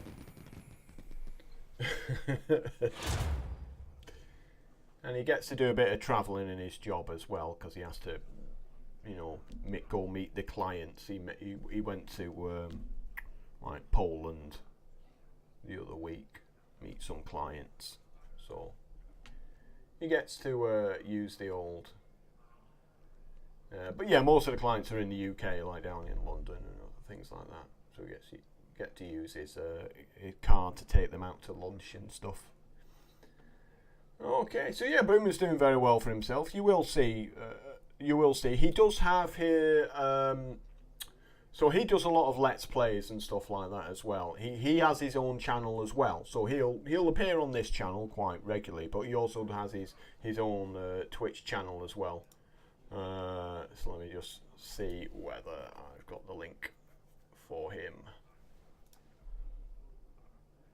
Oh, for some reason this channel isn't following that channel, but yeah, we'll get you the links if you need the links. That's no problem at all, and you will see a lot of Boomer from time to time. No, we're still very much best of friends. We haven't had a falling out or anything like that. In fact, I don't think we've ever had a falling out in the entire... It's a strange relationship. We've had known each other 15 years. And we pretty much agree on absolutely everything. You know, it's just one of those things. We're just both people who are driven by logic and common sense. So let's take a look. So we've got one Inspire mechanic there, and a Malygos, Auctioneer, and another Archmage Antonidus. And then on the other side of things, Unstable Portal, Kabbalist Tome.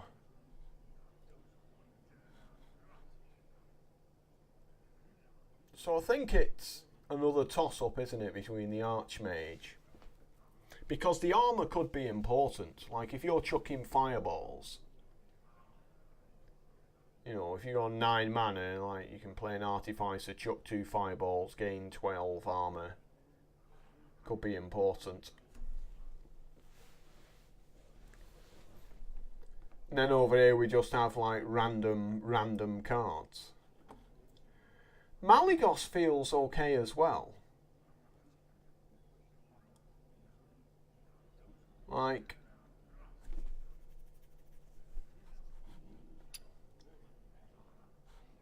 we got plenty of spells, all right. Well, maybe not that many. Yeah, maybe not a great. Oh well, we will create a lot of spells from Sarad, so there is that to it.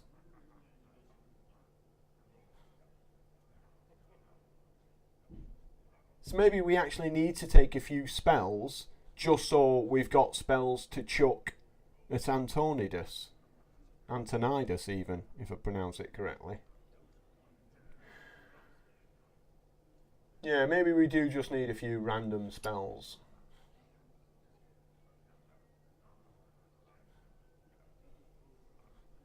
We'll go with Chaos.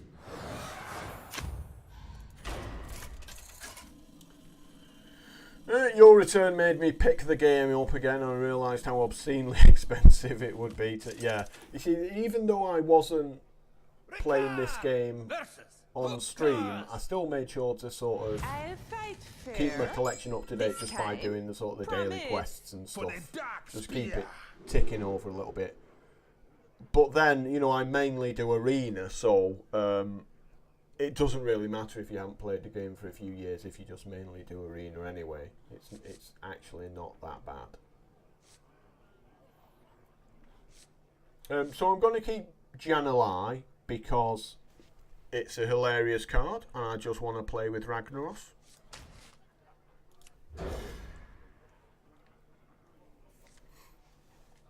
I also recommend that you pick up Magic Arena as well.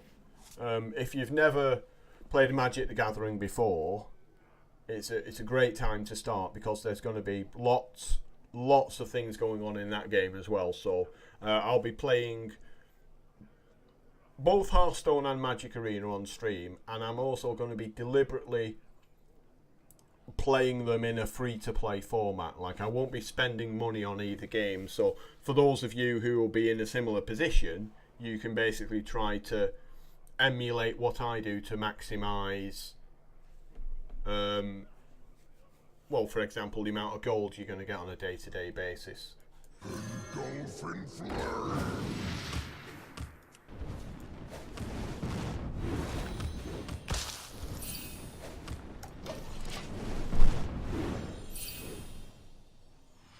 Right, so KVD says, yeah, the economy in Arena's not great, but it is the cheapest way to play Standard. I agree with that comment. What I will say is that Magic Arena at the moment, because if you start to play the game, there's 5 sets available, right? So you've got all 3 sets from one expansion. You've got Return to Ravnica, 4th set, and then you've got the base set, which is like, I don't know, 14th edition or whatever it's called. So you've got 5 sets. So to get all the cards you need for your decks from those 5 sets is ridiculous. It's going to take you a long time. However, at some point in the future, right, you will have all the cards you need, and then when a new set comes out, you're only collecting cards for that set. At which point, you get 3 new boosters every week. You obviously get all the daily quests and the gold. You can get everything you need from the new set within 6 weeks. And then if you take that even a step further, then at some point, you know, a year, 2 years down the line, you're going to have built up a collection and you're going to have all these wild cards waiting for you. Then the new set's going to come out. You're going to be able to craft all the wild cards.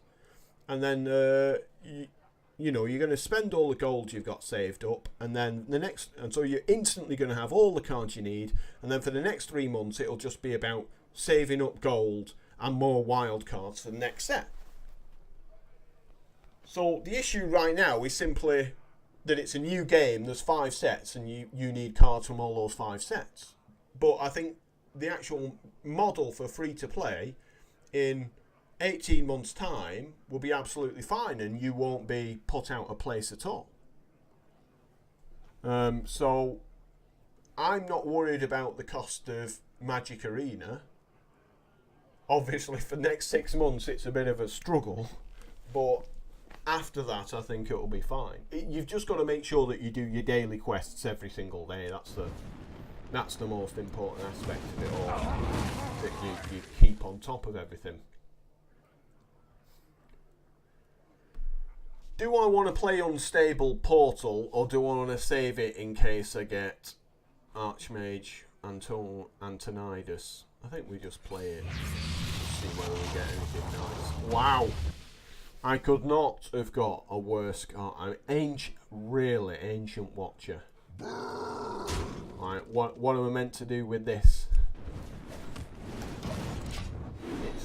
It's a nice statue to sit on the mantelpiece and just look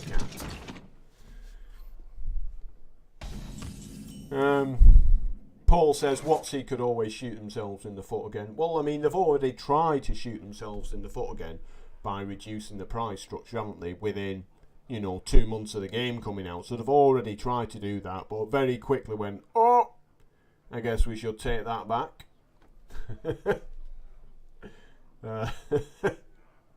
So yeah, they've tried very hard to throw.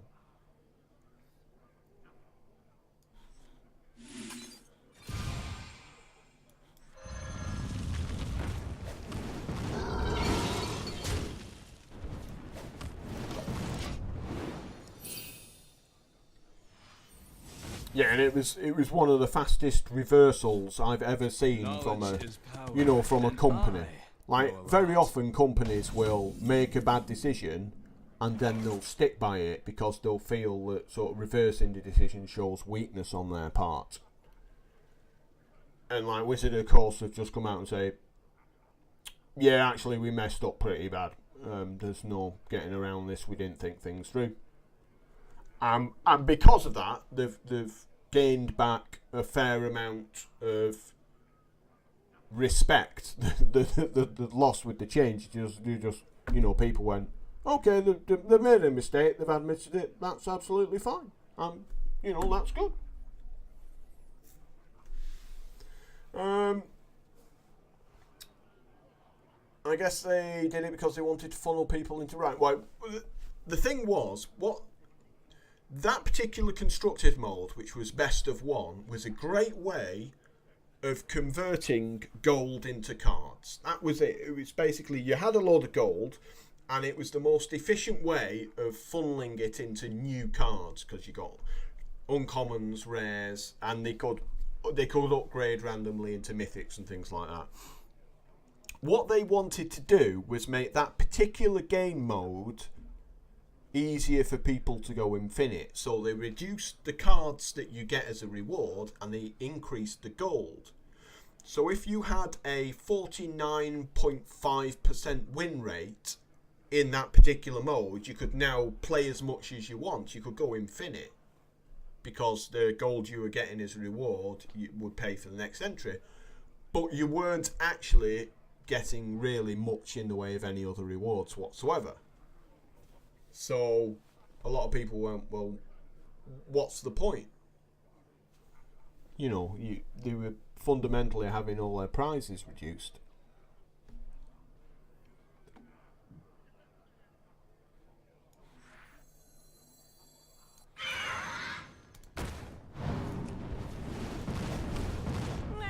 It was just a distraction, anyways.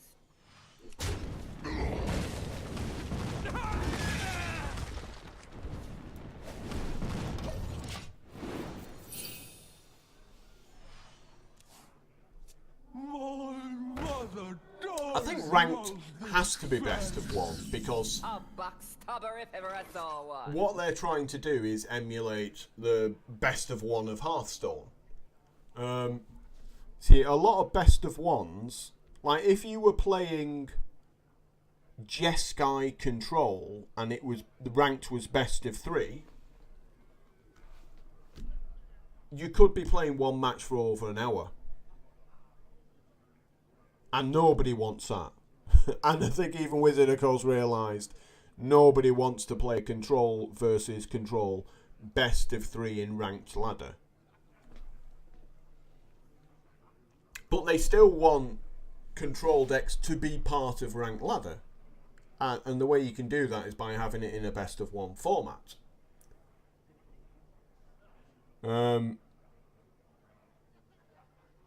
Like, for example, I play on the casual ladder to just get my 4 wins for the day, just to get the gold. Right, so every day you play, the first 4 wins you get 250 gold, and then 3 lots of 100 gold.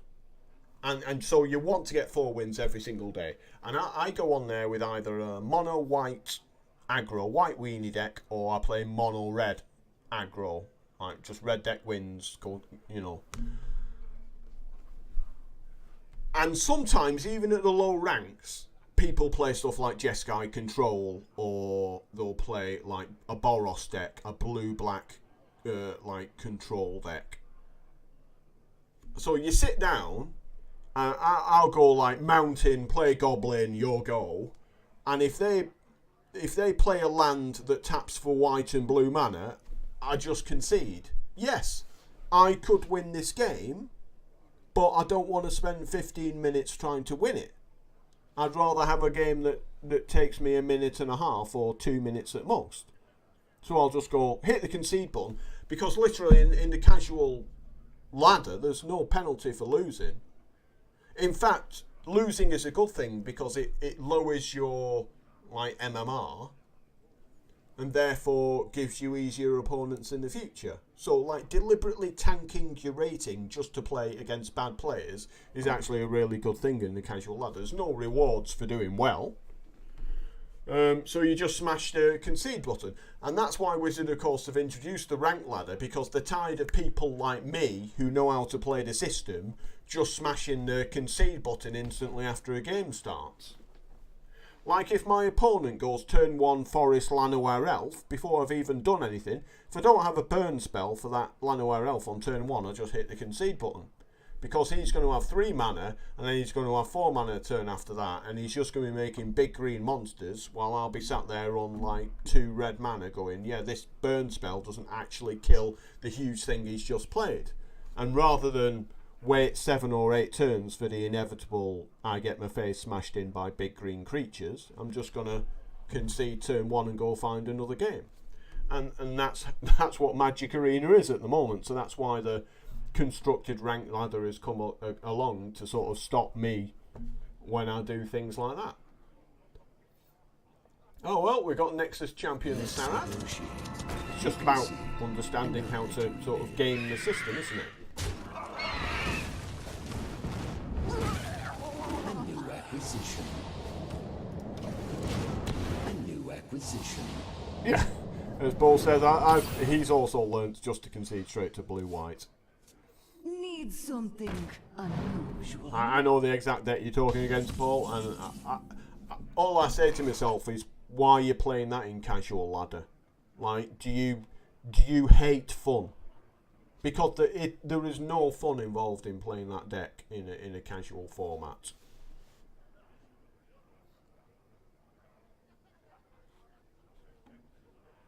It's like, fun detected, we must stop fun at all costs.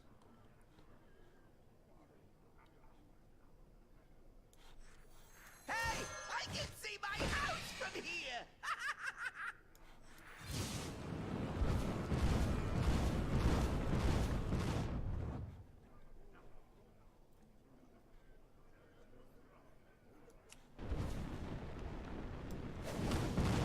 A new acquisition. You had your chance. Teferi Mighty to ban. I think Teferi's a very powerful card. Why is that deck so anti-fun?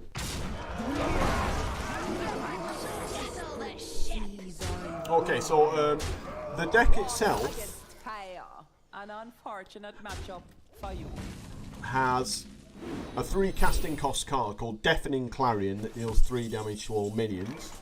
For 4 mana, it's got a 2 white, 2 colour. It's got a 4 mana spell that exiles all attacking creatures from the game. For 5 mana, it's got another spell that destroys all creatures in the game. So basically, from turn 3 onwards, it just tries to kill every single creature you play, and then it just amasses a large amount of mana, plays a Teferi, draws about 15 extra cards off the Teferi over the next 7 turns, and doesn't actually get round to killing you, but puts you in a position where you can't possibly win. However, it's going to be 20 more turns until that deck actually beats you.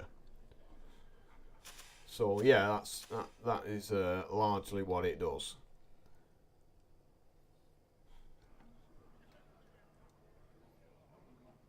So I'm pretty certain Jan'alai has now triggered. Spirit of the flame, turn them to ash! There we go, free Raggy.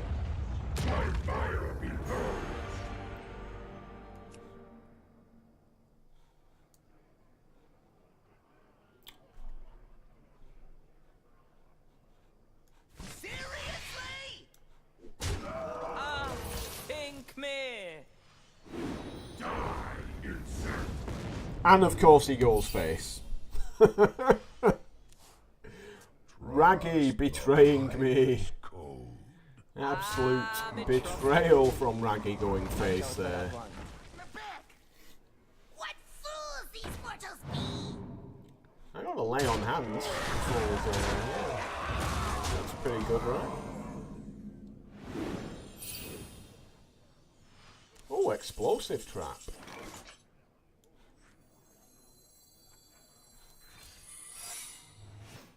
Right, that feels good, explosive trap, doesn't it? If I played that correctly, I would have played the flame juggler, ping this guy, and then like hit this guy for 2.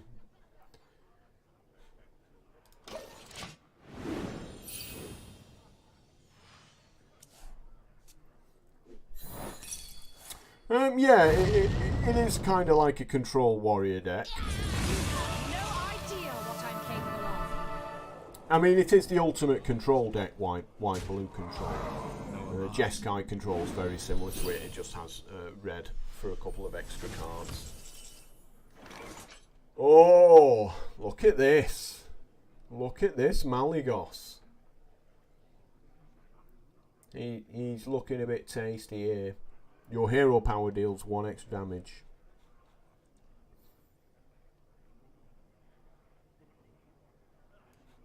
Finally, a second chance.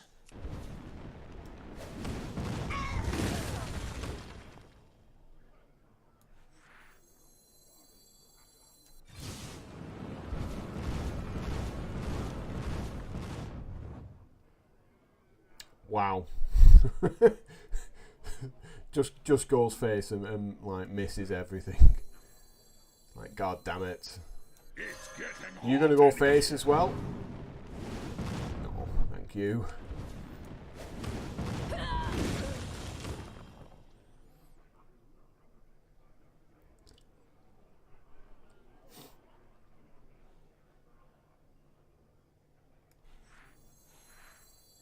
Speak your peace.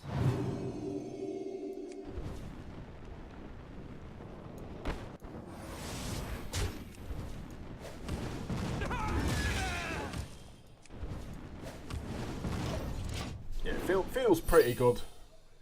This hero up there. Yeah. Ping, ping, ping. Wow, he got Medivh out of my deck. Drink up me hearty.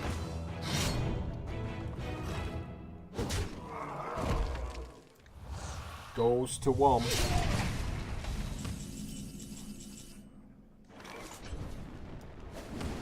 You think that's a good idea?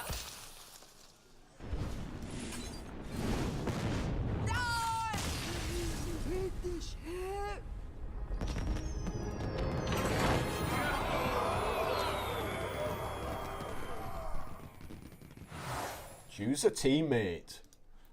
Who are we having? Glyph Guardian, 4 mana for a 4/6. We're going to ignore that because we're not playing freeze. Stow. Get my teeth in. Show-stopping Conjurer, 3 mana for a 3/5. Rush. Overkill. Draw a spell from your deck. Well, I don't think we have that many spells in our deck.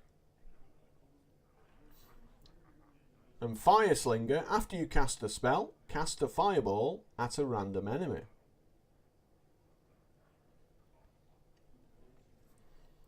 I think maybe we go with the Conjurer, just because it's got Rush, and I think Rush is quite an important mechanic. It feels like Fireslinger sort of is there to work in tune with the other card that fills your hand with arcane missiles. Like, if you've got 10 mana and you can play Fireslinger and then cast 5 arcane missiles, and then you're lobbing 5 random fireballs as well, that feels pretty good. But this deck can't do that.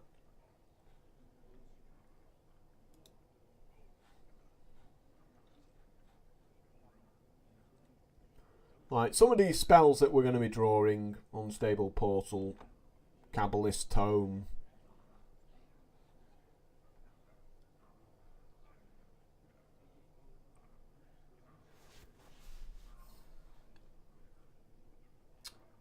I don't know. It's tough to say, isn't it? I mean, we could still potentially set up the Fireslinger in a long game, like with Nexus Champion Sarad, if we get a few ticks off him.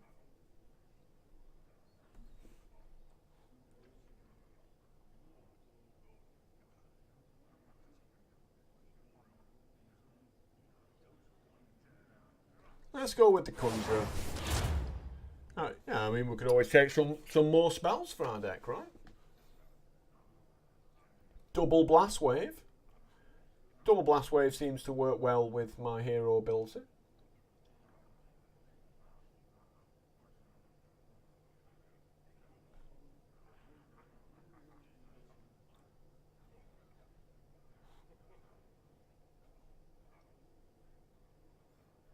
Okay, we could take. Yeah, let's just go with Chaos.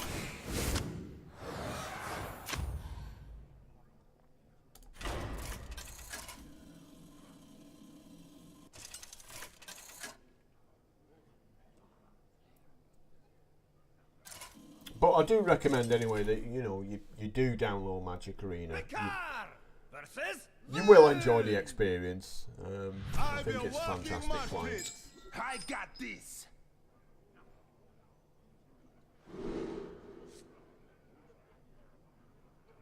I'm not sure Unstable Portal's that great. Maybe we keep the Tome, just for giggles.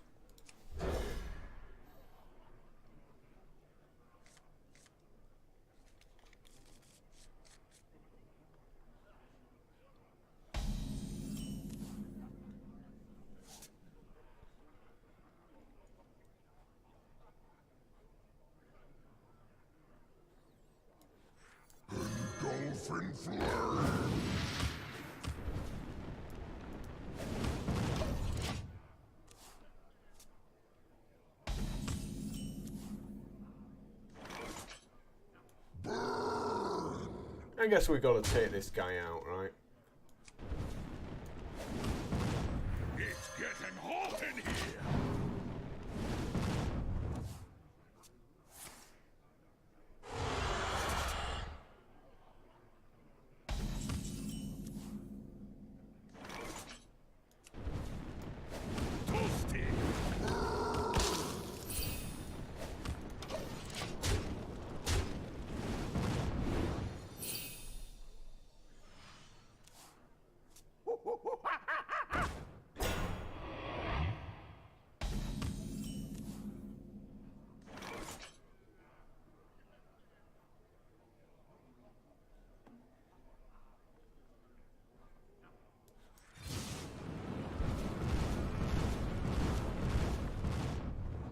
I was sweating then. I was there going, do not go 4 to the face. I would not have been impressed with that at all if it went 4 to the face there. Really? 4 to the face? Really? Wings of fury. Oh, we've got a meme card. It's a 4 mana 7/7. You can just feel the memes. You know, this set is like full of memes. Well, Paul, you finally got around to following there. You found the follow button up at the top. Good on you. You're joining King Fergie, who followed 3 hours ago. So, yeah, three new followers today. It's always a bonus. 4 mana. 7/7. Give it rush and draw a dragon. I think this guy is going to be eating a fireball. Like, he eats a fireball and still takes the 2 to the face. Yeah. I'm pretty happy I picked up Fan of Flames. It's doing a lot of work in this deck. Dragons! Okay, so his dragons have now got cheaper.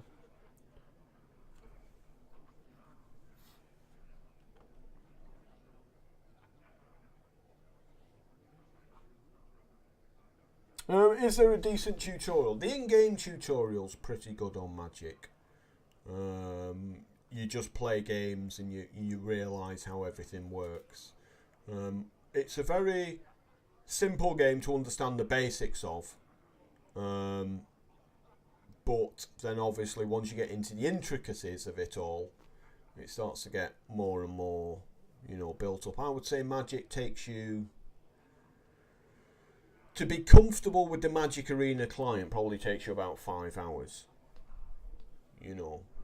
But you will continue to learn about Magic for about 4 years after you start playing the game. Like, there are interactions between the cards and mechanics that aren't immediately obvious. But I think the Magic Arena client's done a very good job, as someone else has pointed out in chat there.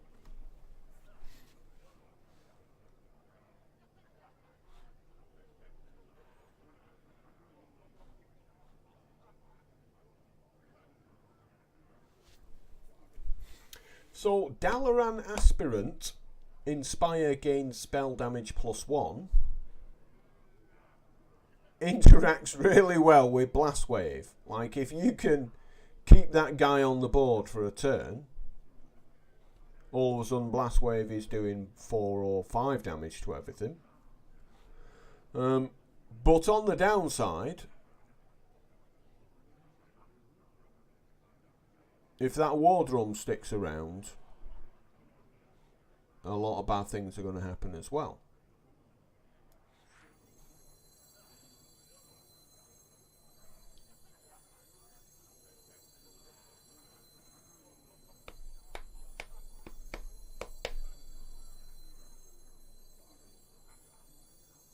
So I guess we just draw some magic.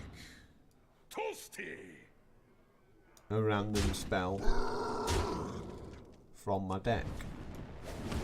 Don't blink. Hey, is this thing on? Another Blast Wave.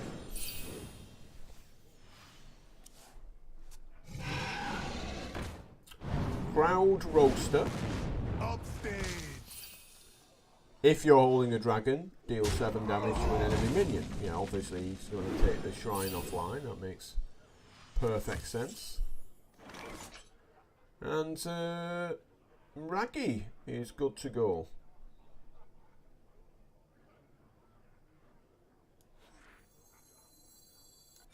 You call that a dragon? Then to ash! My fire be burned. Don't blink. Come on, hit the 7/4. You can do it. No. Obviously not. Our hammers echo in the deep.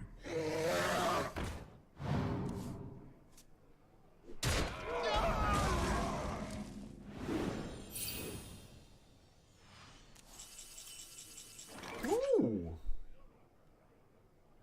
Put a copy of each friendly minion into your hand. Do you want another Ragnaros? Seems good. I'll have another Ragnaros.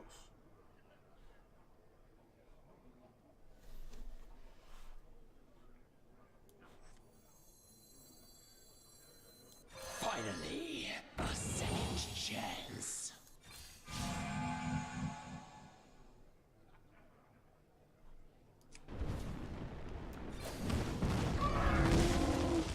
Fan the flames! That's it. We like a clear board. We like a clear board. Yeah. 2 more Ragnaroses. Feels pretty good. Board of Raggies.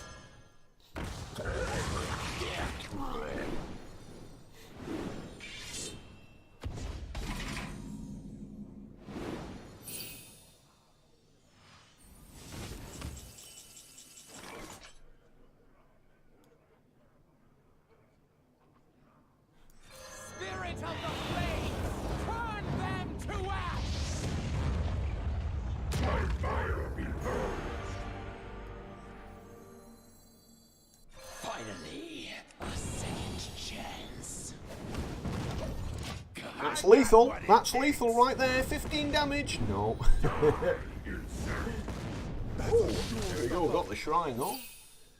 Miss lethal.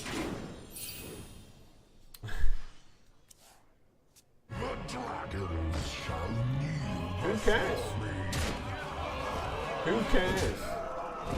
I don't care. Oh, you've got a 12-12. Who cares? You've got a 12-12. I've got Ragnaroses.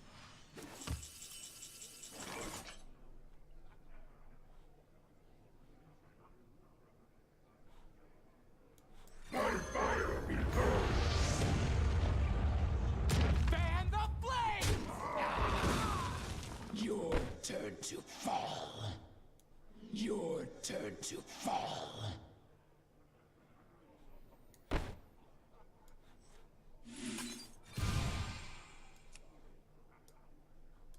Your turn to fall. Oh! Oh! Yay! Bit of overkill at the end from Ragnaros as well. Third Ragnaros was like, wait a minute, I'm still getting my attack in. Don't you be forgetting about me.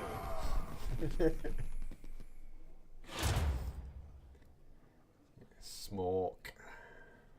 Okay. Stargazer Luna, another Kabbalist tome. Hex Lord Malakras. Wow. Battlecry, add a copy of your opening hand to your hand. But Fan of Flames doesn't start in your opening hand, does it? I was thinking if you got another Fan of Flames, yeah, because Fan of Flames is not in your opening hand. You just draw it after your opening hand. Oh, so that's a bit disappointing actually now. But yeah, potentially more Ragnaroses, right, off Hexlord there. Lesser Ruby Spellstone, well there's no elements. Right, there's no elementals in my deck. Apart from Ragnaros, I think he's an elemental. But he's technically not in my deck. Arcanosaur, also garbage. So, Babbling Book. It's a spell. Astral Rift, add 2 random minions to your hand. It's a spell. Deck of Wonders. So, our choices are between Stargazer Luna, Tome and Hexlord Malacrus, and this one which is just Babbling Book. Like, I don't like Deck of Wonders. You know, it hurts you as much as it helps you, right? Like, these are chaos cards, but they do, I don't feel like they make your deck better. Okay, so here's that priest that keeps smashing me in the face.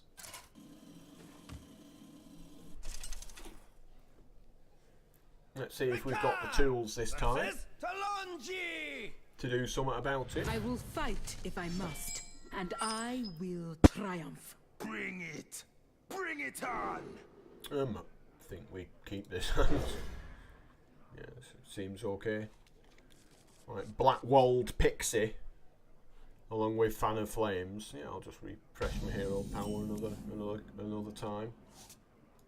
Engulfing flame. Your Death Rattle. Oh, so this is the Death Rattle hero. Okay. No rest.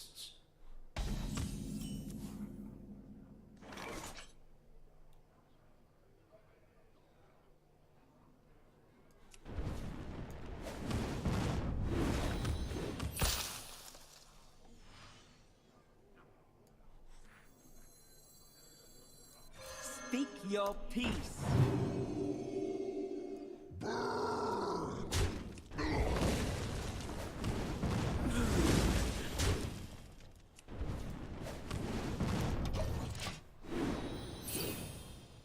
Now I could have attacked with the 1-8 into the 2-3 and then finished it off with a ping and kept the 2-2. But I want to keep this flame as high health as possible.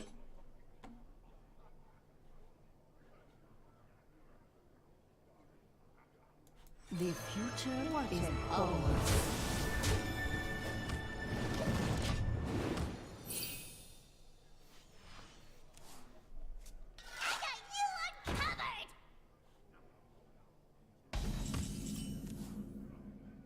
Yeah, I don't think I'll be playing Malagos this turn.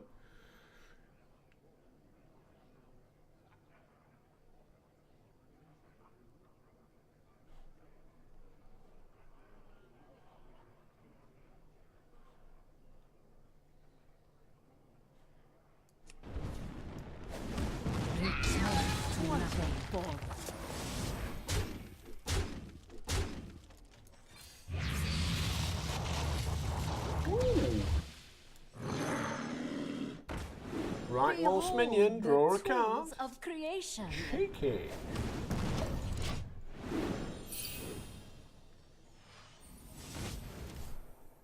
Tortola, preserve us! So he's got his Sanctum back. Which obviously we can take out with the Pixie.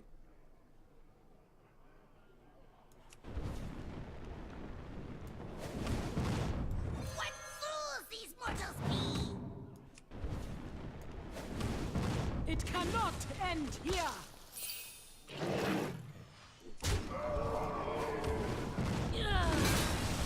What a bore. Return to nothing.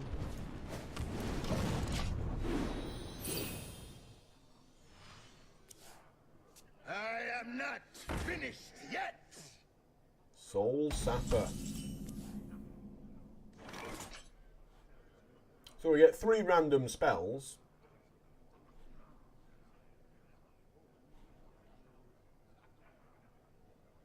And then we draw a card if we want. Or we can go with the Koldo Rider. Let's get moving!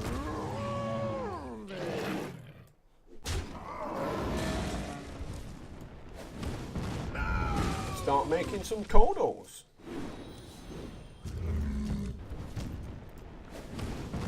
Foolish! Return to nothing. Right, Inspire just seems like the way forward with this deck. Gast Hoiler. 6 mana, 7/7, Death Rattle. Summon 2 random Death Rattle minions. That feels like a minion I don't want to kill.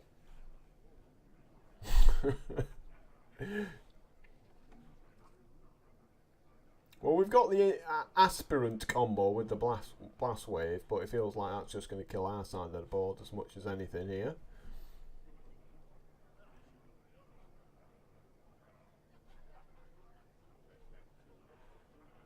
Foolish!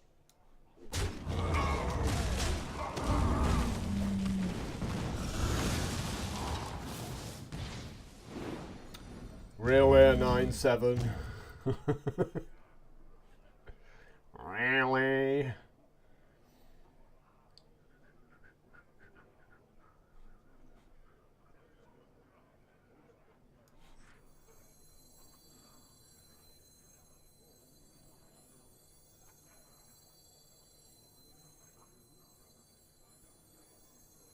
Let's make some magic.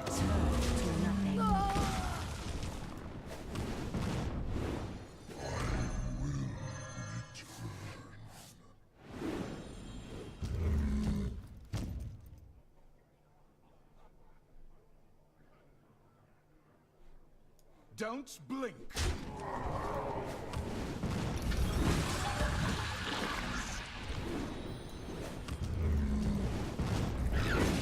What a bother.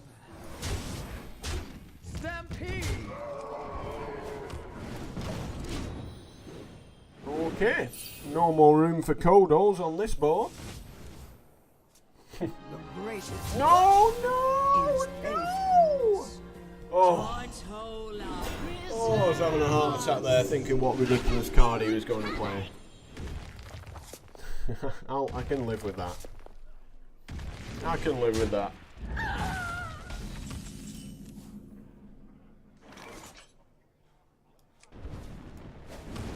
Vengeance for the fallen. More Kodos. Do you hear their spirits? Right, that's fine. I'm just chucking Kodos. What is dead will never die. It's fine. Stampede. Just get more Kodos. Don't blink. I think we can all agree All that training this hero build is pretty good at this point now. has arrived. Janalai, rain fire on my foes. Stampede. Feels good.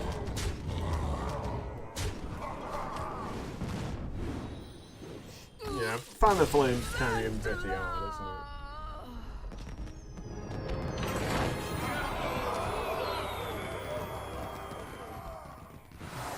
it? Ooh! Upgrade my shrine, you say? You have my interest. Okay.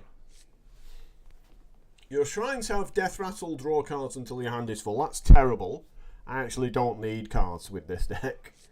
Roaring Edifice. Passive, your shrine has Death Rattle, cards in your hand cost 2 less. Okay, I could see how that could be abused. You know, like a Antonidas costing 2 less. Seems pretty good. Fortified Spirit. At the start of each turn, restore your shrines to full health. I think keeping my shrine in play is pretty important for this deck.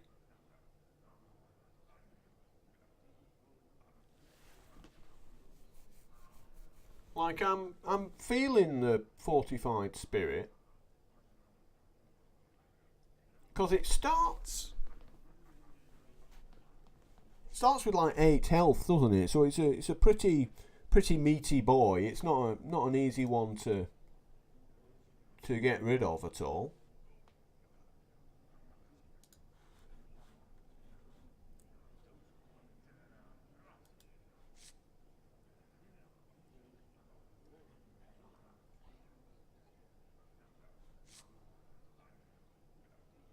Yeah. Yeah, I've noticed that as well. The AI focuses on killing your shrine.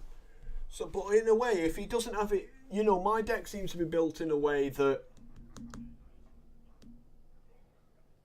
it's hard. I make it as hard as possible for the AI to kill my shrine. Like it a lot of the time it's doing like half damage or something. So if it still focuses on damaging my shrine without it realizing that obviously that the shrine's going to heal up to full next turn, and potentially am preventing a lot of damage that would otherwise be going to my face. I do like the edifice.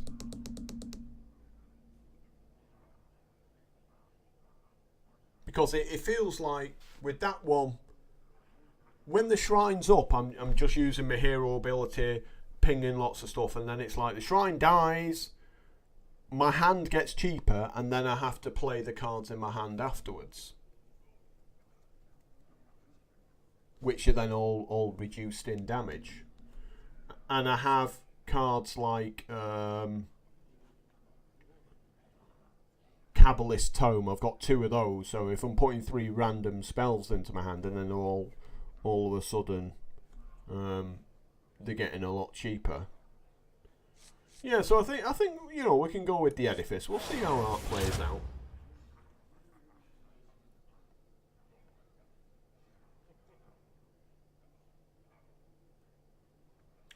Pyromaniac, it feels like I'll draw my entire deck in about 1 turn.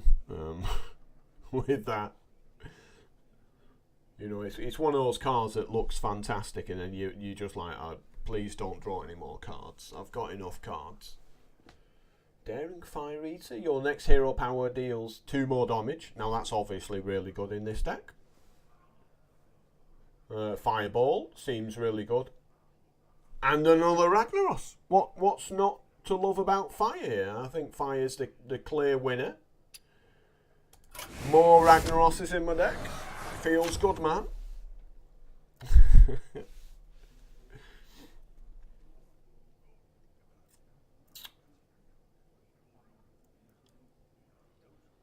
High Priest Thekka.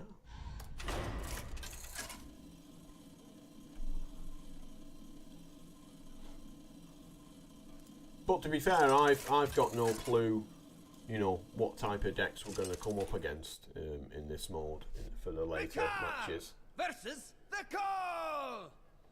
Oh, it's this guy. Fears the king of Yeah, the when. ring. Yeah, this is the one that gives bubbles when. So basically, it's a direct hard counter to my deck.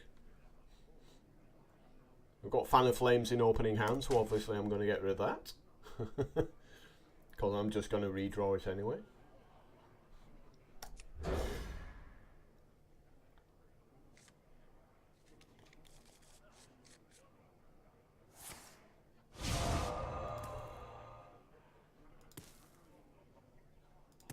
Yeah, this is the Divine Shield, isn't it? There you go. After a friendly minion survives damage, give it Divine Shield. So every time I ping it, it gets a bubble. Which is awkward. Dolphin Flame.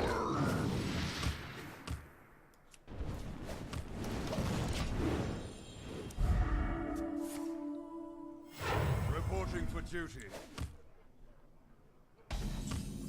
He starts with 2 mana to my 1. That's no good. That feels like cheating.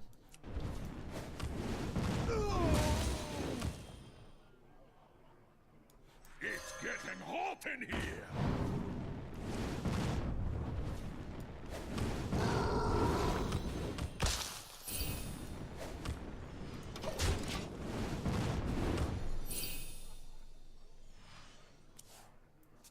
Glory to the Sindora. Yeah, that does nothing, mate. I don't even know why you've played it.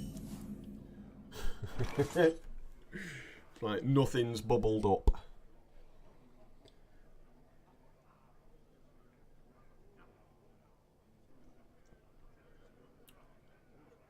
Well, I think Wind Fury seems pretty good.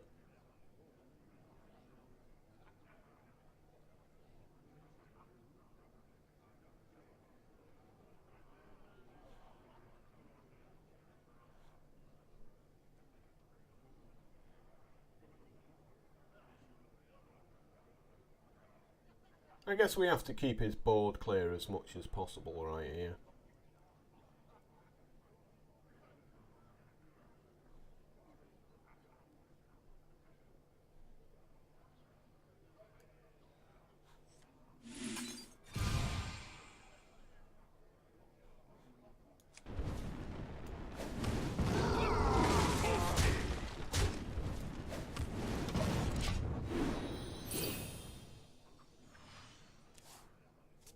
Follow the rules. Follow the rules. Another terrible card for him to play at this stage. Right, what are you doing there? So let's try and set up this Aspirant and Blast Wave combo. Knowledge is power, and I know a lot. I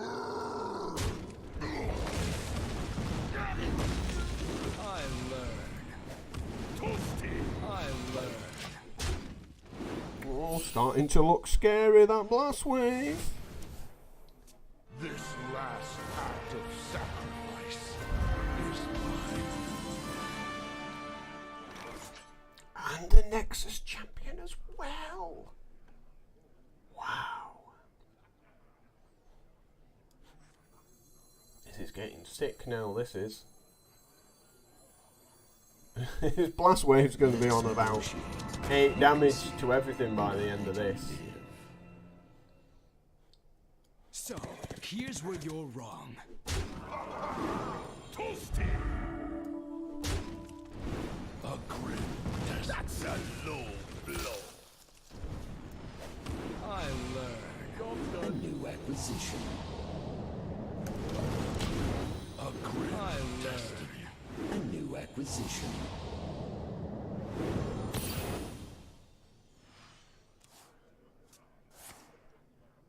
Heavy metal seems pretty bad. Where's my polymorph? No. He cleaned it out there. Sad times. Are we volcanoing just to get rid of this guy? 4, 5, 6, 7, 8.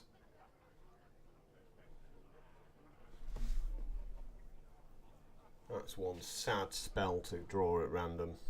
Yeah, Bolvar gets scary very quickly in this deck.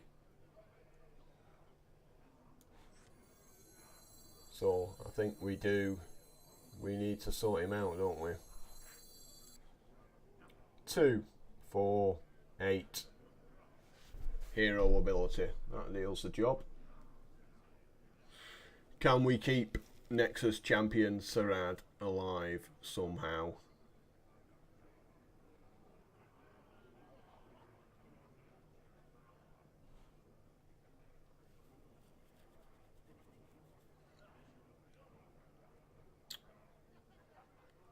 Rush it for 3.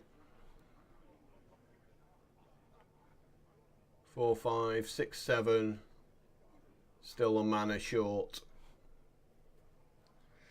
Well, Sarad's he's gonna eat it, isn't he? There's no way around this.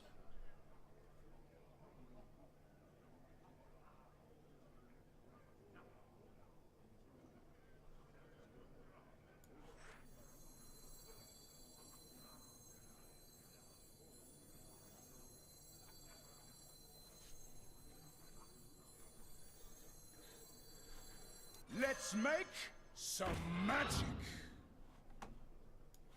Hey, I can see my house from here. A new acquisition.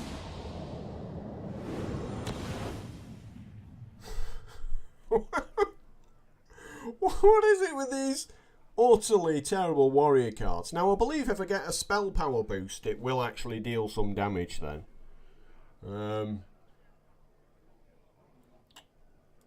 But I just feel like with the cards in his deck, we just need to get it off the board. Like, I don't like the idea of leaving Bolvar on the board for a turn. Oh joy! Joy of joys.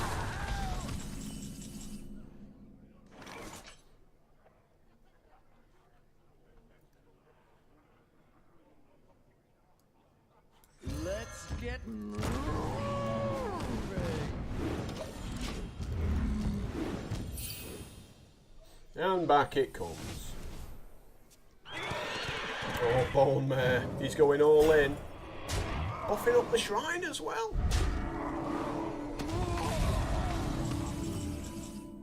I've got a horrible feeling that Volcano is going to constantly give bubbles to the enemy minions. You know, each time he deals 1 damage, it'll gain a bubble instantly and then get it took off.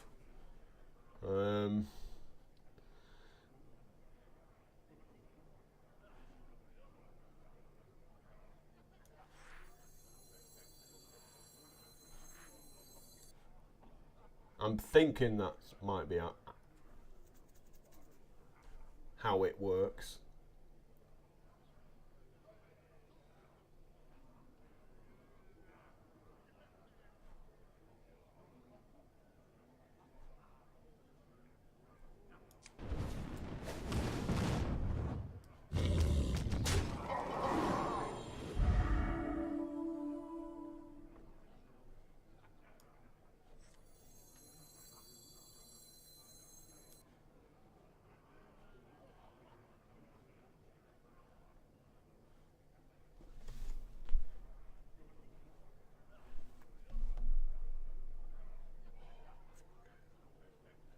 Right, well, Volcano's going to hit my guy just as much, isn't he?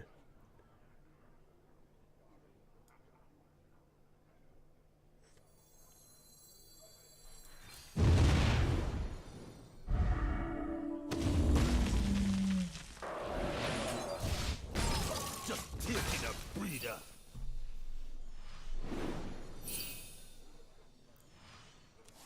I don't think we can do anything while that shrine's on the board.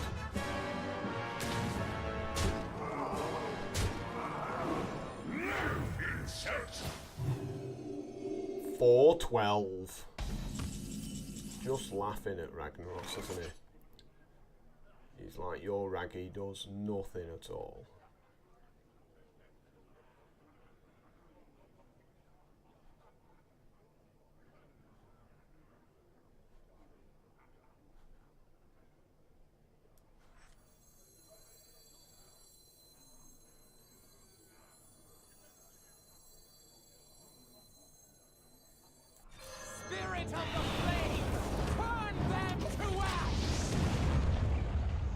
Can my Raggy hit his Raggy?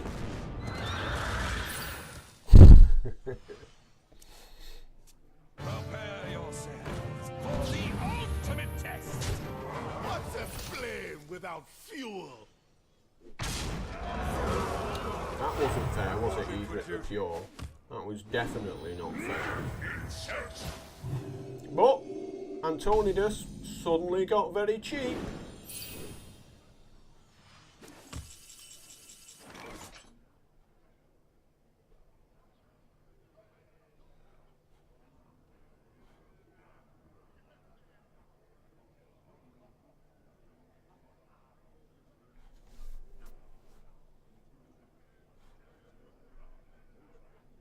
Well, I'm feeling the volcano. Fan the flames! Ah!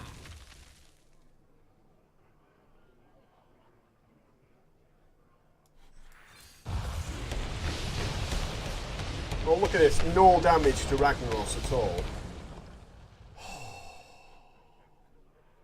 So tedious. I was there going, just get Ragnaros down.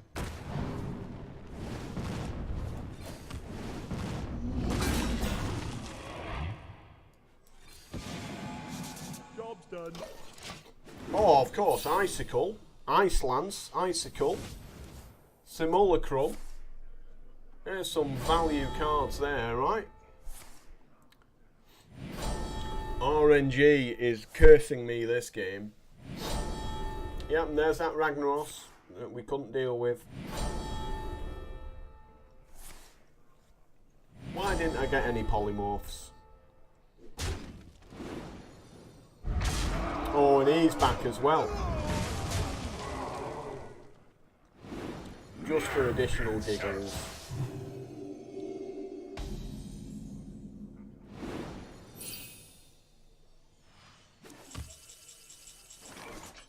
Vaporize. Might get me out of this mess, that Vaporize.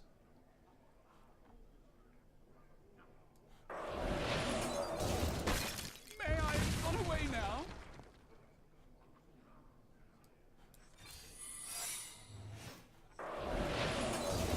How stupid do you think the computer is?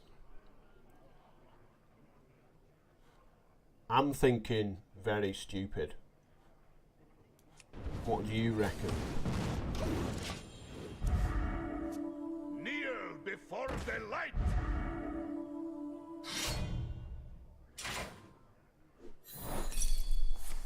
Eat it! You stupid AI.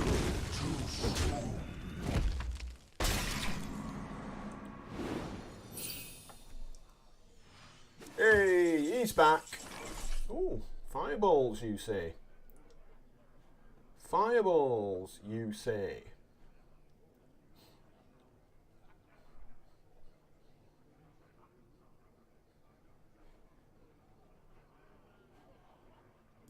You require my assistance? Aha! It would have been good if it got rid of all the bubbles there.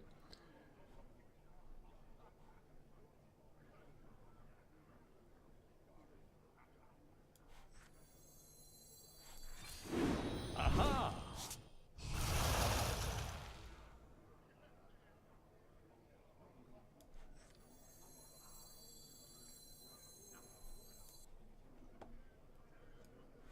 The future is ours.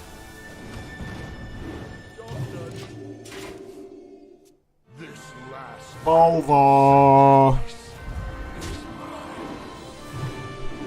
A grim destiny. Getting bored. A grim destiny.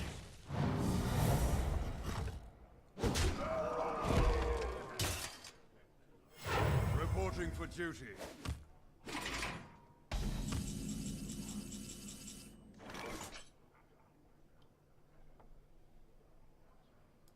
The future is ours. Behold the tools of Oh creation. no, that's some spicy draws. I ain't throwing in the towel yet.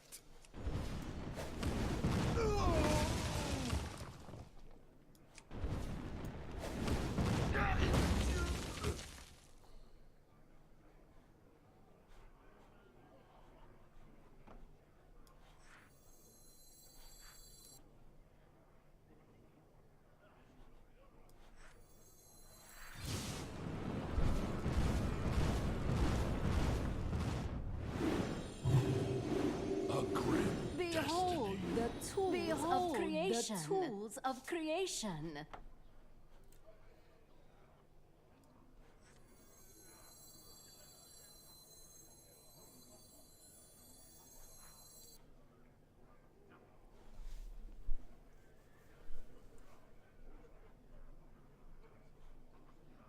Guess we need to get that guy off the board.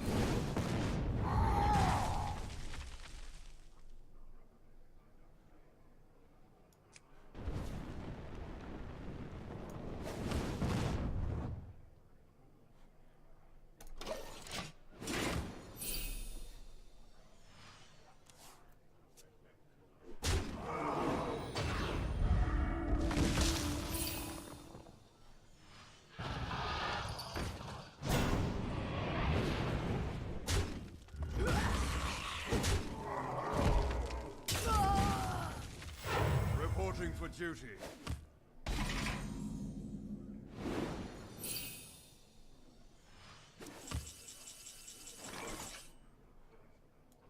A game? So kind of you to join me.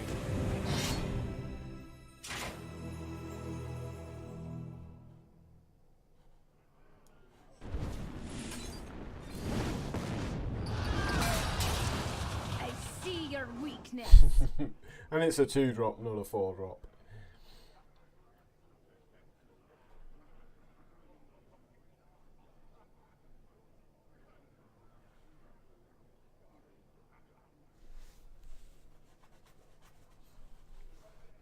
summon a random Murloc.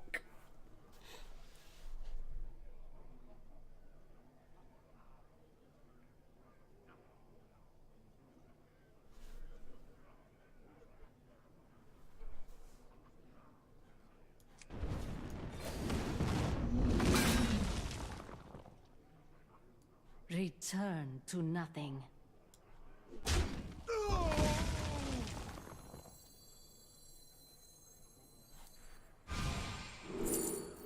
Ooh.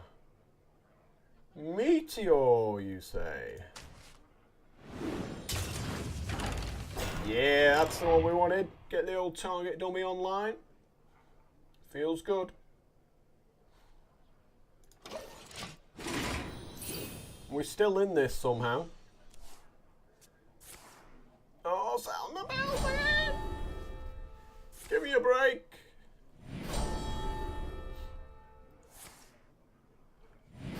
He's gonna die to a big meteor.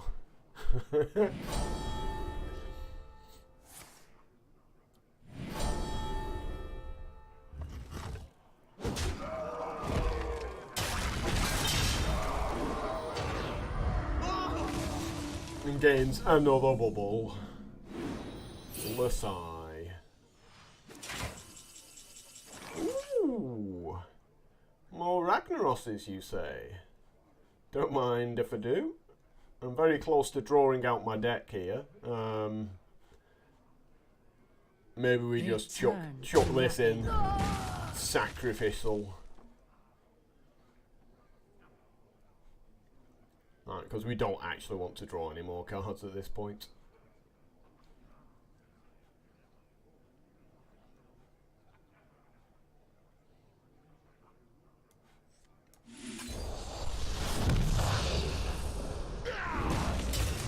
As long as it keeps out of it.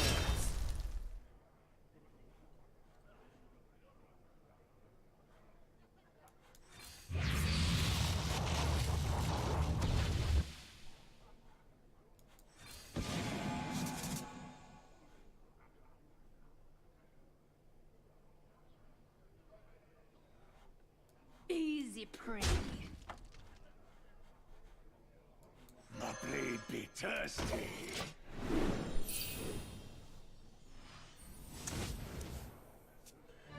That feels like an upgrade from my side of the board there.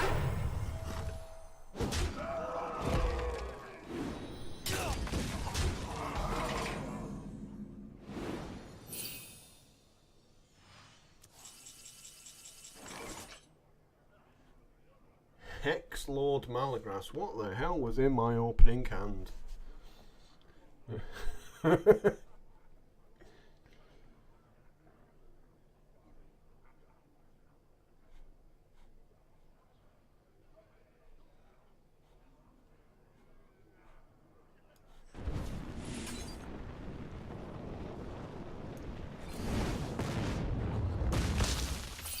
Yeah, let's go back, look at my hand from before.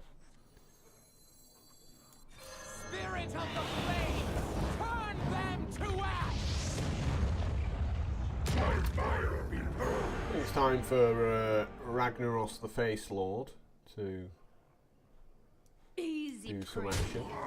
We're going to do it this way around, just because I want the 3 armor. It's mine!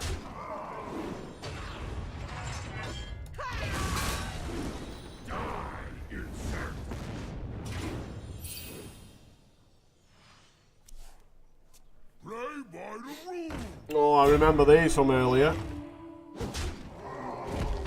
Don't I ever? Reporting for duty.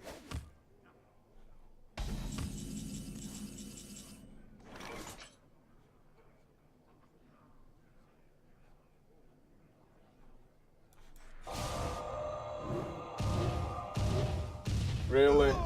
You're not going to ping this guy right here? Apparently not. The spirits feast today. Okay, so apparently Fan of Flames does come into your hand. Now, it was in my original draw but I mulliganed it away. So I still don't know whether Hexlord Malacrast looks at my original draw or looks at my hand after I've started my turn. I reckon it'll be the latter, but I'm assuming it doesn't actually upgrade my hero power again because this is the upgraded version, but it might refresh it, isn't there? There's a chance it refreshes it, right? Dolphin flare. No, there you go. Still does 2 damage and doesn't even refresh it. Fan the flames!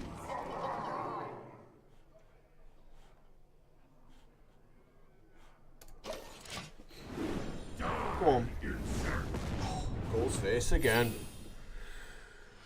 Ragnaros the Smoke Lord. Defense is a great turtle. It just kills himself. Bang. I bet she's feeling... She's like... She gets summoned, Snapjaw Shellfighter. And then she's like... Really, you're going to attack Ragnaros? Guess I'm dead.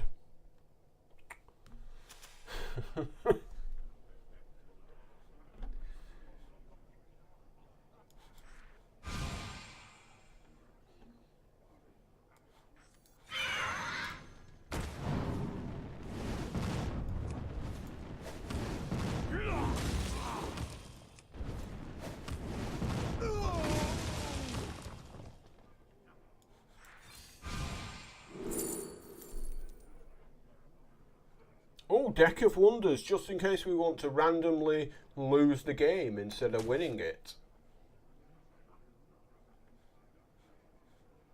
Oh, I've got armour. I've got armour for heavy metal. This is the greatest thing I've ever seen. And I've completely forgotten how I got the armour. How did I get that armour? Oh, yes, yeah, I attacked with the guy, didn't I? And it gave me 3 armour. Oh, fantastic. This is going to be amazing! I got a random Gnomish experimenter. Fantastic. Shogozin! Fan the flames! Time for a bit more Ragnaros the Smoke Lord. Hey! I can see my house from here!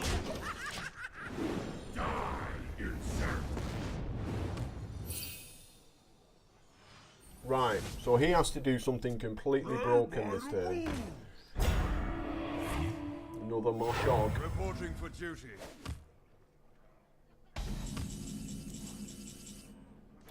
Ooh! There we go. Doesn't get any better than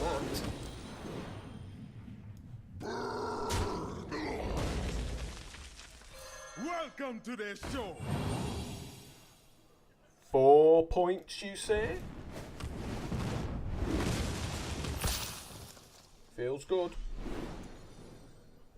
This guy here, Dragonaut Rider, he's got like super Wind Fury at this point. He's ready to attack about 12 times this turn, you know, if such a mechanic actually existed. But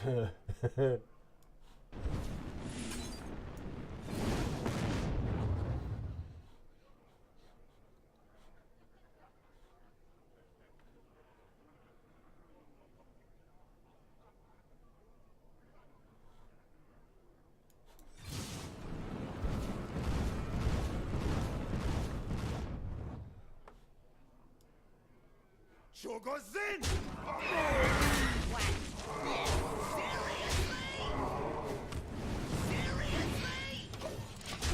I came here to win.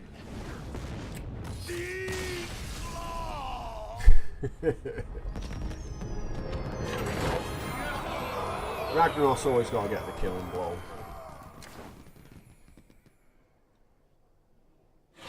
Choose my loot. Oh, we're at this stage again, are we? Muckler, which works quite well with Archmage, and Medivh. Okay, so not a bad bunch of guys. 2 more blast waves and another tome. I think we can pass on them now. And some random stuff. I'm liking the look of that muckler, having the 2 bananas.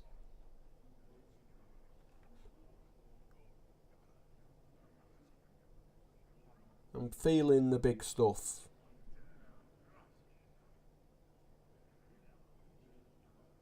Yeah, I'm feeling the big stuff, especially with you know, as Xenon says, the Shrine Death Rattle. Like cheap Antonidas.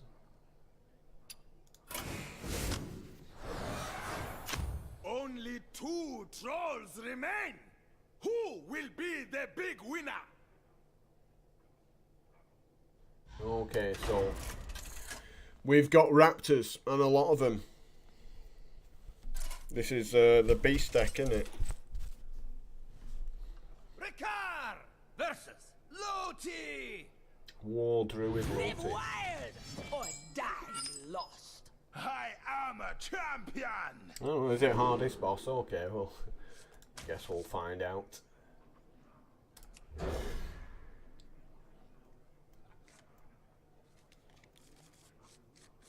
Well, we've got a muckler, so we can't lose.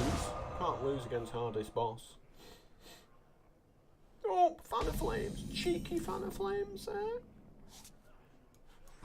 Dolphin flare.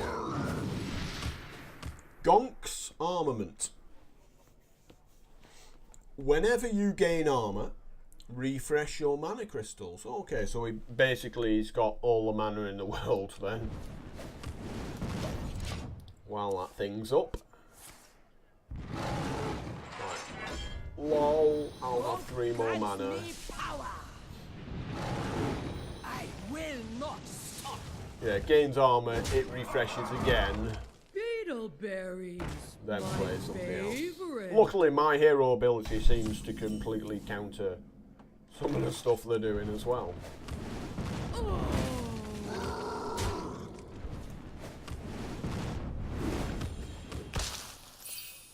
It's getting hot in here. Like, because it seems to be quite an explosive deck. So at least hopefully I can keep it a little bit under wraps here. And you're making my spells cheaper here. All show, no bite. 3-point blast wave feels pretty good as well.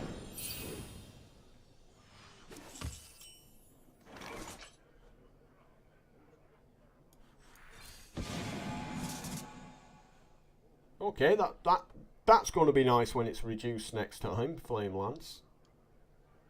Dragon's Fury. Not really too impressed with that one. Obviously, there's always got to be the obligatory, like, worst card in the deck, right? Toasty.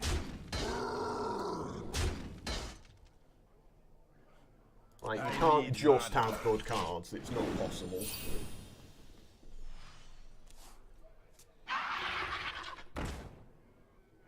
Beetleberries. That's a sick combo, those two. Favorite. Yeah.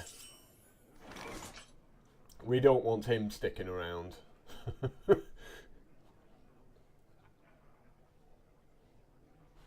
think that's fairly safe to say. We don't want him sticking around.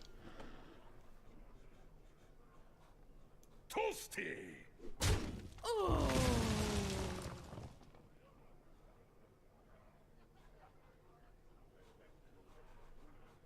Do we just ping this, or do we just build our board a bit more with the Phoenix?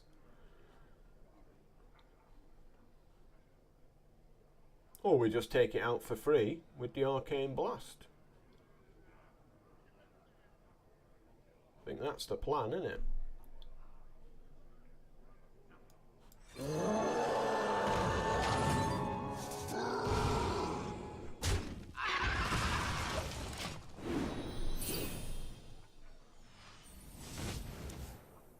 My spirit never shatters. Survival of the The AI his shrine was, I beat it up, didn't I? So he didn't get to refresh his mana. So if the shrine's dead, he don't get to do his stuff. And I killed it like on turn 2, which I think is pretty important. Like, this was the reason why I was thinking I want this 5/5 beast like on the board, so it's gonna smash this guy in the face straight away again.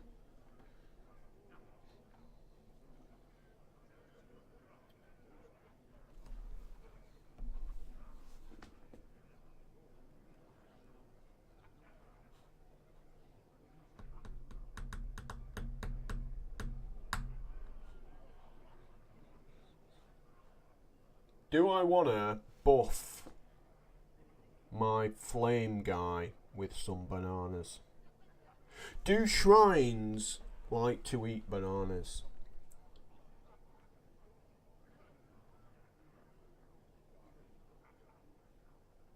I'm thinking yes.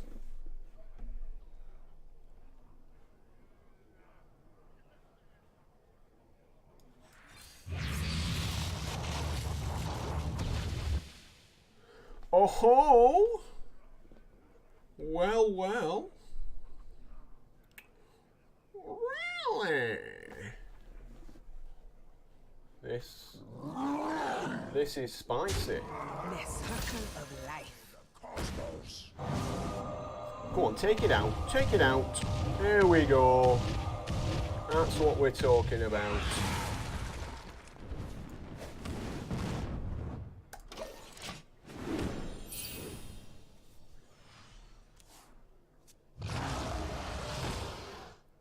Fan favourite. It's a 10-10. It's a 10-10 we could just ignore for a turn and freeze it.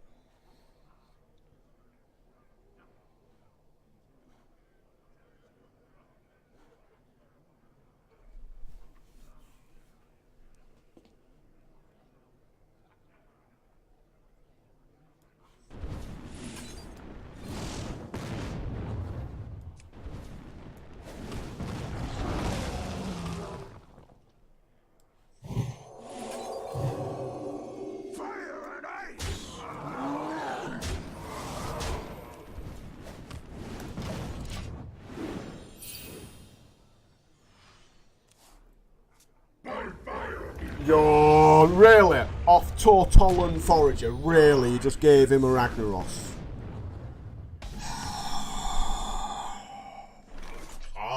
Just when you think you're on the game and you're gonna win, and it just pulls you back in and goes, none today, thank you.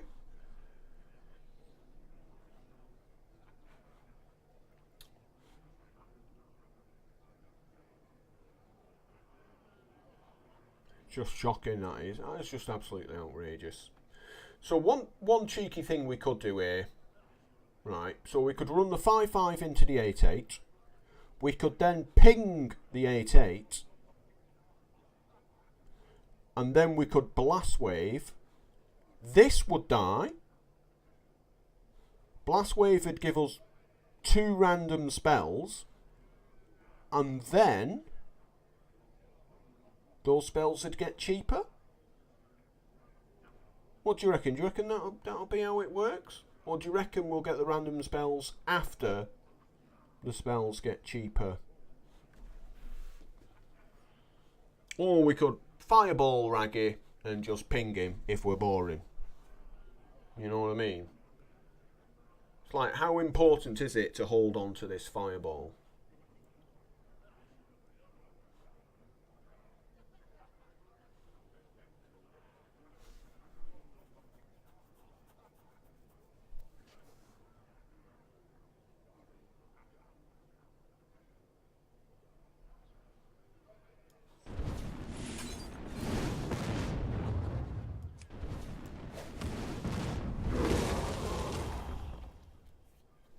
But yeah, I'm very happy I stuck a banana on that flame now.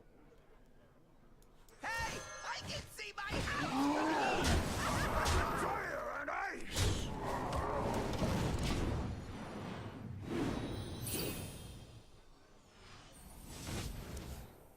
Oh, he's back. Oh, he armoured up straight away. It's the very first act. That's good. That's just wasted 7 mana of his. The hunt.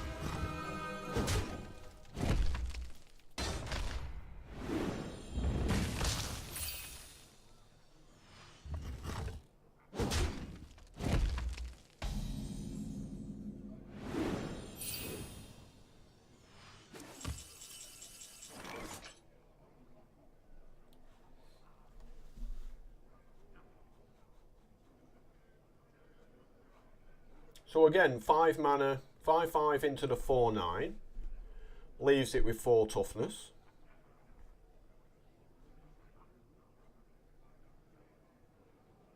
Chuck the meteorologist in there.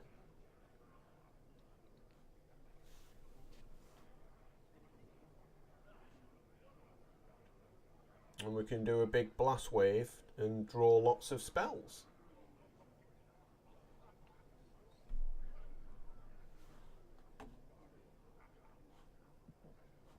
Because I'm thinking Gonk needs to die. And Gonk's armament also needs to die.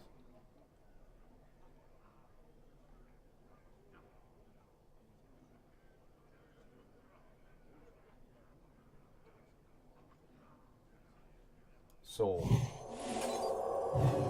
banana on this guy. Fire and ice.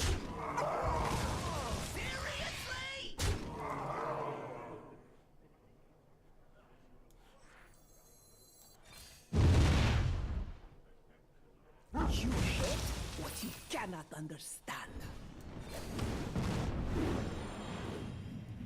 Seriously?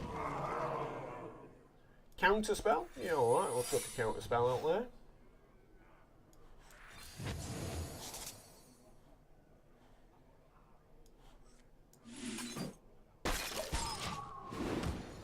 Yeah, this AI is doing a pretty bad job, isn't it? Mound. Oh, Rush, really? Really?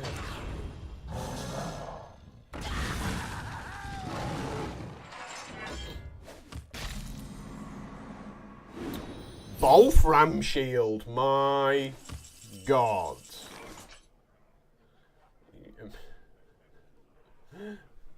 You've given me a Wolfram Shield.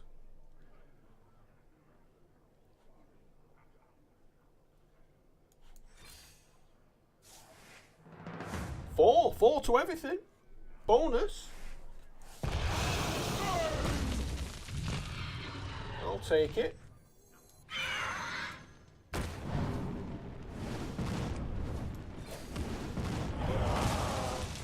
We'll save this Fire Eater. Play one more elemental. Well, I've got one more elemental, as it turns out.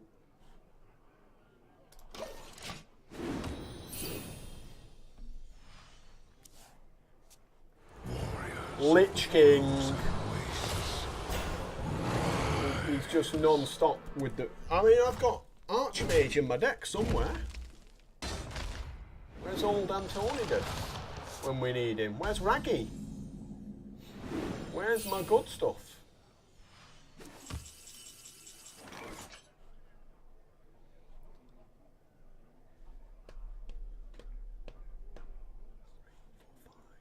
So we can deal 7 to Lich King off those cards. Oh, but we've got Daring Fire Eater as well, yeah, so that'll do it.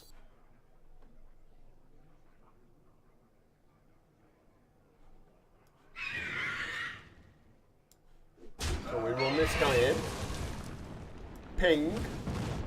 Refresh hero ability. Play the Fire Eater. It now deals 4 damage. So we get to refresh. Play the Quartz Elemental. This upgrades, have 2 random spells. Okay, Flame Lance, that's a good draw. I like that. And yet another Dragon's Fury, which is obviously going to get a Fireball again. And he shrines back. Army of the Dead. Denied! Denied your Army of the Dead AI. You can suck it. None of that today. Get out of here with your Army of the Dead. We don't want you. Random counter spell, just probably just, you know, getting very close to winning the game there.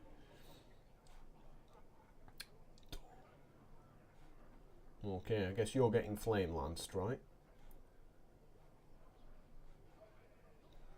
Both ram shield though. Eesh. Foolish! I will not forget that. Heating up.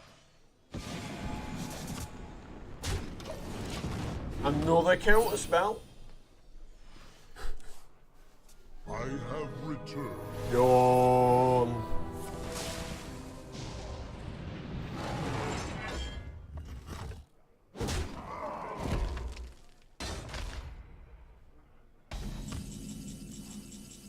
Ooh, spicy.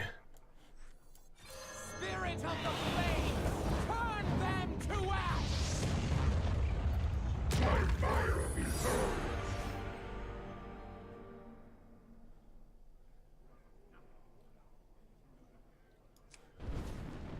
Guess we're going face and hoping for the best, right? Heating up.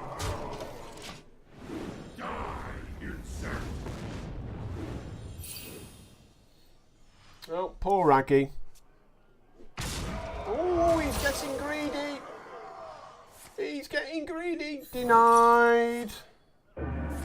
Denied. I must safeguard the light.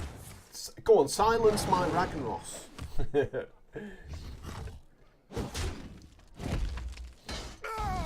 He got greedy.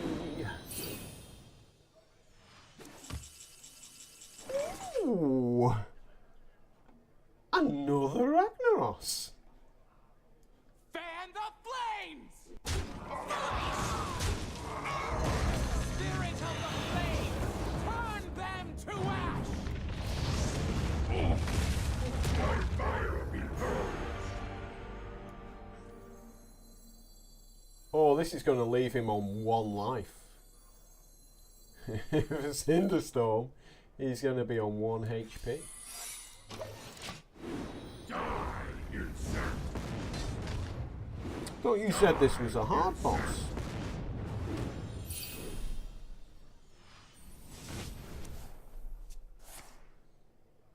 Ferocious hell. This jungle hides many secrets.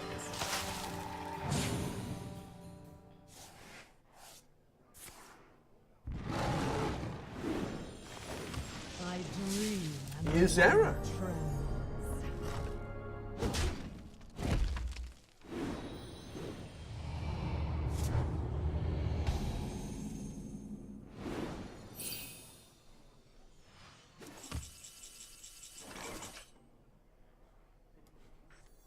Knowledge is power, and I know a lot.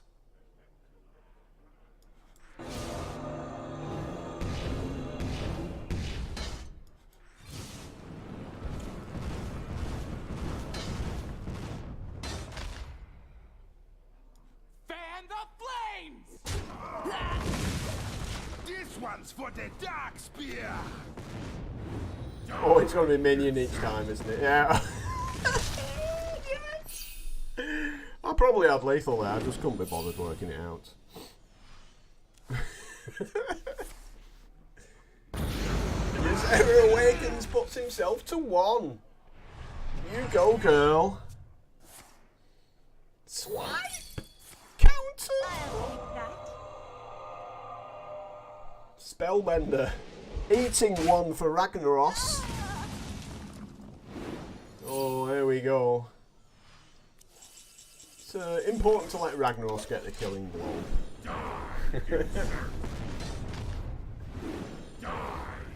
Twice. Runs free.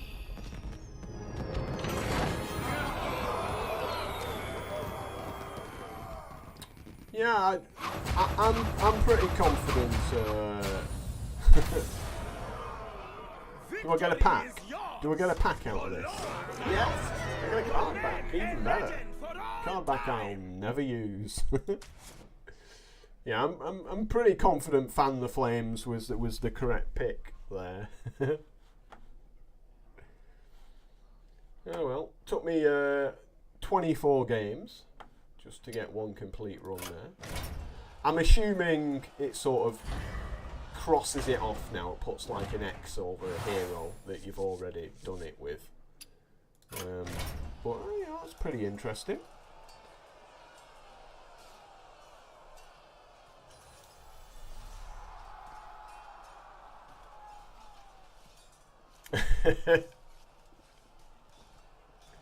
So yeah, you take back your assessment of Fan the Flames. It did a lot of work. Did a lot of work, that card, didn't it? It's a pretty impressive card, I think. That's not to say that maybe the other cards weren't as good, but you know. So I think this game mode's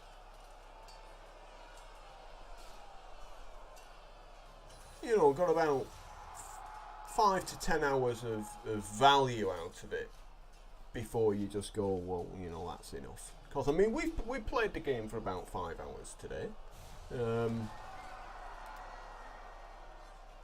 I think it's been entertaining for a few hours. I think you'll get bored of it quite quickly compared to the other game modes. I think it's the one where the difficulty just seems to go from, yeah, you'll just smash a couple of bosses and then you'll get utterly destroyed by another one.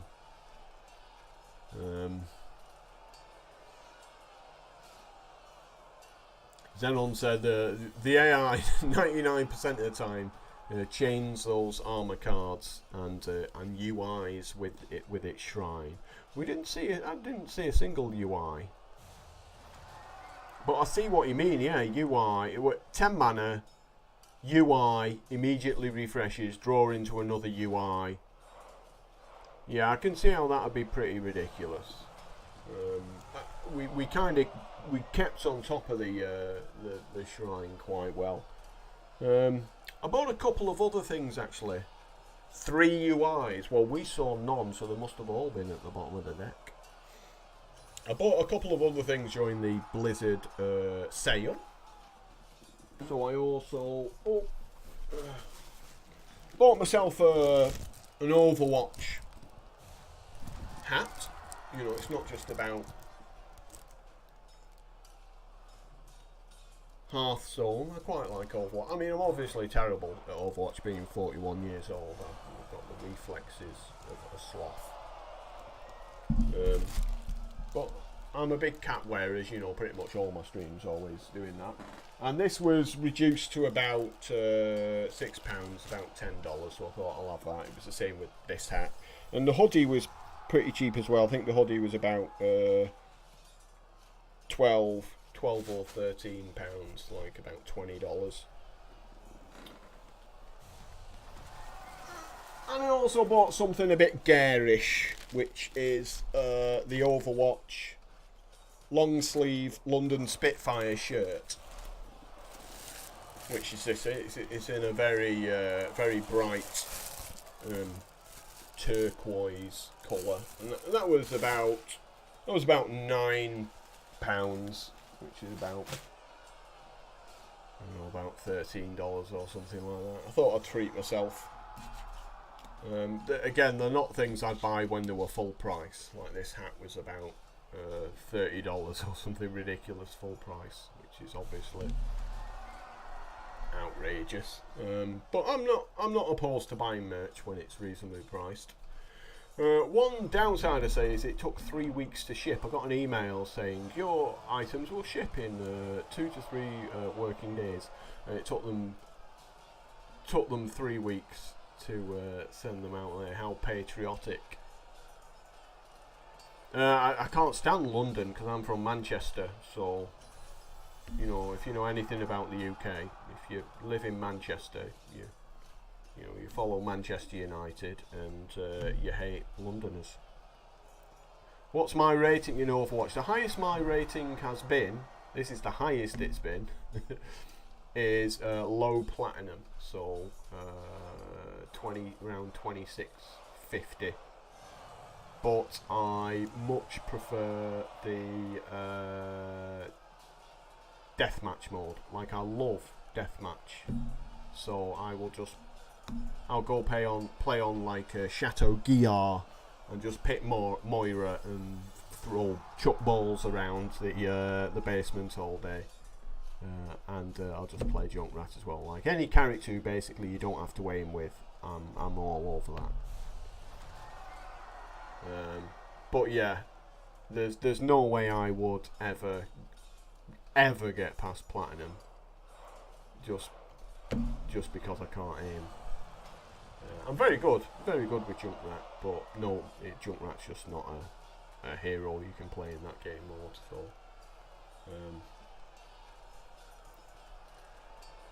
yeah, but no, if I was 20 years younger, I'd be playing Overwatch 12 hours a day, I think, because I used to play Team Fortress 2 when I was a lot younger, and I did love Demo Man in that, and Junkrat's very close to Demo Man in his hero abilities.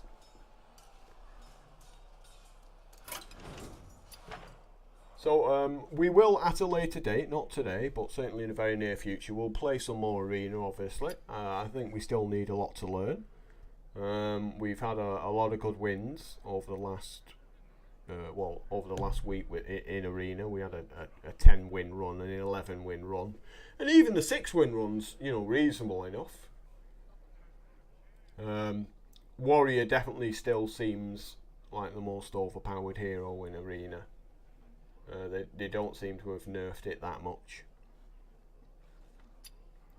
And what I'll possibly do on the next stream, if enough people want it, is I'll take you through the Magic Arena client, and for those who are new to the game, obviously we can talk about the rules and stuff like that. If you actually look in the links right below here, I do have a Discord as well. So if you come onto the Discord, if you so choose, I can actually just pull you into the streaming channel, and we can have a chat on a stream for however long you want to have a chat. If you've got questions to ask, as long as you've got a microphone that's not like, one of those microphones, or you have like 4 screaming babies in the background because your wife's just given birth to quadruplets. That is not going to happen then either. I can't stand screaming babies, especially when I'm on a flight. I never forget that day I flew to New York, so it was like a 9-hour flight, and I had the whole row to myself, and then the very last people to get on were like, "Oh, we're sat here." Proceeded to plonk like a 6-month-old baby right next to me that wouldn't shut up for 9 hours. And I was ready to sit in a police cell for the next 30 years. I was that close to strangling that baby, or at least punching it. But yeah, it's worth coming on Discord because if you've got questions to ask, you can ask them. You can ask them there, and I'll answer them whenever I can. But yeah, it seems like a good time to wrap this stream up. Obviously, I tend to keep Facebook the most active. I know most people don't like Facebook nowadays, but I'm kind of, it's a weird thing to say, but I'm kind of old-fashioned. I'm not into them Instagrams. I'm too old for that. But obviously, we've got the Twitter channel as well, which I haven't actually added a link for yet. So we will be getting affiliated very soon. This stream actually was the one that should switch all of those things on with Twitch, and then for there we go, crying baby rage. I do like the emotes on Twitch. That's the good thing about Twitch. Like I played. In the last stream, I played a Black Knight, and immediately, I got all the "come on, bro" emotes in chat. Which, if you don't know which one that one is, that's that emote right there. And anytime anyone says the word black, just in most channels you go into, people just spam that emote. It's like slightly racist, but not really. It's just jovial. It's like, you know. So yeah, I love Twitch. I think it's a much better platform than YouTube ever was. I mean, I'm still going to upload there, but you know, I think Twitch is the future so far as these streams are concerned. And obviously, if you've got any preferred time you'd like to see me streaming from, we can do stuff like that as well. But anyway, seems like a good point to wrap it up. Feel free to turn on notifications for this channel, so it's up there in the top right. When you follow it, there's also the option to receive notifications when it goes live. That'll just, you know, help you pop in and say hi when stuff's going on. And then eventually, once we're up streaming, if it starts to get popular enough, we'll sort of pick regular hours. So, you know, if people want to post on Facebook sort of what particular hours are good for them, we can sort of organise a schedule around when people actually want to do stuff. But yeah, until next time, you know, it's been a pleasure. It's been a lot of fun today. It's nice to do something different on stream, and maybe we'll either pick it back up with a bit more Arena, or go take a look at Magic Arena. Anyway, see you guys next time.